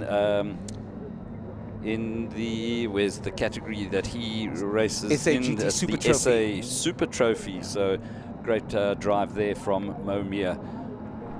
Yep. That you mentioned the very tall man that he got out there. That's Neanderthal over there. Neanderthal. He's the man with that very quick BMW. Indeed, the fastest E36, fastest tin top possibly in South Africa. I think I'm almost sure that it is. The times that he does in Cape Town are just incredibly fast. And when he goes up to Joburg to compete that side, he dominates there as well. And I've been overtaken by that car. I've been lapped by that car. And the corner speed is not that high, to be honest. And Nian will tell you that himself. The corner speed is not that high. It's not a sports car like these where they've got insane downforce and the car's designed to go fast around the corners. But it's got now, as far as I know, 620 kilowatts. So it's like, and I'm doing the whole, for those that can't see me, I'm doing, when you take a catapult and you just stretch it back, it's right by your ear.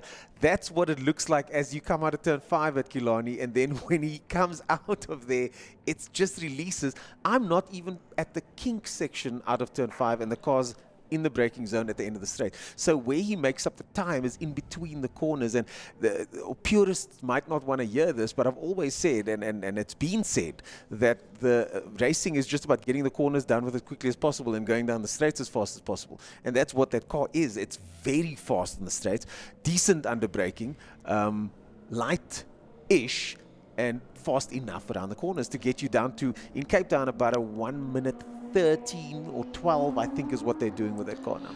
The surprising thing that, to have all of that power, he's also got reliability. Yeah. And that is the difference. That's why he builds my engines. Okay. Well, that explains a lot.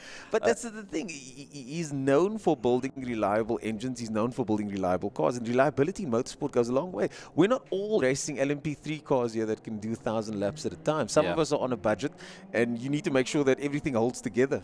Well, that's the thing. I was happy lucky enough to come up for the Regional Extreme Festival when the BMWs raced at Kyalami, and there were two extremely quick BMWs. The name, it's two brothers that race. The name just doesn't come to mind at the moment, and all this power, and the gearboxes just couldn't handle it. They were blisteringly quick in qualifying. Boom, boom, first and second on the grid, and that's it. And game over. Unfortunately, didn't see them for the rest of the weekend. So, and that's the difference between that tall man from Cape Town and the reliability in that car. Yeah, races are won on the last lap. So you got to make it to that last lap, and then with some setups are unfortunately have bad days, so these things happen.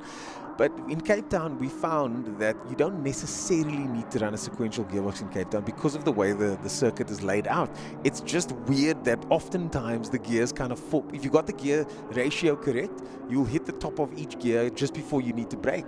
It's kind of just weirdly set up that way. And in Joburg, though, when it comes to circuits like Swartkorps, the sequential gearbox, there's a lot of gear changes between the corners. So when the guys come to Johannesburg, even with the sequential gearboxes, they don't need it. So I think if there is going to be a point of failure, it could be one of those trick suspension sequential gearboxes they're not simple things, are they?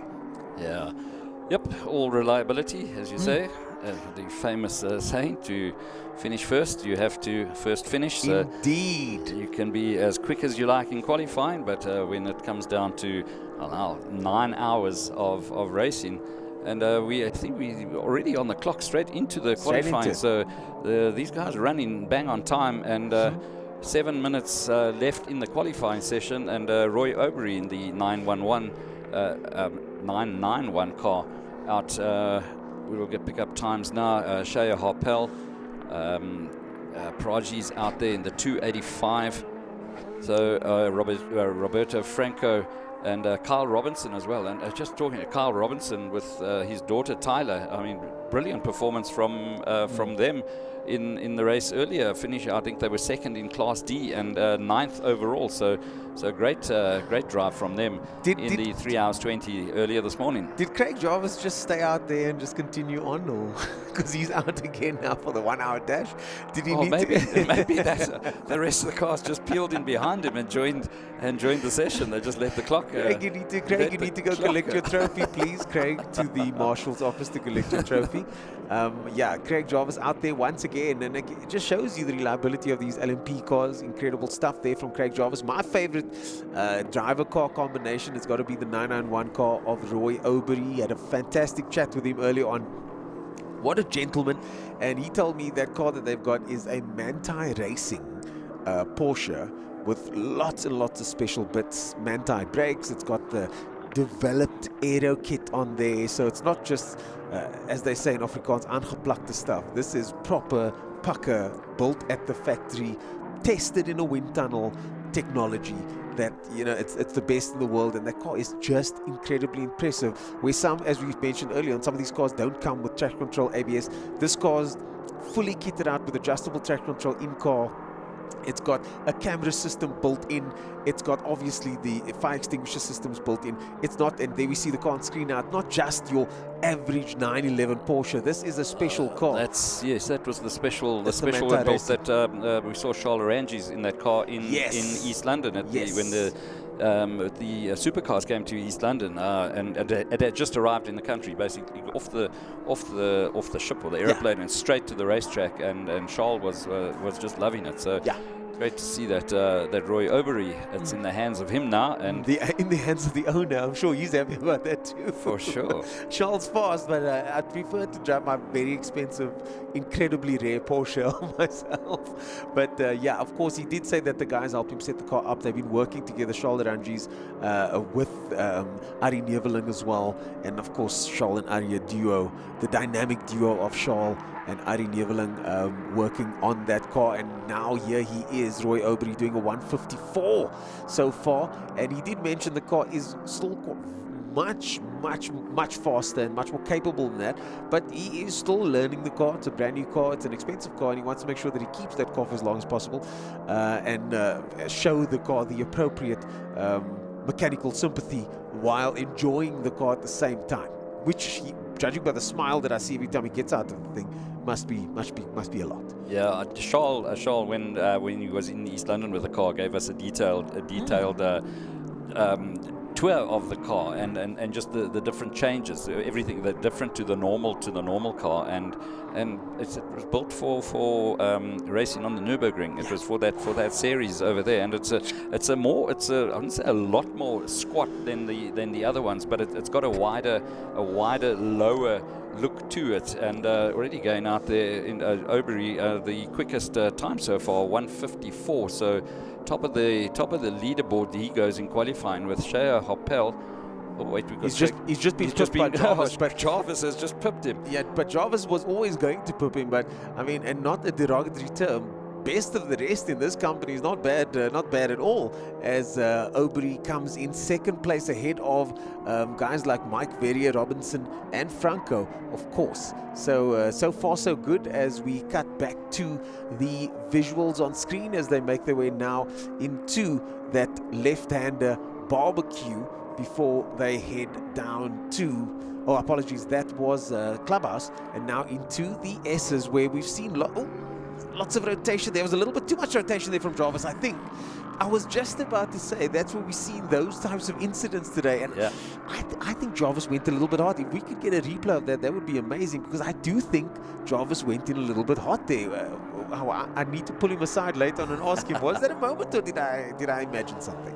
Yeah, I've just had to make an adjustment on the live timing. We've got the timing on the screen, and we've also got the race monitor that's running. And for some reason, it swapped to position on track instead of time, and that's why it suddenly showed that Roy Obery was quicker. But Craig Jarvis, the quickest car out at the moment, a 147.855.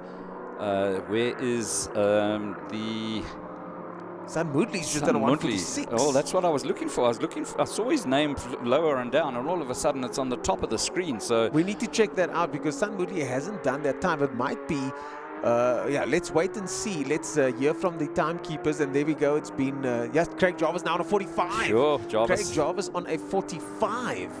That is the Bigfoot Express racing car, and if we could just get our tech team to check that out and confirm that, because if that is San Mudli's time, that's his fastest time ever. Maybe that is Mauro But behind the possibly wheel. Mauro behind the wheel. They've got the wrong transponders. Yeah, they might have had the wrong transponders. Let's check the line. Yep, that's Mauro. That's definitely Mauro. That's Mauro. Sun wouldn't be taking those lines. So I think they've made an error there and got the wrong transponder in the car. Oh, we'd love it. We'd love that. It is definitely, you can just see the seating position a lot lower. But JP. I'm going to pretend that that's San Mudli.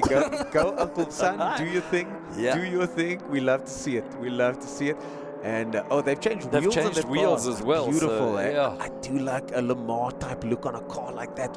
You know, the reason they put those stickers on the cars for the tires is so that, ooh, running a little bit too wide there is air quotes San Mudli. Yeah. That was a little too much. That was a little too much over there. But the reason they've got those painted wheels like that is so that the team can see exactly where the air valve is. It's so easy. Okay. I mean, I thought I would know this, but I was told this by my good friend Dexter Bruce and teammate.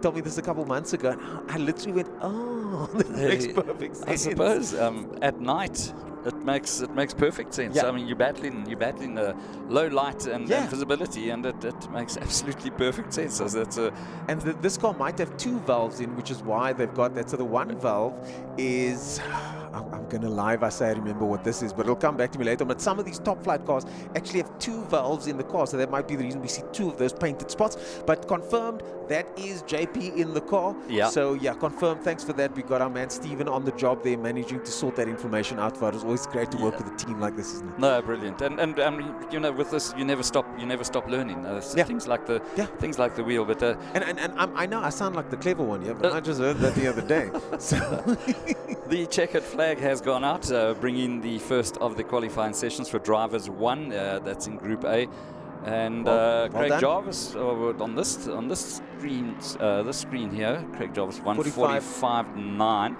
let me see if I can sort that screen out for you over there. That's that mouse over there. 1:45.9. Yeah, but as we see there, it looks like it looks like San Mudli's car is still it's still the fastest. The best time is a 45.2. So that is correct. I'm not sure. That's showing track position now, but on our monitors, but on the TV monitors, folks. Well, let's go with the TV monitor. Let's go with the TV monitors. The San Mudli car with a time of 1:45.296 in first place. And second place so far, Craig Jarvis. The two cars still on hot laps, though. Mudli and Jarvis still on hot lap, with JP behind the wheel there. So it could be anybody's game still. Let's see if the Bigfoot Express number 112 car goes any faster through the final corner. Ingwe turns 16, across the line he goes and sets a time of same time, but quite a bit slower actually. 1:47. So not the fastest, but still pole so far as Jarvis comes towards the finish line as well. Can Jarvis do it? We need some eyes on Jarvis if possible. Craig Jarvis still out there, still on a hot lap, and still in second position. Mo Mia in third place, and there goes the Lotus, the number 9 car, and that is let's see, Nika over there. Kesha Nika. Yes. Kesha Nika, and Kesha Nika, that car is the Davi Joubert car that also has a Super Cup VW engine in there. So it's such an interesting build that they've just done recently, and that is the Davi Joubert car, but he's not driving it. Nika is driving it for this weekend, and clearly enjoying himself at the moment out there. Let's see if he can. He didn't get a requisite time, so they might be having some issues with that car. Maybe he just didn't get out there, but I don't see the Jarvis car making its. Oh my goodness me, that's the Jarvis car parked over there. The Jarvis car is parked just before the pit lane entry. That was just the top of the car. See the top just peeking out there. If we can get camera on what looks like turn 13, there we go. This production team. These oaks are on top of their game. And Jarvis's car is on the, and we just got a chirp from our team over there saying it was pure luck. I don't believe that. Good camera work there as always. And now we see the Jarvis car parked lonely on the side of the circuit, but it's not over yet. It's only been qualifying. And I'm sure that based on that race 1 results, old JP would have thought to himself, man, just a couple more laps and I would have had him. I wonder if he hasn't run out of fuel. Oh, that could after having just completed in the race and could be possibly run out of fuel there. When Kesha Naika, I mean, he had to change cars after his race. He raced in the GT class and then jumping straight into qualifying for the 9 hours of Kyalami. So lots of little stories happening all around. They see the next group of guys going. There will be a delay because the recovery vehicles will have to go out and just tow the number 68 car of Craig Jarvis back to pits and get it sorted out. We'll ask our I wouldn't say our comedy team for a moment. I looked up and I saw Prince smiling at me. I was going to ask our production team just to try and find out what went down with the 68 car. My commentary You're the funniest here in this office at the moment. I think we're the comedy team right now. Certainly led by you at this stage. The number 45 car over there, that's Mike Verrier, Dr. Mike, unfortunately looks like, well, not unfortunately, they've parked the car, so maybe there's nothing wrong. They've just finished qualifying. They're towing the car into the garage over there. So that's an interesting, I've actually driven that car at a 9-hour in Cape Town a couple of years ago, and it's still running a similar setup. The Nissan 350Z setup, that is the ex-Shelby Can-Am cars, and Mike Verrier's got two of those, one of which is very fast, and this one's still into similar spec to when they first raced them, the Shelby Can-Ams back in the day. The car used to belong to Doug McDonald. Shout out to Doug McDonald, the man that spearheaded fantastic racing many years ago, and just a gentleman and just an all-round great guy. We loved racing with him, racing in the same car with him many years ago, and I hope he's watching, and if he is, I hope he's enjoying it. To all of you viewers out there, I hope you're enjoying the racing today. I think it's been quite exciting stuff so far. The local racing has delivered, the GT racing has certainly delivered, and of course the Kyalami 9-hour prep and qualifying goes underway. That note, to see the recovery vehicle out there, we're going to have a change of voices. It's going to be a double change. Gareth Burley and Prince moving into place now.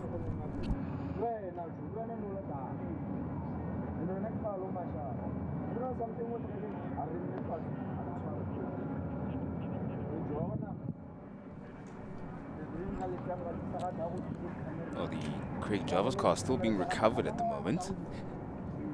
And Craig Jarvis in recovery mode at the close of their qualifying session. He stepped out of the Hot Wheels Janetta there, and something, I think the towing attachment has been, let's have a look there. We're going to get a tow, or we're, yeah, there we go. Yeah, tow, yeah, indeed, we are tow, Prince, and just during the earlier break, we saw them working quite a bit on this car. So we'll see if we can find out what's been happening there. Just in terms of Mike Verrier, just a little story. I was chatting to Mike earlier. In the race that took place, the 3-hour, they were part of the first hour, he ran out of fuel. Mike Verrier ran out of fuel, and here's the story. Okay. He ran out of fuel coming down the mine shaft, was able to try to sort of like wheel his way, and then he sort of started spluttering, so he thought, oh, let me get it back in. Checkered flag was out, and so he just came into the pits and then ran out of fuel along this way over here. Oh, jeez. So they've decided now to put in a fuel rig. So they're quickly organizing that at the moment so that he can fuel up and do a stop tomorrow and put some fuel in so he doesn't run out of fuel, and maybe that's what's happening over here. Could be. Location-wise, it's quite close, I must say. It is quite close to pit entry. So it could be. And the other thing is, which is interesting, I said to Mike, what about all the other 1-hour races that you've done? He says, they just had a lot more safety cars. Yeah, he says there were only 3, I think, or maybe 4 in this time. It wasn't enough to have enough fuel saving. So a quarter of a lap, and he could have had a nice points haul. In the end, he lost out a little bit, but he's still got a comfortable lead in the championship. Yeah, he still does a mighty comfortable lead, and it's been looking like a crown on his head for a while now, because he's been there or thereabouts, and that's what counts and makes a difference ultimately towards the end of the championship. If you just joined us, we are enjoying the qualifying sessions for the SAS 9 hours of Kyalami, and we've got the second group of cars coming out onto the circuit as we speak. You've got a great shot from Ingwe at the moment of the patio where you have the VIP section. A lot of VIPs enjoying the scenes of racing so far as the sun nearly about to set, close to setting, but we've got a good amount of light across the entire circuit. That means a good amount of temperature as well. So we haven't completely dropped into cooler temperatures. So in terms of warming up tires, in terms of scrubbing tires, the demands aren't as high. We just spotted the 125 Inter Africa Lamborghini just before we stepped on to the booth. They have brand new slicks on, so they haven't been scrubbed. So that's going to be interesting to see how long it takes to get them alight and in qualifying trim. Right, and one of the other stories, of course, if you've been following through the day, is that we had the 3 hours of Kyalami this morning, and two of the drivers there that finished on the podium were in fact Charles Rangi's. He was in one of those Lamborghinis, Pagod Racing, Stradale Motorsport Lamborghinis.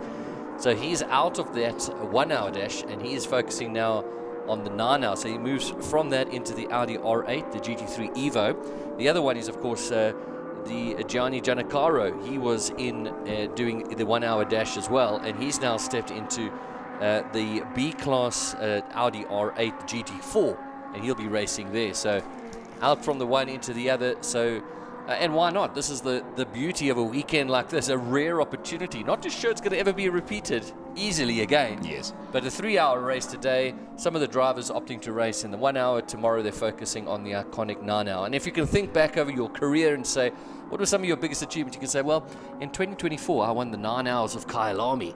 That'll go down quite nicely. 100%. And you're absolutely going to relish in the prospect of telling that to your grandkids, especially if they actually have an interest in motorsport. It's like, take that, see if you can replicate that.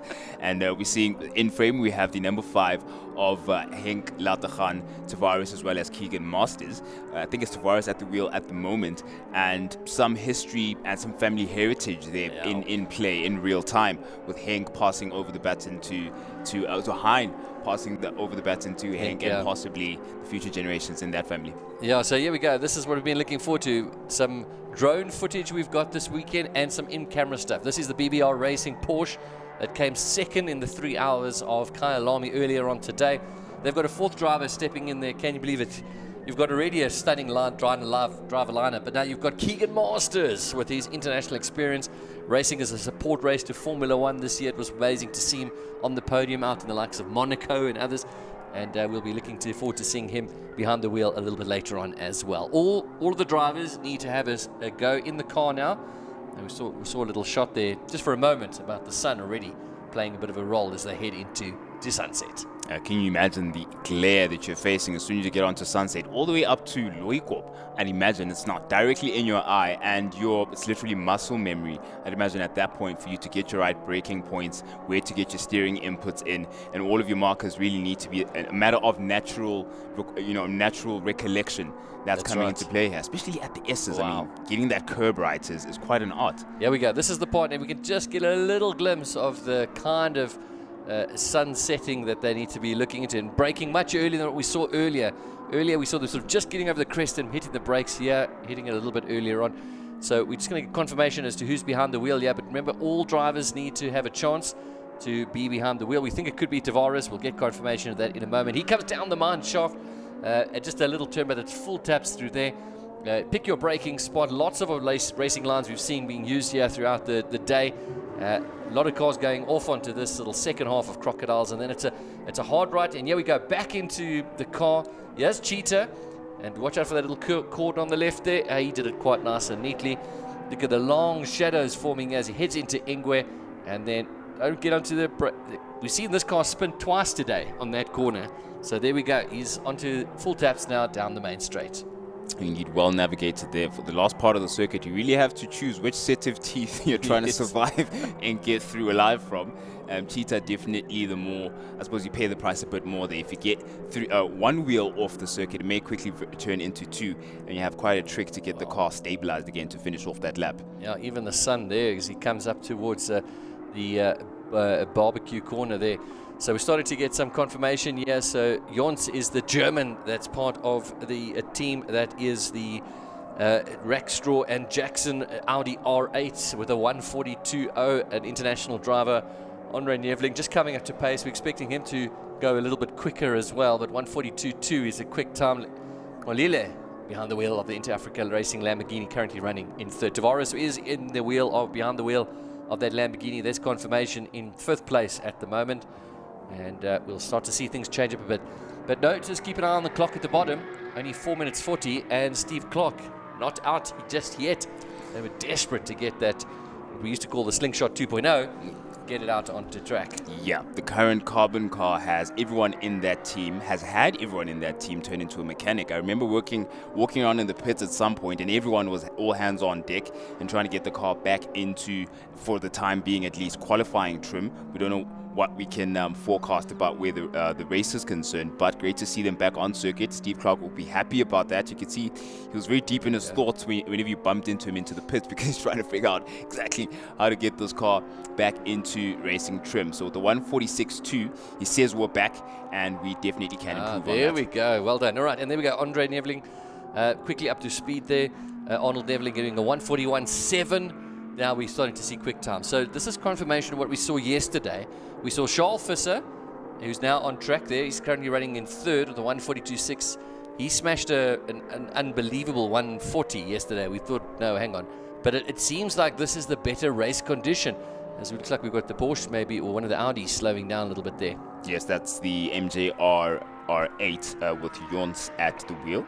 Wonder what he was unhappy with about that particular lap. He's going to have a couple of tries. We've got just over 3 minutes remaining of this particular group, so he still has another go at it possibly, and to rehash it, and he just may have Ari Neveling behind him copying some homework. But Ari Neveling does not strike me as a kind to copy homework when it comes to putting a lap time down. He knows exactly what he's doing. Yeah, they've got the number one plate on their car for a reason. And here he is, Arnold Neveling there into the Crocodiles. He did a 141.7 last time out. He's maybe going to get one more flying lap if he wants. It's always difficult to see with the traffic, and you might not get another chance. So you need to make it count now. As here comes the German Jons through once again. He's got a 141.9. Remember, it's an average qualifying time between you and your teammates. Looks like he's going to finish it off there and going through.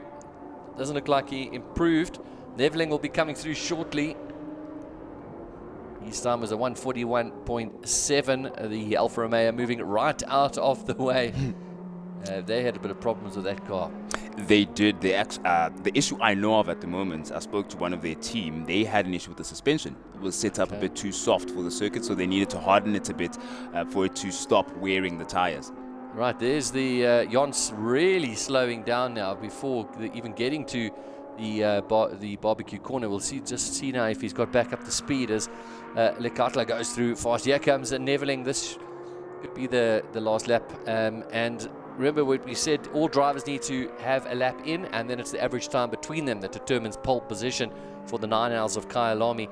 And don't forget to stay with us, because the mandatory night race is still to come as the shadows continue to get longer here at Kyalami. Yeah, we're going to be engulfed in the shadow. The entire sky is going to become a shadow for us, and that'll be interesting to see. New conditions, cooler conditions, and the best condition we've had so far, these onboards. It's just a mighty feature for us to understand exactly what it looks like for us to navigate the Kyalami Grand Prix circuit.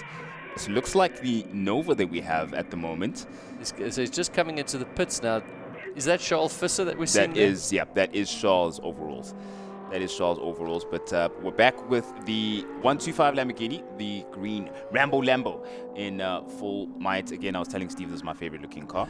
But the jury's still out on that. I fall easily for these cars, I must say. So Charles Visser, interestingly, back in the pits, which means he's not going to get another lap with 56 seconds to go. Let's see what Molile goes through now. He's got a 144.6. Does he improve on that? It doesn't look like he is improving. But interestingly, Charles Visser not been able to go faster, and we know that they've been working ferociously on the car for the last couple of hours. So could this be a sign that it's not at its best? Possibly. You're going to have, again, all hands on deck to try and fix that situation. And it's just before qualifying, such a crucial time for them to get it all right. And it was, to be fair, it was a big gamble for them to go all in on major changes. But with 24 seconds remaining on the clock, we've seen Steve Clark get out onto the circuit, entered the runnings with the 146, but he's down to the 145.5s, around about middle of that top 10. So it's not too bad from them. They would want to shave a little bit more time, I believe. But considering the cars and level of performance that are ahead of them, that's a decent place to be. Yeah, I think he's just cruising a little bit there, coming around. Time is now out. Checkered flag is out there for this session. This is now the Nova, the Rico Barlow Racing Nova, and the session is now done. We've got checkered flag out. We do. So that is done and dusted. And Charles Visser looks like, is he getting out the... Yeah, he is getting out the car. So this is a nice little insight for our viewers just to see how difficult it is for these guys to get in and out. They normally have like a little fitting. Let's see if he removes his fitting.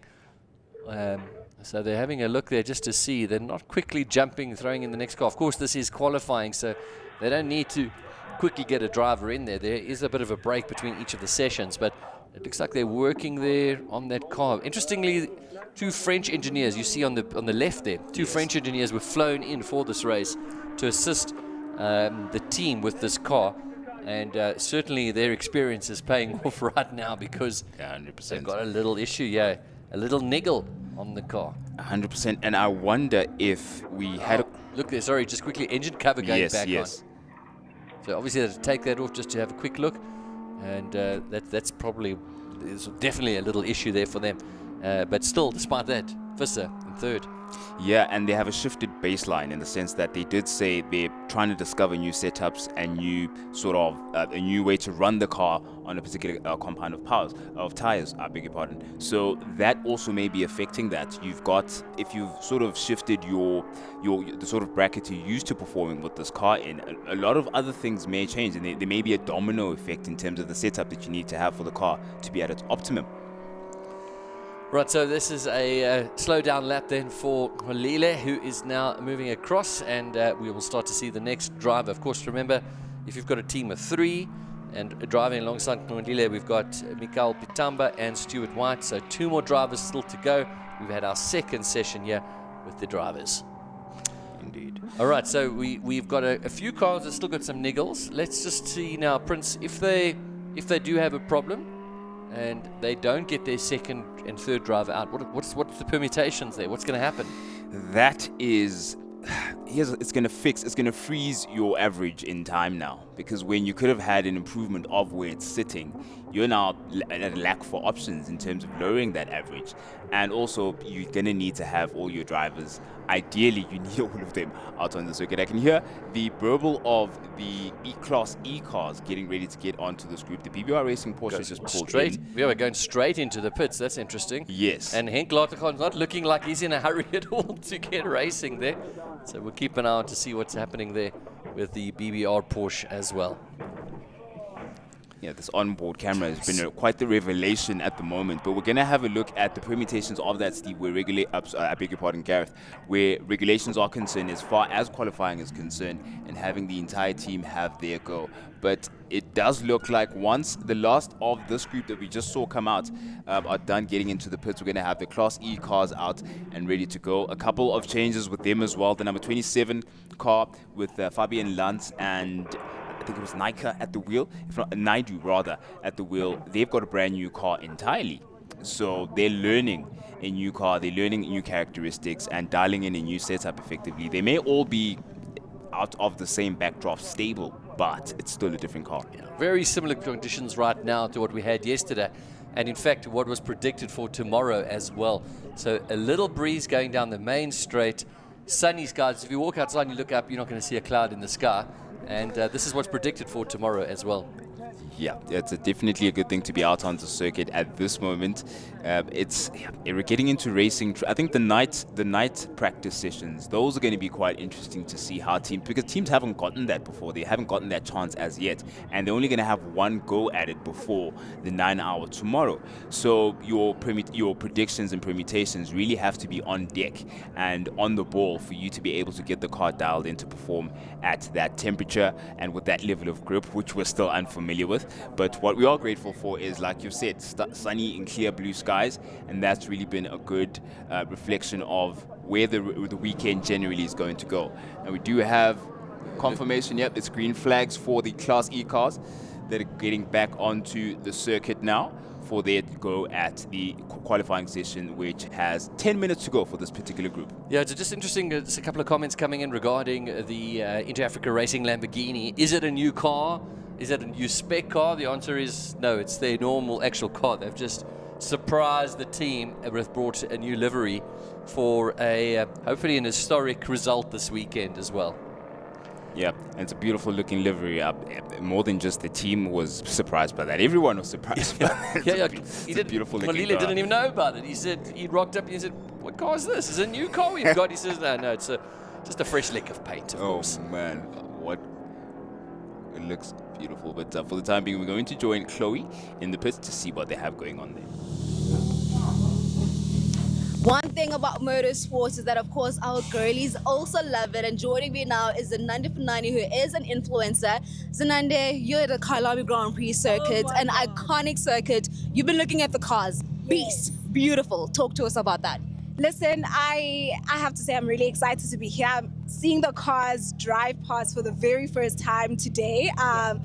So I'm really excited, man. I love the sound of the cars. I've been walking around with a friend of mine that actually knows a lot about cars. Yeah. So I've been looking at the R8 a lot. The sound is just absolutely amazing. You can hear it. Whenever it's coming past, you can just tell that's the R8. So yeah, I think it's one of the really interesting cars, the Lamborghinis, as well the red Lamborghini. Oh my gosh, walking through the side, it's so exciting. I've never seen anything like this. It kind of feels like, it's so elite. It definitely is. And I mean, you've been walking around. We have to find out from Zinande then the best part to watch the track. Where has it been for you?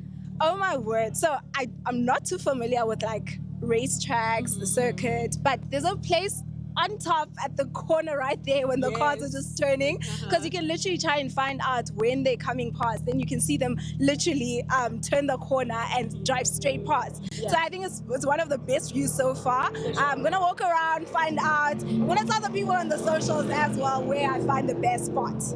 Well, it definitely is cheaters just by the VIP lounge. After you, of course, you take that corner and coming on, of course, you hit that full straight here by, of course, the pit lane. But that's it. We're going back into commentary. So much to look forward to here in Kyalami Grand Prix circuit. Well, there you have it. Plenty of eye-catching equipment out on the circuit. Quite an array and quite a display for all of us to enjoy. Are you talking about the cars, the appearance? Sorry, I'm just checking. definitely Okay, I'm just talking about the cars. All right, so we have got our V8 roadsters out. And of course, we need to have all of those drivers having a go as well. So first time starting to come in now with 7 minutes to go here. It's qualifying for the 9 hours of Kyalami. Just to remind you, it's the 262, the Pesty Racing V8 Roadster that is leading the championship. They picked up the race victory earlier today. They're the ones with the target on their back. So interestingly, just chatting to the drivers about the experience that they've had, a brutal weekend so far. A lot of repairs, a lot of damage.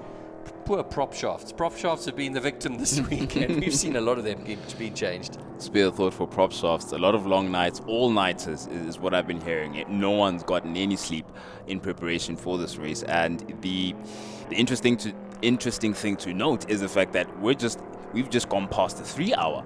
We haven't even gone into the 9 hours of the SES 9 hours of Kyalami. So it just tells you just quite the challenge that is before a lot of these individuals, not only the racing drivers, but the teams as well, doing back-to-back nights of non-stop work. The 262 of Pesty Racing has had quite a few of those niggles. They've gotten their fair share, a prop shaft and a half of parts that have been worked on there. I believe they have a gearbox that they've worked on, brand new gearbox that's come into that's in the now. Picture at the moment. Yeah, we got confirmation it's in. Yep, and this is the first time those gears have gotten grinding. So the fact that it's gone and gone around the circuit a couple of times is a great thing to see as they reach the peak of the circuit, peak altitude the circuit can achieve at Loikop and hit that famous, tricky to navigate double apex. Now, down the mine shaft they go now, and at this point, I do believe a lot of confidence has been restored in your transmission, and Harum is going to be absolutely happy with the prospect of qualifying for the remainder of the session. 5 minutes to go. Right, so first time's coming in then. So we've got the 131, the Rook car at a 206. Fastest time out, last time out. The 169 doing a 210 and a 215 for Dan Hirsch. The number 42 V8 Roadster. Still early days with just under 5 minutes to go. And we're expecting some of these other cars to move up. So I asked a question a bit earlier. I've got the answer for us as we look at the long shadows here over Kyalami. And the question was, what if one of the drivers can't get out? Maybe there's a problem with the car or with the driver. Then they will start at the back of the grid. So it's whoever's competed. So let's just say driver 1 goes, even driver 2 goes, but driver 3 can't get out for whatever reason. It's drivers 1 time, drivers 2 time, times 0, I'm afraid. And they will start at the back of the grid. And that's just the rules there. And you need to have all of your drivers So the drivers with 4 teams need to get all 4 drivers out. So they're going to get 3. At least 3 of their drivers need to set a time. And that's possibly why we saw the likes of Henk Latergan, Keegan Masters still walking around with slops. Yep. Because they've got 4 driver teams there and perhaps aren't looking to be in the seats tonight. Yeah, they were in full summer trim and quite relaxed. And thank you for the clarification there on that rule. We've got Dan Hirsch at the wheel of the number 42. Yeah, it is Dan Hirsch at the moment navigating Loikorp. Again, the double apex, and he's got the I think that's the 169 backdraft roadster, which has seen the interesting thing about the backdrafts is how these cars are so adaptable, instant access, easy to race, and you've seen that same car in different guises with different drivers at the wheel throughout different phases of the championship, and it's still able to be taken to its absolute performance limit a couple of times. We've seen a few of the talents that, for example, the likes of Sichaba Mashego, for example, at the wheel of that particular backdraft, but now, of course, he joins Team Kubani, and I'm excited to see how they perform. Ufigile Holumisa is in 10th at the moment, but we'll get a picture of exactly where he is at the moment. Dan Hirsch is either a tow for a very quick 169 behind him, or he's in the way of that 169 backdraft. In the meantime, that Alfa Romeo we saw having a bit of trouble in the previous group is getting a second go at it. Yeah, so the Alfa there is one of the Rossi brothers that are out and about. They're running in 5th at the moment, but not if... remember, this is not a race here. This is qualifying, an opportunity for them. Perhaps missed one of the other opportunities. And with on pace, certainly not going to affect the cars out there. But yeah, from a sort of 9, 10, 11, 12th, they're going to be really concerned. I mean, going in 12th was finished on the podium in our earlier race today. So could they be having a little bit of a problem there? So we keep an eye on that one. So it's still Rook leading the way at the moment. Fabian Lance at 2:33. Something's not right. With the new car. Yeah, I'm a bit worried about that. Let's see, we're a bit late into the session. Who knows, maybe, geez, you're going to have to knock it one last time for something to fall into place. And that has to be soon because we don't have much time as far as qualifying is concerned. The shadows are just getting longer and longer. Yeah, significantly though, if you look in 4th place, we've got Haram Pretorius, who is in 4th there, but 3rd fastest of the V8 Roadsters here. Because, of course, we've got the 3rd place car, the Rossi, the Alfa Romeo, which you see now in shot. In a different class, but so this is really a focus on the E-class, and it's Pretorius, the championship leader, winner of race 1 today, the 3 hours of Kyalami, looking comfortable. But this Alfa Romeo has got 3 VWs waiting for them, growling in the background, because the race tomorrow is going to be between that Alfa Romeo and 3 VWs, a Polo with Corey Hill, Yuri Swat, Anthony Pretorius, an Endurance Polo with Jagan Robertson, Keegan Campos and Nathan Hammond, and a GTR Turbo Golf with Bruno Campos, João Martins, and Marcus Rodriguez. Oh, and I'm excited for that 111 GTI, which has had smooth running so far. They're going to be relishing the prospect of taking that race on as they've seemingly overcome the worst. And I was asking you, Gareth, about the 169, which is lost its shape there, Gigi, in the car at the moment at Ingwe. It got him. He got one. There is one set of teeth that will get you, at least one out of the 3 at the last part of the lap there. Despite that little wide going on there, he still did a 2:08.1. That's his fastest time so far. So it's still very impressive. But he's going to get one more lap in with 37 seconds on the clock to go. Indeed. And now you have Rook behind him having to maybe ask for the favor to be returned, but 30 seconds on the clock doesn't seem too likely, and the distance between them seems like Gigaloo's at the rear goes. And 2 cars spinning. This is now at Ingwe. So he's also spinning out. And another one was Oliver. And there we go. That's in front of Barbecue, the favorite little spot there for our locals. And on the left-hand side there would be our support class pits, normally, of course, turned into a music festival for this weekend. But great to see both cars getting back and not going to affect the outcome. The checkered flag is out, though, for this session. CJ Blackman all of a sudden bounces up the timing sheet. The number 10 is now 2nd. So that was, where did that lap come from? All of a sudden, the CJ Blackman roadster up into a 2nd position with a 2:07. 1 second, though, off a very impressive pace from the 1:31. Rook there looking like the car to beat in this session, but he's going to need his teammates to match his time for him to take the pole. Yeah, just saw a couple of spectators with a view to beat there.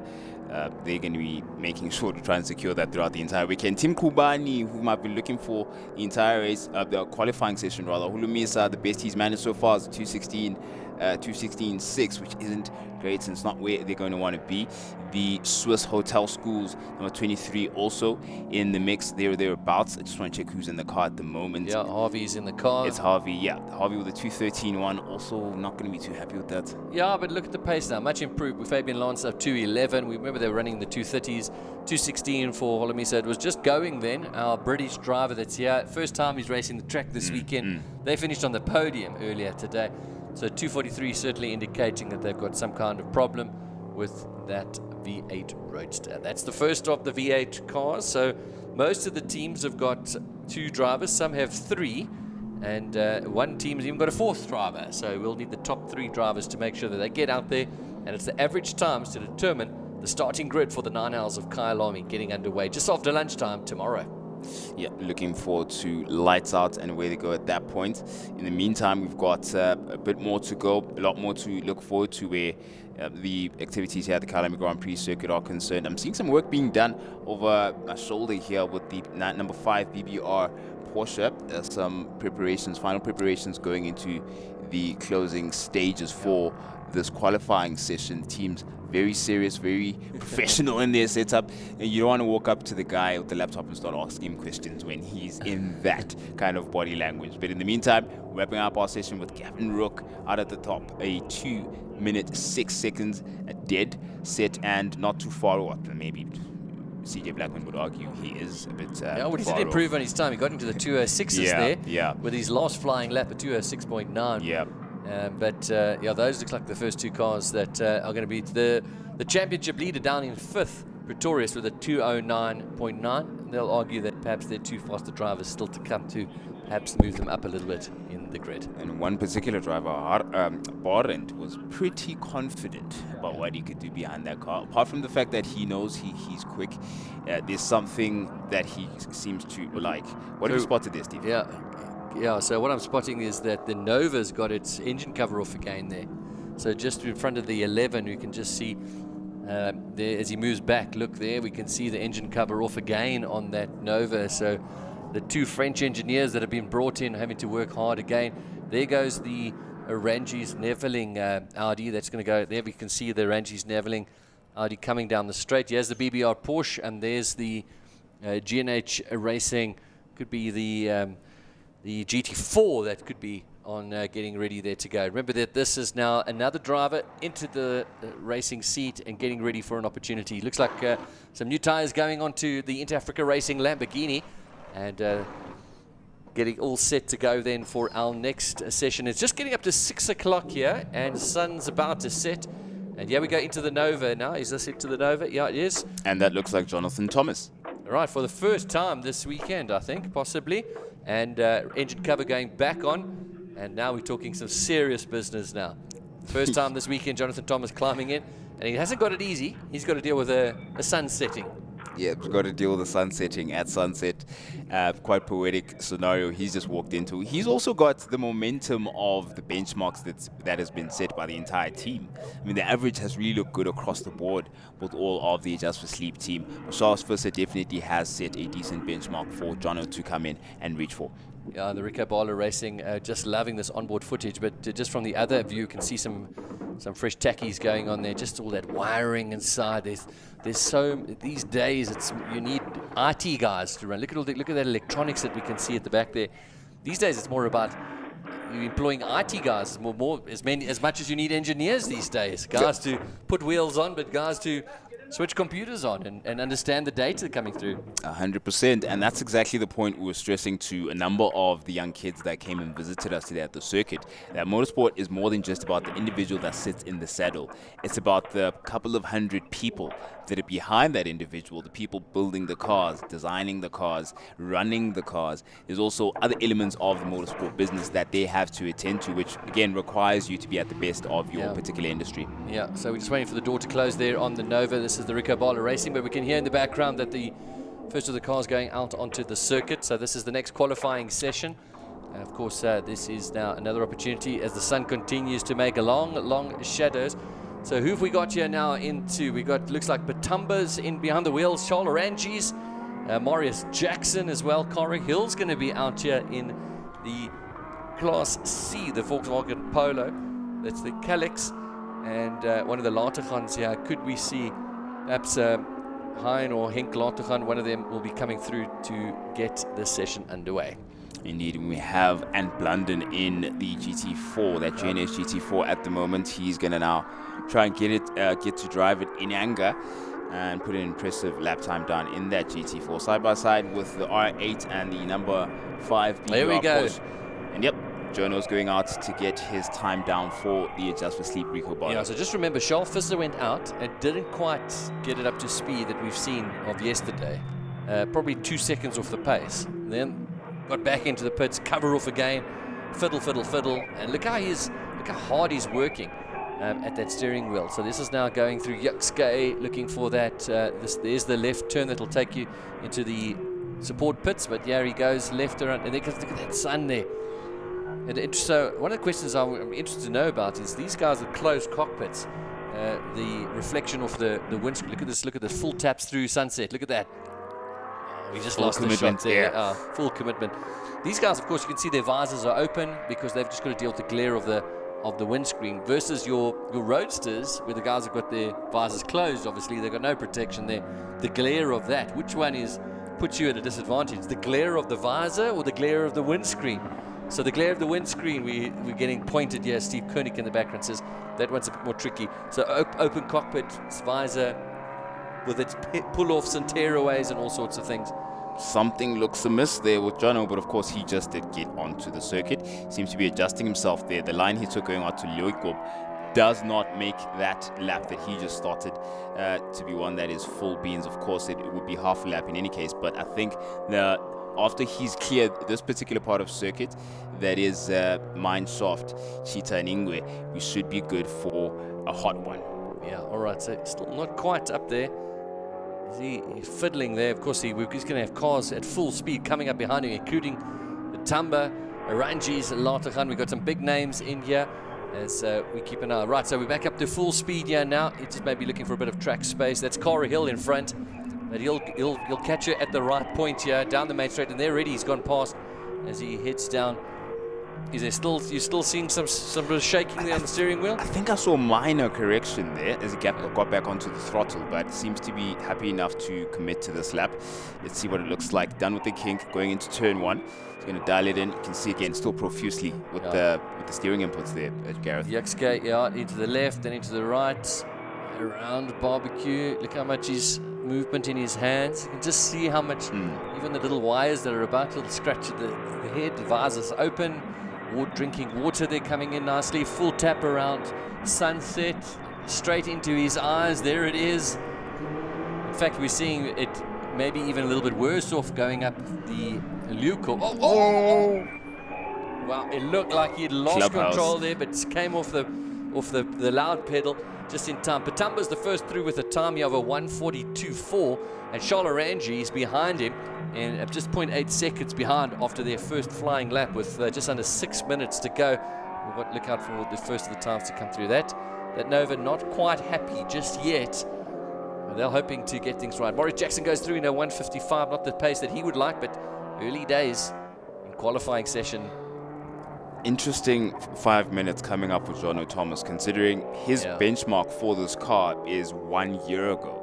It was a different car altogether, and this was also a different car altogether for the individuals like Nick Adcock, Charles Visser, as well as Michael Jensen. So the feedback that they've given him is all he has to go on at the moment, and then he has to add his own driving style to that to get this car to perform at its optimum for qualifying.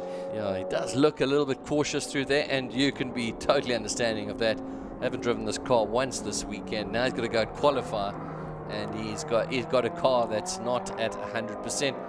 Wow, it definitely looks like the back one had to flick out there, and once again just taking a little bit easier. So we've said all of this now. We're really playing it, and here he goes, puts in a 1:43.2. But that's not the pace of the car. We know that the 1:42s, 1:41s and even less is capable, but he'll be happy to get down into the 142s where Patamba is right now. Indeed, I nearly let out. Come on, Jono. And exposed my allegiance for the time being. I have said this is in my top, 3 or 4 cars and teams going into This the is where close of it the snapped through championship. earlier, Yeah, exactly. and that looks much better He's there. hooked it up. Yeah, this is now Clubhouse on the right-hand side. Nice grass banking. We've seen a few cars go off on that little corner. He's holding it tight there. This is the back holding it. Look at that sun there. Where is he going? How do you brake? Where is the marker at that point? I refuse to believe you see. Look for the tree. There is no tree. I'm flying into the light there. Hey, I'm look. hoping for dear life. Randy's got his lights on already. So, yeah, they're starting to prepare themselves for the changing conditions. And so does Patamba. Yeah, there we go. Here comes Oranges through with that Strajali Motorsport and their GT3 Evo. Right, Patamba's leading the way in a 141.7 last time out. They're just coming up on the timing, and that is quick, eh? And I was about to comment on how he seems to go wider than the others at Clubhouse in particular. He goes a bit further right than the others and it seems to be working for him. He's broken into the 141s. Yeah, not quite hitting the chicane there in the second half of the S's, but did you see that? Was that brake dust that came off the car there? Yeah. That was brake What a dust. shot that was. As he got into the sunset at the top of Leeuwkop, you just see the brake dust coming out from the front and the rear wheels there. Right, down the mine shaft, a full tap through here. Look for your braking spot. Nice sweeping line through there. Carry as much speed as you can. This car's struggled to keep it on in this corner, and there once again they've done that. That's been a line that they've tended to take and can have a little effect as we go. So Thomas now also putting in his next lap was a 142.9, so getting a bit quicker and quicker. Just maybe understanding the car, getting a bit more comfortable with it. Let's see what Patamba, he's really thrown himself on this lap. We'll get a little idea of the time there. No, it wasn't. It was a 142.0. So not as quick as earlier. Ranji's now going up into second. You'll see Ranji's moving up into second shortly with a 142.8. So just gone a bit quicker. Charles Ranji's on the last lap out doing a 142.8. So these cars getting quicker and quicker with 2.5 minutes to go. Thomas sitting in Latergan will be pleased with the 148. Morris Jackson with the 149. Corey Hill in a different class, as is Blunden and Rodriguez. Wayne Roach yet to put in a lap time. Wonder what the issue is there. That was one of the all-night cars, if I'm not mistaken. New gearbox components because it wouldn't release. So there is some work. Yeah, we've been wanting to see this car all weekend long, and it's been in the pits a lot over today. Well, a little bit wide there. We're going to see a lot of that over the next 24 hours as we build up towards the 9 hour. A little bit more of the sand being thrown up, but that tells us that Charles is giving it everything as he makes his way up around Cara Hill. The blue flag's waving there, and you can just you can just see that little brake dust there. Beautiful sight. And Patamba last time out still a 142. He's going to come through shortly. Thomas goes back up into second now with a 142.3, warming up, picking up little tenths of a second here and there. Can he get down into the 141s? Can Oranges get down there? Doesn't seem like he quite has speed in the car, although he was really giving it everything that he got in the last lap out. What do you reckon the effect of the 125 Lamborghini going out quite wide at the exit of Crocodiles into Cheetah? Do you think he's paying the price there? Yeah, absolutely. I mean, he's going to be finding himself having to brake maybe a little bit or hesitant. Maybe it's just coming off the throttle a little bit quicker. So absolutely. But the problem is by he's compromising his racing line there. But then, of course, going into that critical part of the track, he's losing probably 1 or 2 tenths of a second. That's what the difference is right here from getting down into the 140s. But still a fantastic time from Patamba. The quickest so far with 43 seconds to go. Thomas in second with a 142.3. We're wondering if we can get down to the 141s as he continues to find his comfortableness and speed in that car. Yep, and that's one thing he knows how to get quickly, but the way he's behaving at the moment, he'd be leaving it right up until the end. You can see how different the line is there at the exit of Crocodile is for Jono Thomas, who has tried his best throughout the session, the 5 minutes that he's had to dial this car in, and at this point, he's catching traffic. Yeah, but could he get a little slipstream here from the BBR Racing? Might just actually aid him. Here he comes down to the start line now. Let's just have a quick look to see, and it's a 142.3.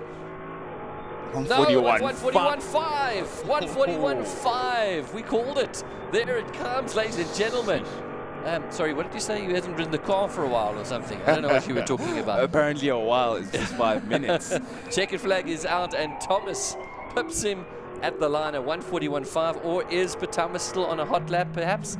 we'll keep an eye out on these timings, but that is an impressive time from the young man who's had no seat time this weekend, Jonathan Thomas, an FIA spec driver, and that is, fantastic. I mean, same for this side. Also, I beg your pardon, it just might be Michael Koenig, so I need to wait and be sure, but no, I think it is Barend. Yep, there we go. Yep, we've got Barend in the car in that 262 PhD Racing. So let's see. Championship leader, and about to set a benchmark now. I'm seeing a bit of a splatter. What is that? Is it like slight overflow at the rear of the car there? No, I think it's a bit of brake dust just coming off, but so you're just not, or maybe even dust on the track, but I think part of it is that the light at this time of the day is making it really clear. A little bit of dust kitchen. But yeah, we can see for the first time now going to sunset, no sun. The sun has set as through sunset. Yeah, it's namesake from now into the rest of the night, and he's going to be approaching Clubhouse not too long from now. Let's see.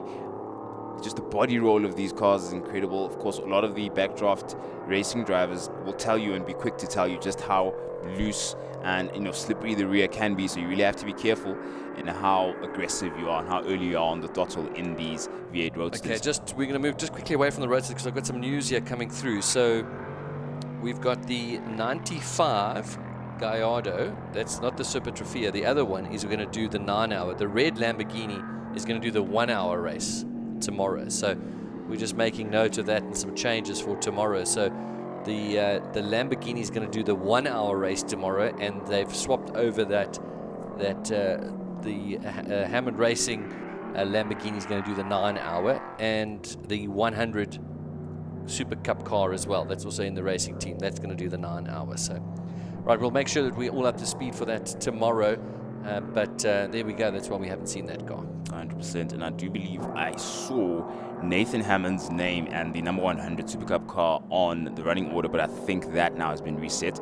But we'll find out in a bit. Another person I'm excited to see is Sechao Mashego in that number 11 Kobani car. But for the time being, let's see what Barend Pretorius has managed to extract from the car. Lose the rear slightly, correct it very quickly, just before he takes the first across the start finish with a 2:04, which is the fastest we've seen from the backdraft from the past 3 or 4 groups of V8 roadsters. So intentions clear, Barend.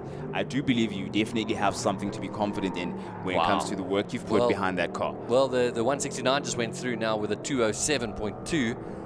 Remember, there could be traffic. There are lots of factors here, but we can keep an eye on that. It could be changing quite quickly. Zero traffic. I just saw Barend and that 169 in frame at the same time. There's nothing in between the two of them. That is pure pace from Barend Pretorius, uninterrupted.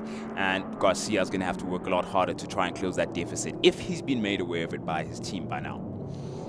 Okay, and then we've got the Rossi, that is the Alfa Romeo that's also participating in this qualifying session. They're in Class C. And they'll be participating alongside third out on the track, or third quicker so far at the 2:10.8. Naidu doing a 2:11.6, 4 minutes 40 to go. Yeah, Naidu in the brand new, at least as far as he's concerned, it's a brand new car. The backdraft he is learning about and trying to get to suit his driving style, or he's trying to suit the backdraft's handling characteristics, one of the two or the middle ground somewhere, and produce a lap time by between now and 4 minutes. Right, Trevor Graham going through there in the 42, just a 2:15, so he'll be looking for a quicker pace there as well. Garcia running in second there. The number 10 is currently running in third. That after their start there, that was Anthony Hoare in the Trade Core Backdraft Cobra. Mashego, where did that time come from? Up into second with a 2:07. Oh, jeez. Where did you call this now? 2:07. I did say. Mashego. We're excited to see what he does, and I think we have him in frame at the... No, that's not him. That's not the number 11. It's also blue, but that's Naidu in the number 27, the new car that he's trying to get to grips with at the moment. We'll have an idea of just how much he's got it on his radar and knows exactly how to navigate around the circuit with this particular piece of equipment. Looks good so far. Just the body roll you see on these cars, despite their low profile, is quite impressive. That the circuit is managing to extract that kind of behavior for a car and stretch the equipment and the suspension and all of the nuts and bolts that come together to look this beautiful and produce a beautiful lap time. Let's see how he manages to exit Crocodile. Does he go out too far? No, he doesn't. Completely avoids the curb and the rumble strip there. And then we come on to Cheetah now. and does an equally good job of steering clear of the sausage curb. Let's see what Naidu is able to produce for the first time out in anger with this number 27 backdraft. Right, so here we go. The 27 Naidu there. We're looking for the 23, and they're just coming through now. Wolfson doing a 2:08.4 was not having a competitive time there. They're very much in title contention as well, as we see this beautiful Julia coming through the 33, which is with Rossi behind the wheel, currently running in 8th at the moment. Baron Pretorius, a cut above the rest, over 2 seconds faster than anybody else, and we had his dad qualifying a bit earlier and about 4th fastest or so they're looking pretty good to be near the front of the field with one more driver to go in that car, the 262. Maybe this is Baron's bid to be in Class D, you think? We'll see, but We'll see. that is quite a performance. But looking at Garcia, also improved on the time, but Mark Owens gave us a flash there, but we're not quite. I think the timing screen is resetting itself. We've got 2 minutes to go, with Baron still the benchmark.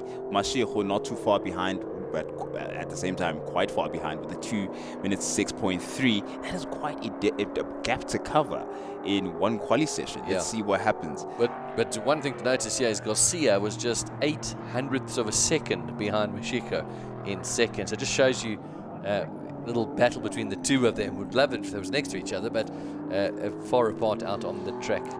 Listen, having seen Mashiach throughout the entire season, he knows exactly where to place his car, either to make it as wide as possible or make himself fast as possible. One of the two. He does not mind getting into a fight, and it's all fair, it's all clean, and it's all really impressive to see at the end of it. Some interesting fights have gone on between his car as well as the Swiss hotel schools, and really, really entertaining battles.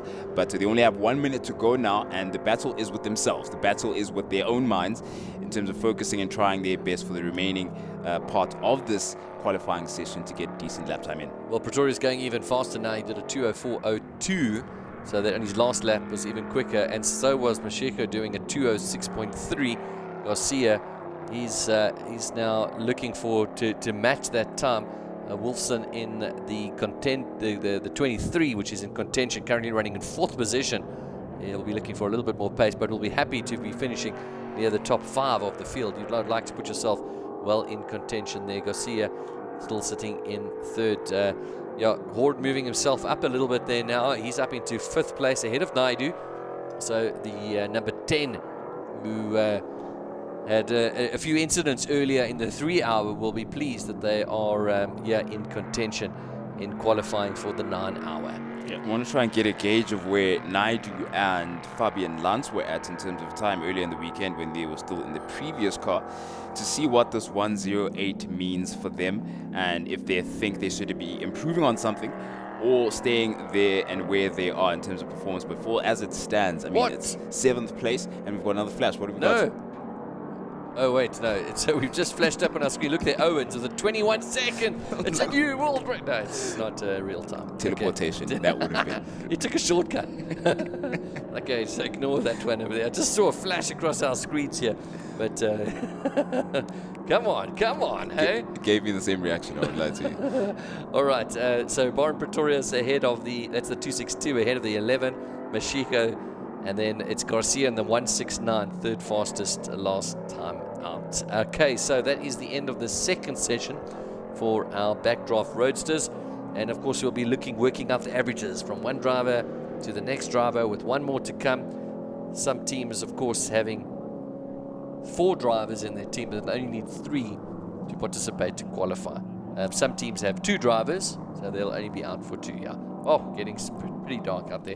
So here's the thing now. You know that qualifying is going to happen from sunset into the dark. So do you put your drivers out who are going to be driving in the dark a little bit more in the last of the qualifying sessions? I mean, you've got to strategize a little bit here, because your conditions are changing quite quickly. It's going to get darker and cooler very fast. Or if you have the gift of a John O'Thomas, who only needs 5 minutes to save away all the time that you've been putting down in terms of lap times, well, you're pretty much at leisure in terms of talent. But yeah, it's been really enjoyable to watch so far. We've got the number 27 there of Naidu getting back into the pits. It's been a decent enough session for him. I think he'd be happy to the fact that he was running for one. Now he can start then hacking away at it bit by bit to get to the optimal performance for the car. Yeah, so now we're going to start to see some of our A-class cars, including the Nova there, working frantically on that car. Just keeping an eye, who have we got here? We've got the BBR Porsche out at the end of the pit lane. No doubt the Inter-Africa Lamborghini will be going out as well. So they're going to be sending off their last drivers, and then we're going to start to see who's going to be in pole contention as we head to the 9 hour. Just to remind you, of course, tomorrow we're back with some more practice sessions. We've got our sport races for the Lotus Challenge, 51 open cockpit single-seated race cars as well, and then that Sports and GT was phenomenal. Oh, wow, jeez. the pace of those cars, and It's a couple incredible. of the other guys jumping in, just having a little ride as well. I saw the Mercedes out there as well, having a great time. So we're in for a fantastic day tomorrow. Live music, the bands are going to be playing. There's artists performing throughout the day. I'm going to be head banging to Prime Circle while watching a Lamborghini come past. I mean, Yeah, and I'm particularly excited for you, Gareth, because I've heard you let out a note or two all weekend so far. So you're going to be a happy chappy this weekend. Definitely looking forward to it. Oscar MBO, Oscar Mbo, both of them are going to be there depending on where you stand in that argument. But yeah, definitely a little bit of something for everybody. Okay. All right, it's getting a little cooler here at Kyalami Race Circuit. 6:30 now. We're going to do a changeover of commentary soon. We've got Stephen Koenig coming in, Ernst Page. They're going to take us into this next session. We hope you've really enjoyed the action here today. Just an amazing field of cars and drivers, and yeah, it's just been amazing. And this next session is now going to determine who is on pole position. So there's quite a bit of sums and things going on here over in the background. So we will know shortly in this next session which car is going to be on pole. And pole, Prince, significant for the 9 hour?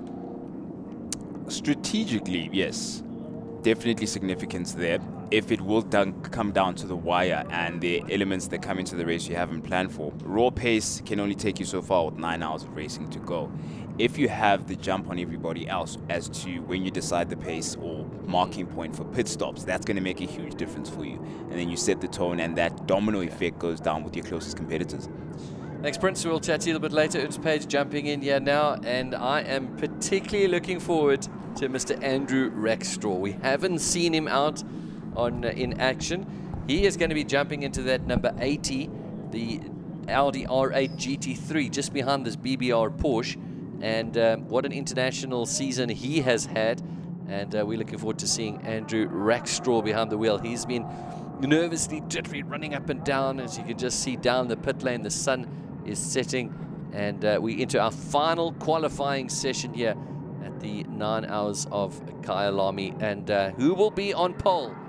It's definitely between the Nova. We saw Jonathan Thomas put in a sensational drive last time out in the 141. Charles Visser not quite getting the speed that he was hoping for. It seemed like they've been struggling a bit with that car. They still got it up on the jacks. Ernest Page joining us here now as we get ready for our final qualifying session. Excitement building, Ernest. Still have it on the jacks, but having said that, we did see the other driver, Jonathan Thomas, going out earlier on, and Jonathan setting a really 141, fast time. Not in the 140s, but Jonathan will be quite happy with that because it's the fastest of the session. And of the two sessions, it's the fastest as well. So now we wait and see what session 3 holds, the final session for our Group A drivers, as we see their Letlaka car getting ready for action. For those that are a little confused, it is a different car to what we saw early on, isn't it?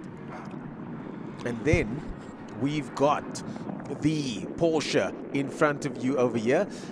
This is our second last session of the day, and after this will be the V8s to make up their third aggregate for this event. Is that not so? Yeah, that's right. So what's going on here? They've pushed the Lamborghini back now, and the engine cover's off. So they can't work on the car in that pit spot over there they can look and see. But if they need to work on the car needs to go all the way back in there. They seem happy. The lid is back on. Oh, it's a difficult one because you don't have time to come back in and work on it. I would have rather maybe have just pushed it back and made sure Yes. you get it go, because if you've got a problem, you're going to go out, you're going to lose all that time. Anyway, here we go. And that's going to be Stuart White definitely behind the wheel, and Andrew Rackstraw. We're so looking forward to this. And Keegan Masters, ladies and gentlemen. The pros are out in force today. The pros are out in force today. Kalen Mawa on the YouTube stream going, let's go, Seshaba Mashiko. Yeah, that was from the last session. That was from the last session. I'm just doing some catching up over here. Let's see, they did have a frozen screen, but it seems to be fine. Yeah, now. everything's sorted fine now. now. Yeah, Sorted all now. good. So I'm just quickly going through those. Yeah, there's some debate regarding the Lamborghini on screen, whether it's a brand new one. We know that, of course, it was just it's one of theirs that they've got in stock, but they've just repainted. Wow. Fresh lick of paint for this weekend and surprised the drivers. But yeah, what a session cool we is are in that? for. What a session we're in for. And here we go as well. It looks like the number 72, Mike McLaughlin. Let's just tell you. Is he back? He's back. He was in Durban. Yesterday he was here. He had to go to Durban. He was done. And then he has now flown back or driven back, I don't know, and he's back here now with us, and he's taking the car. And there goes the Nova. We can just see out of our window as well. I haven't chatted to Mike McLaughlin this whole weekend for obvious reason. He hasn't been here. But well done to him for making it back. I know that there was some talks. I know that the other driver that was in that car earlier on, Franco Di Matteo, was very much excited to get back in the car, but the other driver is back now. But Di Matteo, unfortunately, having some bad luck with that belt coming off earlier. Yeah, and he's going to manage the team now. He's going to manage the team. Drive. Yeah, he's still involved. He's still involved. I was really looking forward to seeing Franco drive. Unfortunately, that was cut short, but there we go. the rest of the drivers are out there, and Franco's still in the team, and I'm sure he's going to basically make sure that that team gets everything they need. And just like that, you're going to leave me. I just came. As the Letlaka car goes sideways over there with Stu White behind the wheel, we've got our man Steven joining us now after this. Thanks so much, Gareth. Thanks for all the information. Thanks for all the updates. It's been really interesting hearing how things are unfolding as we head into the two last sessions of the day, this being the penultimate session of the day. And of course, on your screen there you see Stuart White going as fast as one can go in a bright green Lamborghini. Well, this is it. It's still this old chassis that was originally the white car. It's got the Evo 2 kit on it. The body kits, thankfully, the cars are very modular, allows it. But he's got the pressure on. Remember, the points have now gone and not played into their favor. It's Just for Sleep on 150 points. And you got the Black Bull Racing sitting on 169 points. And Into Africa is only 3 points ahead of BBR on 172 points. So qualifying now is critical, knowing how the competition is on his tail, and it just takes one misstep to go and lose it. So you don't want to have it in qualifying, and you most certainly don't want to have it in the race where double points come into play. Yeah, no space for missteps over here. And I'm just looking through those times now. The pro drivers really doing the deed with Ari Neveling and the rest of the pro contingent over here doing very, very well indeed, and making sure to get those times as fast as possible. And speaking of pro, on your screen now, Stuart White, the man that has been fast all weekend, is always fast for that matter. It doesn't matter where he's racing, as he now comes to complete the lap. And these are, oh, look at that, on the limit. Our camera is so crisp and clear, as you can see exactly the attitude of that car. Stewie goes up with a 141.222, immediately putting him right up there. And I'm looking at the times now. Ari Neveling with a 141.7, and the fastest driver so far today was Jonathan Thomas with a 141.5, but now Stuart White finds himself with a 141.2. Rackstraw with a 44.0 out there at the moment. Rackstraw's got everything to play for at this stage, and one of the drivers that I've been supporting for quite some time, watching his journey overseas, again getting another podium at the Walter Hayes. He got third last, he got second this year. Next year is going to be the win, we're hoping. And as you can see, that GT3 car, and another incredible driver, having won in Italy in Porsche. I think it was the Porsche Cup in Italy, and there he goes. That is Keegan Masters, as the times keep racking up. Stuart White with a 1:41.222. Keegan Masters there with a 2-minute, but still getting dialed in, I'm sure, as the countdown continues with just 5 minutes to go in this session. Well, this is just a South African version of the same car he races overseas, the GT3, the Cup car, the 992. So he's very well versed in it and is trying to improve. One thing, I did take a walk up to Stuart White and I said, "Are you a little bit worried with qualifying?" And in a cool, calm demeanor, he said no, but the raise of the eyebrow does tell a bit of a story. Little Tells can go and sit with it. Nick Adcock put himself into 3rd place. He's also trying to close up that time as quick as possible. So as we're on board with the Black Bull Racing, and this is going to be an absolutely fast one into the S's. A quick dab of the brakes, running right over the curbs to get himself all the way to the top of Leeuwkop. They're going to have to either way over the crest as the sun is setting. But there is a very, very slow Audi R8. Oh no, is that Rackstraw? That is Rackstraw that's busy trying to get it all fired There we up. go. Got it rolling. Gets but it going again, so it's not fuel. it might have been moving over to the reserve. Yeah. That's the extra fuel pump, because they've actually got 2 fuel pumps in these cars. So you do have a backup in case the one fails. Well, he's only got 4 minutes to sort that problem out. Someone that might not have the time to sort a problem out is Ricky Giannacaro in the 511 car. He is in the pits. The car has been pulled into the box, and they're busy fueling the car in now. So that's going to be a bit of an interesting time, because if you're trying to put fuel into the car right now... Rackstraw's car, they're putting fuel in, just got confirmation. Okay, so it's Rackstraw's car, but Giannacaro needs to get out on track as quick as possible, otherwise he's going to land up with a problem. Remember, it's going to be driver 1's time with driver 2's time times 0. That means it's back of the grid. So he's got to get out there, and Rackstraw also now out there as we see McLaughlin getting to grips with the car. 1:46.666 for him so far, and how's that? Just jump straight into qualifying. No chit chat, no nothing. Just get in and go. And same with Rackstraw, same get in and go, because with 3 minutes on the clock now, he's got to finish his fastest lap if he's going to try and pip Stewie. But Stuart White said the fastest time out of everybody at this stage, which is that's mighty impressive considering the company he's in. Yeah, it's going to be a difficult one as we see Mike McLaughlin just a quick dab of the brakes to bring the car in, and now just trying to utilize all that aero to take his way through the S's and flying all the way back from KZN just to jump into your race car and start with qualifying. What a better life. Oh, yeah. When it comes to these type of things, we don't complain about these things. I was talking to someone in the pit lane the other day about driving 2 cars on the same day, and I mean, look at this. You can't complain about this, Mr. McLaughlin. Slower there. With all due respect, he's living the dream. Hopefully not a nightmare that car's starting to slow down, but maybe Rackstraw's just... I don't think Rackstraw's that much faster than that. No, that is definitely slowed down at a rate of knots, and I'm wondering if there's just something acting up on it, or if he's just trying to free open a lap for himself. Well, he wasn't on a positive delta, but that is desperate. That is going really badly slow. Maybe, as you said, we'll have to check, and let's see now as the MJR car makes its way now onto what could be. He will get another lap after this. If he crosses the line, 1:56 to go, he should get another lap after this. This is Andrew Rackstraw now with the best time of 1:44. And Stuart White currently leads us off. His second best time of 1:41.381 is, I think, still the fastest time here today in qualifying. So Stuart White, Stuart White doing what Stuart White does. I wonder if Andrew Rackstraw had I know my car moment with the fuel light. He doesn't know the car. That's the thing. He just rocked up from the States, cruising around in his BMW convertible on the weekend in Cape Town, and now he's here. He doesn't know that car. And look at that line, very similar to what we saw JP doing earlier on that exit over there that we were chatting about. And so far on the limit, just missing the curb over there.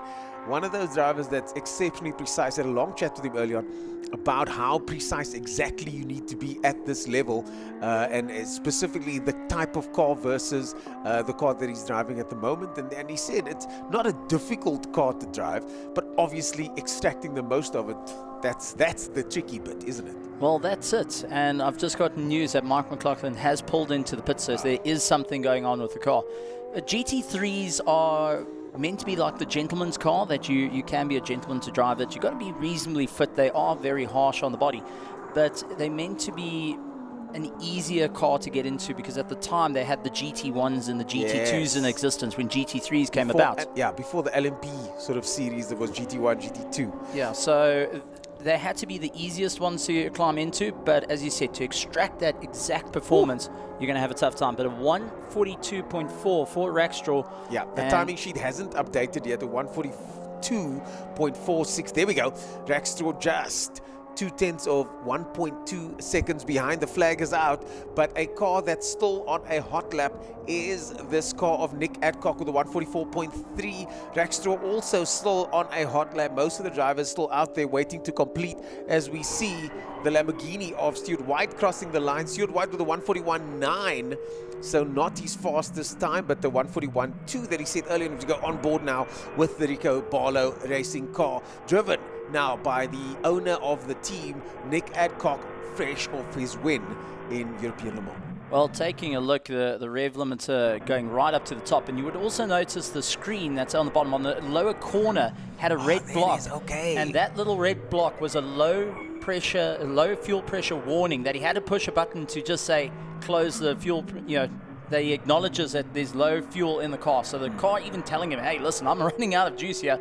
You've got to make it count. And it pops up yet again, low pressure. There's the lights coming on. Has to acknowledge it, otherwise it blocks up that view.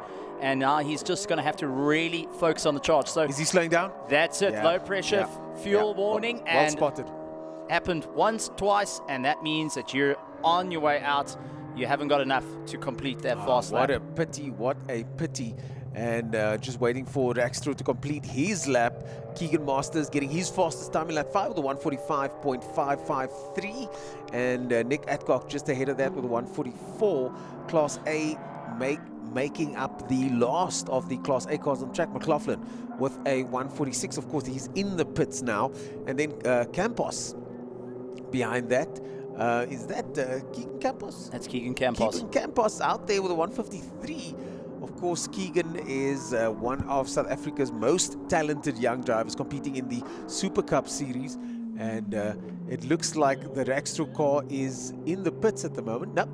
Was he leaking something? Yeah, they might have been leaking something over there as Stuart White comes into the pits. And the Rackstraw car, there might have been a leak in pit lane by that car's location. Nothing untoward at this stage, but we need to find out what that is. Hopefully it's just water or something along those lines. Well, if it's a bit of fuel, then unfortunately our stewards are going to have a fun time with that. Our environmental stewards are going to let them know, because you're not allowed to spill fuel. You have to go and refuel with an environmental mat. No fuel spillage is allowed. You have to use a damp mat when doing it. If there's a fuel spillage, you can be penalized and fined on the accordingly, which means he could have his time in qualifying thrown out completely. Let's hope that's not the case. Yeah, so stressful times. Yeah, very stressful times, but let's see, second place, not bad, as we wait for the other cars to come out and the last of the cars to complete their laps. Keegan Campos, as mentioned, a previous guest in the commentary booth at the 9 hour, as we now look at the Pretorius car over there, number 81 car. Car Hill as well behind the wheel of that car, coming in now for the final time. And then, pulling into the pits. And that would mean that Group B should be out now. That would mean that Group B will be out now. And let's take a look at those times from Group 8. Stuart White with a 141.2. Rackstraw with a 142.4. Nick Adcock with a 44.3. Keegan Masters with a 45.5. McLaughlin with a 46. Keegan Campos with a 53. And well done to him. Pretorius with a 54. So let's see, Keegan Campos in Class C at the moment. and leading off Class C, qualifying over there with that 53.8 second lap time. Pretorius just behind with a 54.8 in Class C as well. So here comes the backdraft, boys. But it's not just a backdraft. There's a beautiful Alfa Romeo over there, the number 33 car, driven by Van Sail. Where you go check that car out earlier on, and we were talking about the fact that it looks standard from our vantage point, but when you come closer, there is nothing standard about that car. Well, there's a lot standard about that car. I'm just using a little bit of hyperbole there, but it's got incredible brakes. It's got big vented brakes with huge calipers, AP racing calipers, running the semi-slicks, interior stripped out, but they say the car is still quite a heavy car. It's got a roll cage in there, but it looks like it's got the standard drivetrain and standard. You're looking at 1.5 tons. Yeah, it's still a big heavy car. Now the wing that they've got on there, they did run that wing before, and they actually took that wing off the car because they felt that the wing was causing more hassles than not. Now they've put the wing back on because, as our commentators pointed out earlier, and I think it was Brendan Kelly that pointed it out earlier, the car's moving around a lot in the circuit, and they then decided to put that wing back on, and let's see if it's going to work because this is qualifying. It's one of those moments that you go, well, this didn't quite work to plan, so we're going to just try another way. But you can imagine the logic that came down to it of, well, how did the car work? Well, not quite. Okay, well, let's just put it back on, maybe the T-tray. So it's going to be an interesting one. So we have got a change of a car from car 55 in our Class E's, and we had Mark Owens going in replace to the 24. So this is going to be an interesting time, and we're going to keep an eye for the drivers. Now our Class E's are currently out on track with our national V8 roadsters are a little bit slower compared to the Class A's that we saw Class A's and Class B's, but it's still going to be great stuff, and we're going to have to keep a very close eye on PT Racing because they've had why is that? Why do we need to keep a close eye? Driver 1 landed up with a bad qualifying. Driver 2 had a better qualifying, so now your average is open by quite a bit. And who's in the car at the moment? We've got... Who's in the car at the moment? Steve Koenig? Are you not? I don't know, I can't see it. Michael Koenig in the car, the brother of the commentator, that whose voice you're hearing, not mine, as he waves. Brother, congratulations, I bud. do. His name is William Page, but he's sitting at home watching the 9 Hour at the moment. He's not on track like yours, so Koenig at the moment has all to play for. But having said that, the pace on, especially of Junior, and Koenig does seem to be slowing down a little bit though. Yeah, so he's trying to give it a little bit of room, and that is express orders of Francois, just trying to open up that gap a little bit more and not to get sucked into a fight. Remember, they've got to also look after the brand new gearbox that's had its first time actually getting any load put on it, and that was when the harm went out for qualifying. So the first time that had load, first time it engaged gear, and it could roll the body for the qualifying. Right? That was qualifying. So ideally, you want to have a spare gearbox as the gearbox that you've already driven around in many times, and now it's a spare gearbox, not the one that you stick in and go. But sometimes these situations, that's how it ends up going, and this is one of those situations, at least for the 262 car, as we watch the 131 car Van Heerde over there making its way down the mine shaft, tucked in behind one of the other backdrafts. Will he go for the overtaking maneuver? Not going to go for Not it. this time. He's going to keep behind. He's going to try and keep it right onto the back, under braking. Try and follow the way over through. there. Yeah, doesn't want to go on the attack just as yet. Utilize the slipstream to pull you along. Remember, he's got to aim for a 2:06 as the lap time to match driver 1. And that's why I said keep an eye on the PT Racing, because Harm only did a 2:09. Barnard did a 2:04. Mike has to match a 2:04 or better to try and minimize that average gap. So this is where it gets a little bit technical, and this is why the new qualifying method that was put into play in the later parts of the series to allow all drivers, how's that, 3 wide? Ooh. 3 wide with an Audi going, hey, I need to get through you guys out of the way. Did I just called that an Audi? You called that an Audi. You're in close trouble. enough, starts with an A. You're not going to make it home. Starts with an A, close enough. Oh, look at the size of that wing on that Audi. I mean, Alpha. That's what I meant to say. I was joking this time, people. Look at big sideways moment there for Van Heerde as he leads off the trio of backdrafts, and there comes the Alfa Romeo Giulia QV. I got to get that name right going forward now. And that is one of my favorite cars. As far as looks goes, it's a stunner. You best get it right every time, otherwise MJR is going to have a bit of a talking with you. But it's going to be an interesting time as it's all starting to set. Now, this is actually a lot brighter than it was when they previously went out last night. Correct. So it's now working in the favor of a lot of the drivers, but Michael managed to do a 2:12. Branders did a 2:12. JP Brenner 2:8. Betancourt to 2:8.3. Rich van Heerden managed to do a 2:05.5, and Van Zyl a 2:05.2. So that's how close the times are as you get towards the top. And Van Zyl is going and piloting that stunning Alpha. And I do want to point out, it's actually utilizing a very interesting bit of tech. So in the rules, you have to have your numbers lit up or using reflective tape. They've actually got light up number boards that are in the front windscreen, as you will see on the top there, in the left corner, and also on the doors is cool. LED number boards, just to show it all. Thanks for that, Team Van Zyl. Thank you so much for that. We in the commentary team appreciate that for sure. Yeah, that car is speak under your breath beautiful. When you were talking earlier on, I literally mumbled to myself, the brakes are glowing red. And yesterday we were concerned about those glowing brakes. The team doesn't seem too concerned about it all. Those are AP racing brakes on there, so they are quite capable. But as the team even mentioned, it's a heavy car, and so far they are the fastest out here with the 2:05.2. Van Heerden, the fastest of the backdrafts until Michael Koenig just snatched that position with a 2:05.494 as Steve Koenig contains his excitement. A little bit too close there, guys. A little bit too close for comfort. This is not necessary. But it is interesting that Class C and Class E are so close together. So if for example, Van Zyl and Koenig and Van Heerden end up on the same piece of tarmac, there's going to be a squabble going. I think we're starting to see it because Van Heerden, when I spoke to him, I said, how do you take qualifying? He says, take it like a race.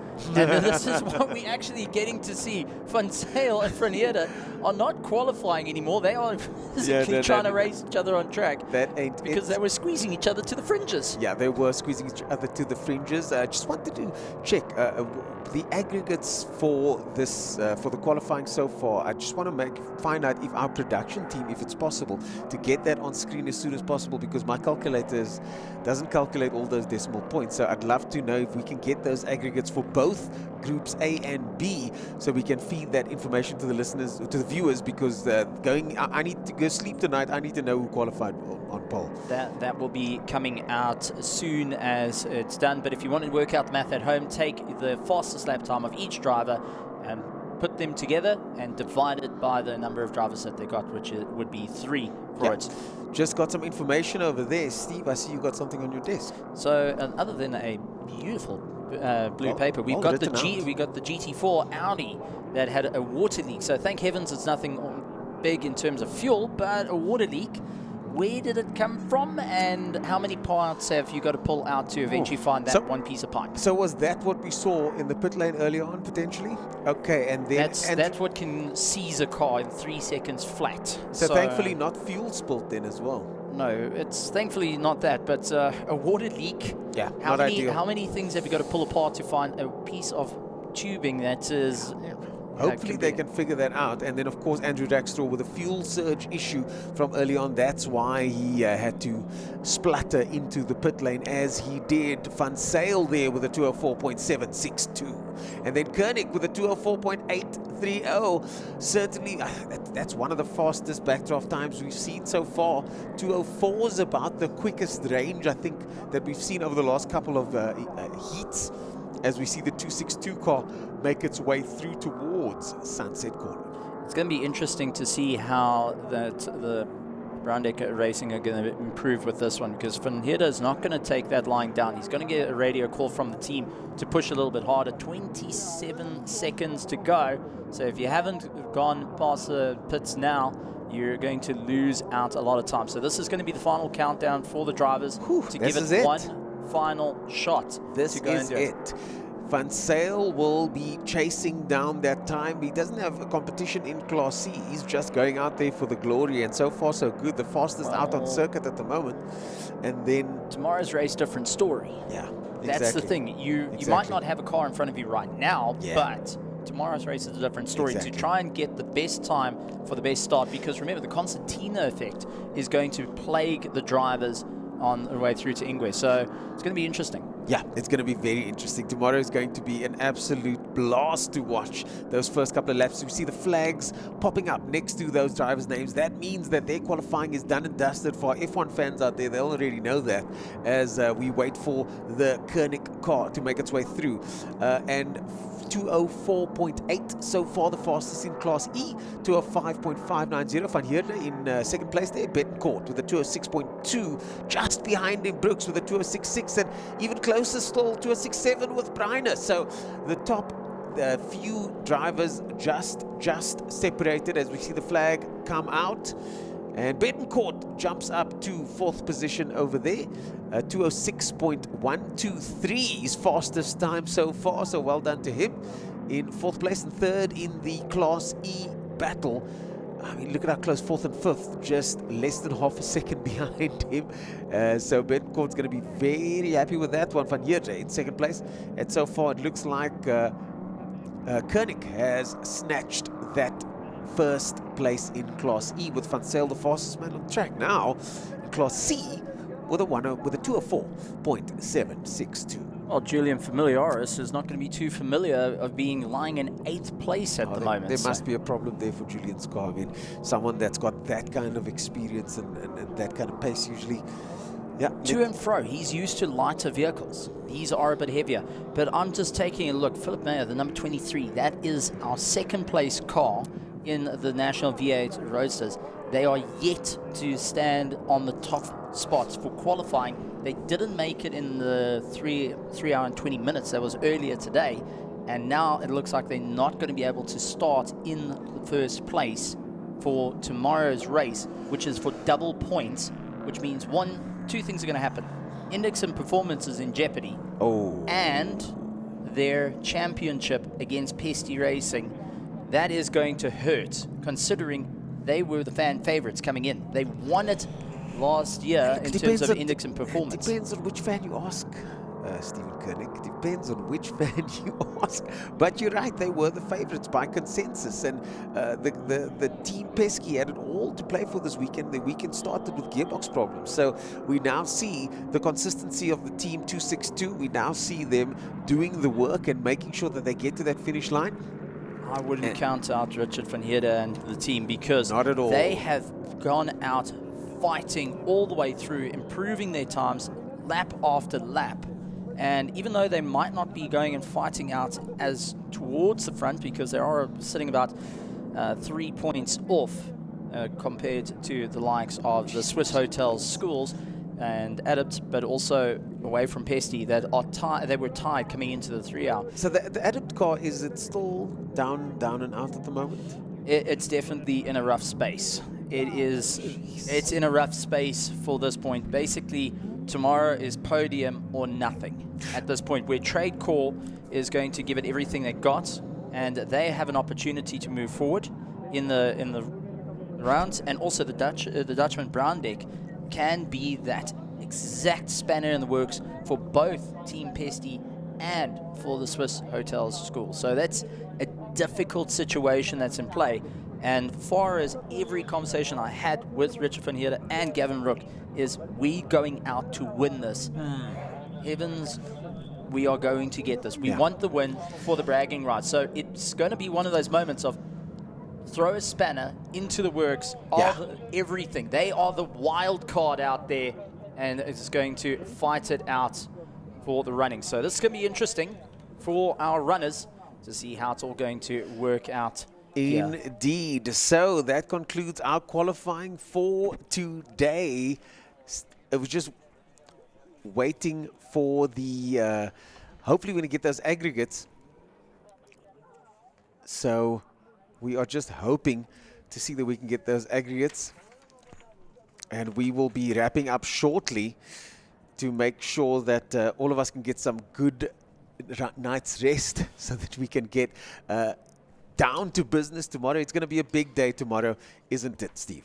It's going to be an exciting day. We've got lots of support races that are going to be around. We've got the single-seaters that are going to be having a bit of fun. We've also got the 9 hours of Kyalami. I'm super excited for that. I'm also looking forward to Prime Circle. Big fan. And Is it true that Prime Circle is going to sing the national anthem? yes, they are going to be on the grid to sing the national anthem, which cool. I've got goosebumps just by saying it. I tell you what, the last time I was here at the 9 hour and the national anthem was sung, it gets pretty emotional in the commentary booth, I'm not going to lie, because it's such a special feeling when you're at a motorsport event like this. All these drivers, some of them that have traveled back home to come compete here after trying to make it in Europe, and now you've got all these fast cars here, you've got visitors from all over the world, and of course you've got the locals coming to support, you've got school kids here out in the crowd. It gets very special on that start line because it's such a big moment.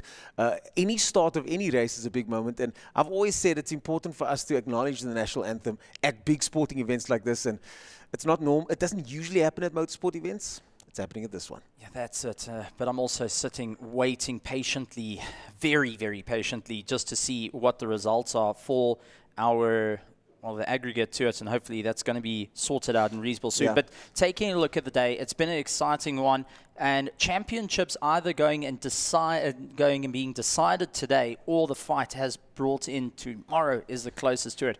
We have got the Super Vs, where unfortunately Gendre is on the back foot here. I don't think he's going to be able to take the win away from Lucian Ranchanda, but I'm also curious to see as Ranchanda drove exceptionally well today. that's it. But we've also got to talk about the North and South issue here, where you guys have got 2 points. But LMA and Yanni Gerber are going to come back at you guys, and Robinson's going to be there. You made it a North versus South thing. I came here to support everybody, but now you've made it North versus South, so now it's on. And the Lotus Challenge going to be going and charging their way around. My biggest regret of the weekend so far was not commentating for that Lotus. Well, you're going to have a whole lot of it tomorrow, and then the 9 hours is going to be a make or break. Other than Class D, everything is completely open from index and also with overall and each of the classes, except Class D, that's been cinched. So we're getting the times, as you can see on your screen there. Tomorrow morning we go live on YouTube at 8 a.m. So the day kicks off very early, and updates will be on Super Sport as well.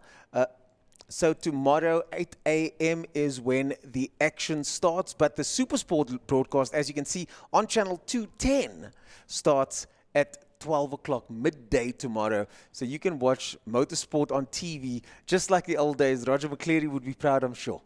That's definitely the case. Oh, I got chills just by hearing it back on Super Sport, and that's what it's all about. Motorsport back in your homes in different ways possible, no matter where you are in the world. But I got to say, I'm sitting, I'm thinking, I'm crossing my fingers, and definitely going to take a walk down in the pits and have a chat to a few drivers, get some plans for tomorrow. But also, go and pick the brains of our colleagues that are just a wealth of knowledge at this point. Indeed. Well, folks, that is it from us. Thanks to all the organizers, thanks to the camera crew, of course, the rest of our team over here, and thanks to you out there for joining us for the day. We'll see you tomorrow morning at 8 o'clock on YouTube, 12 o'clock on Supersport Channel 210. My name is Dennis Page, joined by Stephen Koenig and the rest of the team. Until tomorrow morning early, we'll see you then.